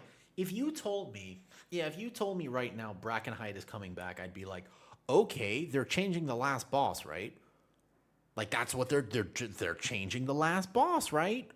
And as long as they did that, Brackenhide would be good. The last boss, the totem in that, we had a season of Brackenhide and Vortex Pinnacle. Listen, guys. As long as they don't bring Vortex Pinnacle back, I think WoW's going to be okay. Vortex Pinnacle, when you that one, that's down here with Grimbatol. God, oh my lord, Vortex was such a bad dungeon. It was just like anti-Mythic. It was like anti-Mythic Plus. You can't even say Vortex as bad. I think GB might even be better than Vortex borderline. Maybe because GB was much harder. Vortex wasn't as hard. It was just kind of it was a weirdly stupid key. Like it was just you couldn't group things properly. There's a bunch of problems with Vortex. I remember in that season I pushed kind of high, so it was like you would do Wormstone Tech and do the Harry Potter pull under the stairs for higher keys, and that was kind of fun. Okay, we glance over this. Does anyone have any objections to where I've ranked this? Remember, that's Halls of Atonement. I couldn't find the exact images. That's Halls of Atonement, Streets, Gambit, Ecodome.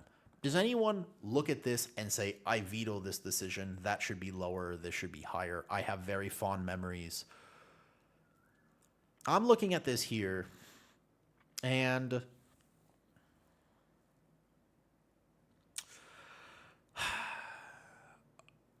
I could see an argument for Siege or Borealis. Too many in A tier. What would you drop out of A tier, though? Looks like Grim. Yeah. I mean, this is the thing is, so the reason I'm doing this list, by the way, if you missed the first part, I would say the minecart is such a terrible mechanic. But Grimbatol, dude, I was watching somebody do this yesterday. Great. I mean, Shindig is amazing. Great. Fantastic. I love Shin. He's such a gamer. He's so good. But he's a DPS player. My only thing is that sometimes people who strictly play DPS, and they're very good at the game, better than me, they're unbelievably good, cannot doubt their skill. If they don't play tank or healer, sometimes they got cook takes. I will say that people who do not play tank or healer should honestly, there are some takes that are cooked. And when he put like City of Threads and Grimbatol in A, I think Grimbatol was B and City of Threads was A, and I was like, that's the most DPS brain take I ever heard in my life. That was a crazy take, and I was like, I played a little bit of DPS, but I didn't play enough DPS apparently because, wow, I know there's way more DPS in the game, but that, I think, is one of the problems with WoW, is I don't think there's always enough tanks and healers representing their opinion. I feel like we've yapped enough. I'm happy with this list. As a final look back, I will say, once again, moving into Midnight, I would put nearly all the dungeons in. There are going to be, I think I would put some in Cheesecake, some in A. Skyreach would not be in either, but it wouldn't even be as, Skyreach maybe even C. I don't think Skyreach is a very good dungeon. I don't know why they brought it back. I can't figure out why they brought that one back, actually. Stone Vault cannot be B simply because of Skarmorak. Dude, I have trauma about that boss. I would veto my Stone Vault pick, maybe even in Grim Batol territory. Oh my god, I have trauma about Skarmorak. I had such issues with that boss. I just typed to people, please don't zug, and they zug every time. Yeah, I had such issues with Stone Vault. I think that moving forward, though, they have, for the first time, I feel like almost ever, really taken a look at dungeon design philosophy, and they have made it better. I do genuinely, like, there's no first boss priory, there's no Grim Batol. Magisters is maybe a little bit overtuned, and I think that if they just they maybe, like, added the a little bit less of a tank absorb, the healing absorb, and maybe made it slightly more friendly and just tuned it down a little bit, Magisters, there's a route that makes that dungeon very fun. But Magisters is only fun to play if your tank knows how to do it. It's a little unintuitive, and it's going to be something that it is going to be much less fun to do Magisters in a plus 10 or a plus 12, because your tank is not going to know how to do the worms and the crystal tech, which is very specific tech. And I think that it's like, I'll try to make a video saying, hey, by the way, you get a damage buff if you kill this pack right here, and then you have to chain into this pack and do this, but it's very not intuitive, and you would not know. So routing in Magisters, originally when that dungeon came out, I was like, this gotta be one of the worst dungeons. I hate this dungeon. The more I've played it on PTR, the more I look forward to it, if and only if my tank is good. That is the one catch. My tank has to be good. It's weird. That's a kind of a weird dungeon. So I'm happy with this. All right, bet. It was very fun to talk about the game and kind of be a little nostalgic. Last take here before I actually end this video, quote unquote. What was your favorite dungeon of all time? Any season, any expansion, fondest memories of Mythic Plus. Even a specific boss. What is it for you? Best dungeon ever. There's a lot of people saying Freehold. Was Freehold really that good? I mean, it wasn't bad, but was it really that good? Algathar actually... so Algathar's coming back, and they made it a little bit harder, but Algathar still feels pretty good. If I'm playing beta right now, I want to play Algathar. Waycrest Manor. Ooh, you're going to push that one on. Waycrest Manor. Oh, my Ret Pally's pulled through the wall a little bit too much in Waycrest Manor. Maw of Souls. First time I felt powerful as a tank. Waycrest Manor is a take. I will fight you, Cap. That is a take. Maybe just because Waycrest is overpull central. Yeah. Waycrest was... I mean, because the walls weren't walls. You would Divine Storm, and your Divine Storm grew legs and walked up the stairs and pulled the thing upstairs. And the tree boss was... the tree boss. Vibes? That's fair. Some people like Edward instead of Jacob. Yeah, only Season 3. It's like Tazos and Ecodome were fun. Really, Keyboard? You're like a new WoW player. Well, welcome to WoW, first of all. I think vibe-wise, Waycrest certainly wins on vibes. That's fair. That's so good design-wise, but everything goes wrong all the time. That I fully accept that as a good argument for Waycrest. Galakron's Fall, Zeta, you did actual high keys too. Galakron's Fall, the first part of DOTI, not Murazon's Rise. The second area, do you remember how that worked? The second area, the second you got to any competitive key, you would just chain wipe to it and run back. But the timer was so friendly, you would just go boop, and then boop, and then boop. And it was just pretty casual to accrue like 8 to 10 deaths. That area of that dungeon was one of the reasons they added an extra timer penalty for keys. That was pretty funny. I remember that though. What's up, Chilico? Looking for a low APM tank. Not sure changing rotation. A lot has changed, actually. So low APM for tanks right now, when you take a look at, like, my beta screen. Hold up. Oh, hold up. Let me do this. I think that APM-wise, you would rather look at a rotation that's a little bit smoother. Chilical, I would change your perspective. Instead of APM, I would look at smooth rotation. And the reason I say that is because there are some tanks which right now are lower APM, but significantly more complicated, and you'll have a harder time living. Normally, when people say low APM, they generally mean easier to play. A little bit smoother. So the thing is, I wouldn't describe either of these tanks as low APM, but in a weird way, Demon Hunter. I'd wait for tuning to decide if you're thinking about what's going to be very powerful in meta. Demon Hunter. I'm serious. I played it earlier and I was explaining what goes through my head when I was playing it. So we did a 15 on the Druid. Let me take a look here. These are all the beta characters that I have. So we did a 15 on Guardian Druid. I was fighting and I had to be gaming the whole time. I was like, cool, do I have enough rage for this? Good killing blow. And then I'm going to do this. 1 Iron Fur here. Now I'm going to game this. I got to do that rotationally. Shift into form here. Shift back into bear. Manage this. Frenzied regen now. 3, 2, 1. Like, I'm very active with Guardian Druid in the current iteration of it. Did I get a Ravage proc? Is Dreadful Wounds expiring? Look at the debuffs. Great. Track the frames. 3, 2, 1. Dreadful Wounds. No Ravage proc. Fill with SI. I'm, like, very active on a Guardian Druid right now. In a weird way, I had a hard time reading chat and interacting with people as I was playing Guardian Druid. And on my Demon Hunter, I was like, and I hit a 1, and I hit a 3. Then I hit Fiery Brand, da-da-da. Hit the 1, hit the 3, hit the 1, hit the 3. And I'm like blasting, doing more damage, and tankier than my Guardian Druid is. So this might not be low APM, but it's really easy to play right now. Does that make sense? Whereas Death Knight still feels like Death Knight, so this is still a niche tank. It's hard. It's easier, much simpler, but it's still like your health bar still pings and you got to hit the Death Strike. This one is very high APM, but much simpler. Paladin is incredibly powerful, but tuning numbers will change. Yeah, for Annihilator, there was a few builds going around, though. It was weird, though. Like, I've never had that experience on Demon Hunter, because normally Demon Hunter is exactly what I was saying on Druid, where it's like you have to be constantly tracking all these different aspects, you know what I mean, though?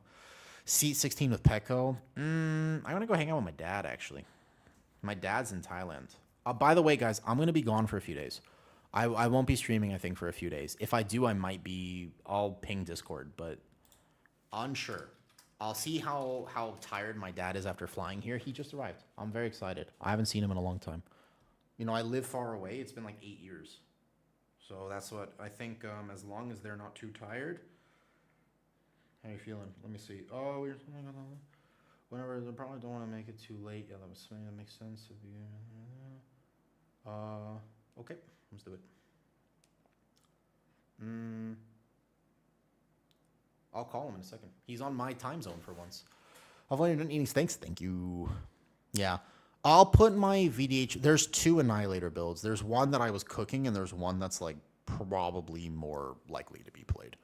I was cooking like a weird VDH build, but you don't have to play it like this. Welcome, of course. Is VDH similar to Shadow? No. It's a very unique iteration of VDH because simply, like, I can't express to you that right now with VDH, I have no cooldown tracker and I'm fine. All you do on VDH is this. Like, this is... I'm dead serious. Like, if you think, like, this is definitely not how it is, this is absolutely how it is. Watch. Ready? Okay. So on Demon Hunter, I just need to know how to tank. So I don't want to walk into the pack. I'm not going to go right here. I made a little guide about this. But as long as I'm going to pull this pack and that pack. All I do is like this. Glaive, Fiery Brands, Emo Aura, and then I'm just 1, 2, 1, 2, 1, 2. As Annihilator, there's a little bit more complexity where I want to build my stacks. I want to bomb, then meta to reset bomb, Fallout to build the stacks. There's like min-max for damage. But for DP, like for just rotationally, it really is just this button lights up, hit it. 1, 3, 1, 3. This button when it's up. 1, 3. That's it. Your spikes is 100% uptime. You never have to value that resource. I don't have to track anything on their frame because frailty doesn't stack. It just does this. So you just go boom, boom, boom. Little bit of complexity. It really is, however, just 1, 3, 1, 3 like this. You know what I mean? Like that is... I've just played VDH. I've just taught you how to play it. That's it. It's really weirdly simple. The build, don't look at this build. I have to change it. I was testing like a potential max damage build with Rebel. It's probably not what you play. But it's good to cook stuff. I was really wanting to cook it. You probably actually play Maybe not through spite, but you don't even need feed the demon, weirdly enough. Most likely, you're going to want to play something along the lines of maybe through tempered here. Something like this. You can drop here for chains if you want chains or something like this, though. No, some tanks I am, some tanks I'm not, but there's nothing I really need to track. You could drop here for a little more survivability, a little less damage. There's a few options here, but it is like this, though. Yeah, you can. Like, VDH, try it. Try it on beta. Annihilator has more min-max, for sure. Like, you're going to do really low damage if you don't know how to min-max it, but really it is actually that straightforward. Where you just don't do this. Don't, like, walk into a pack without spikes and then get hit in the back a bunch. Like, look, just hear me out, okay? I'm going to show you something. Okay? I can't hide my UI. There is nothing there.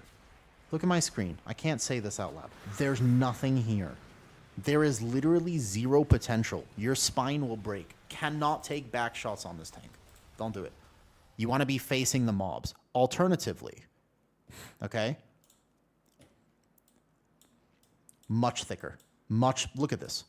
Look at this. Way more potential to not, you don't have to worry that much. You know what I mean? So, VDH, just don't hop into the pack without spikes up and stuff. You just make sure you have Fiery Brand on Gathering, you'll be fine. You'll be bored of the fact you don't need... I think tanks are hard right now. I think that tanking is not easy on beta. I don't think it's going to be the end of the world, but I do think there's going to be a tank shortage with how... It depends. Do tanks end up playing like Paladin, or do tanks end up playing like this? Bro, I was doing a key earlier, and I was blasting on my Paladin. Giga fun. I'd play it right now. If they want me to play tank, I'd probably play with Paladin. But I don't really want to play Druid. So, I think it depends on how they end up doing tank tuning. We are hopefully expecting something, preferably in the next day or two, but we don't have any updates yet. We don't know. There's no updates yet, right? No, nothing. General, when she looks through your phone and all she finds is how to build a... Oh, yeah, that's fun. Yeah, I don't see anything here, though. If you play beta, can you share with me your UI, by the way? Yep. Can you share with me your UI? Just out of curiosity, I want people's UI. Could be on here, though. Could be like your actual UI, or it could be your beta UI. I just want to see what people are cooking. I'm really curious, because right now I've had a few people actually share it with me, and I really want to see what people end up coming up with and kind of keep track. This is what it looks like right now, by the way. So a lot of people have like, this is splotches. Pretty solid, right? Pretty clean. I'm a fan of this type of UI personally. I like Lona's UI, where just like cooldown manager looks like this. You got some things to track. Action bars here. I'll put my action bars there. I'm very simplistic. But some people are really cooking UIs, man, and they got this going on. Look at this. Like that's what some people UI, they already look like this. I think this looks bad personally, but a lot of people like this type of UI. I personally don't like this. But we'll see. So have them weekly in your tanks? I guess not. No, you will. It'll be... Yeah, I don't like this one personally. It's a little bit busy for my taste. But a lot of people prefer this type of tracking, where they just have everything right here like this, and they have flashing icons, etc. I don't like this personally. And I also don't think you need to track most of what he has tracked here. This is randoms. Pretty clean. This one feels a little bit cleaner to me. But the best UI that I found was this. I was really interested in... Was it here? Yeah, this one. That is a hella interesting UI. This is a weird UI to me. That's so clean. It might be too clean. I've never seen a UI like this. There's like nothing on the screen. What do you think about this UI out of curiosity? This is almost... The icons are very small. This might DPS player UI. Ultra wide monitor, yeah, DPS player UI. That's yeah.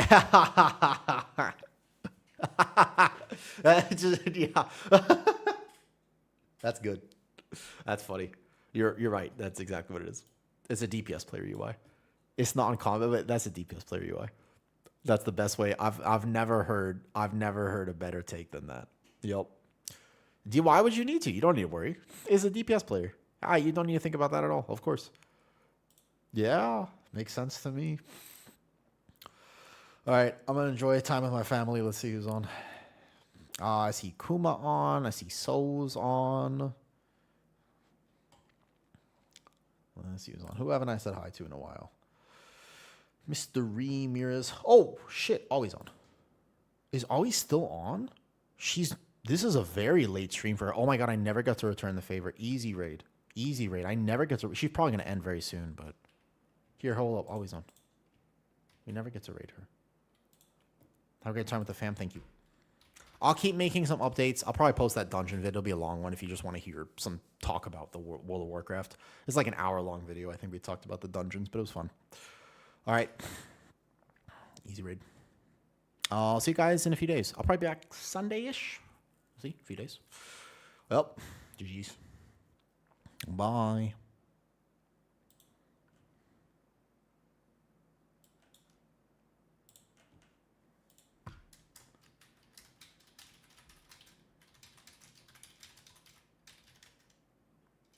No, wait.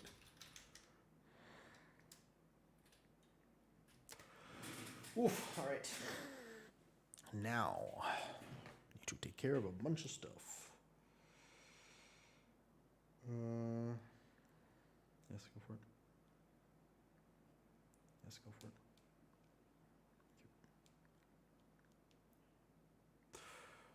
it. Alrighty then. Gia Bolg. Holy shit, wait a second. Hold up. I don't know if they can hear me because I've just ended stream. Gia Bolg is a great Fate Stay Night reference. Excellent. Cool. YouTube. See you later. You're hanging out. Keyboard off. Oh, I see you there. All right. I'll post that. I think that was fun today. Talk about the dungeons. Oh, you did hear me. A nice reference. I saw that. Immediately I was like, good Fate Stay Night reference. I'm pretty sure that's where it's from. Jeez.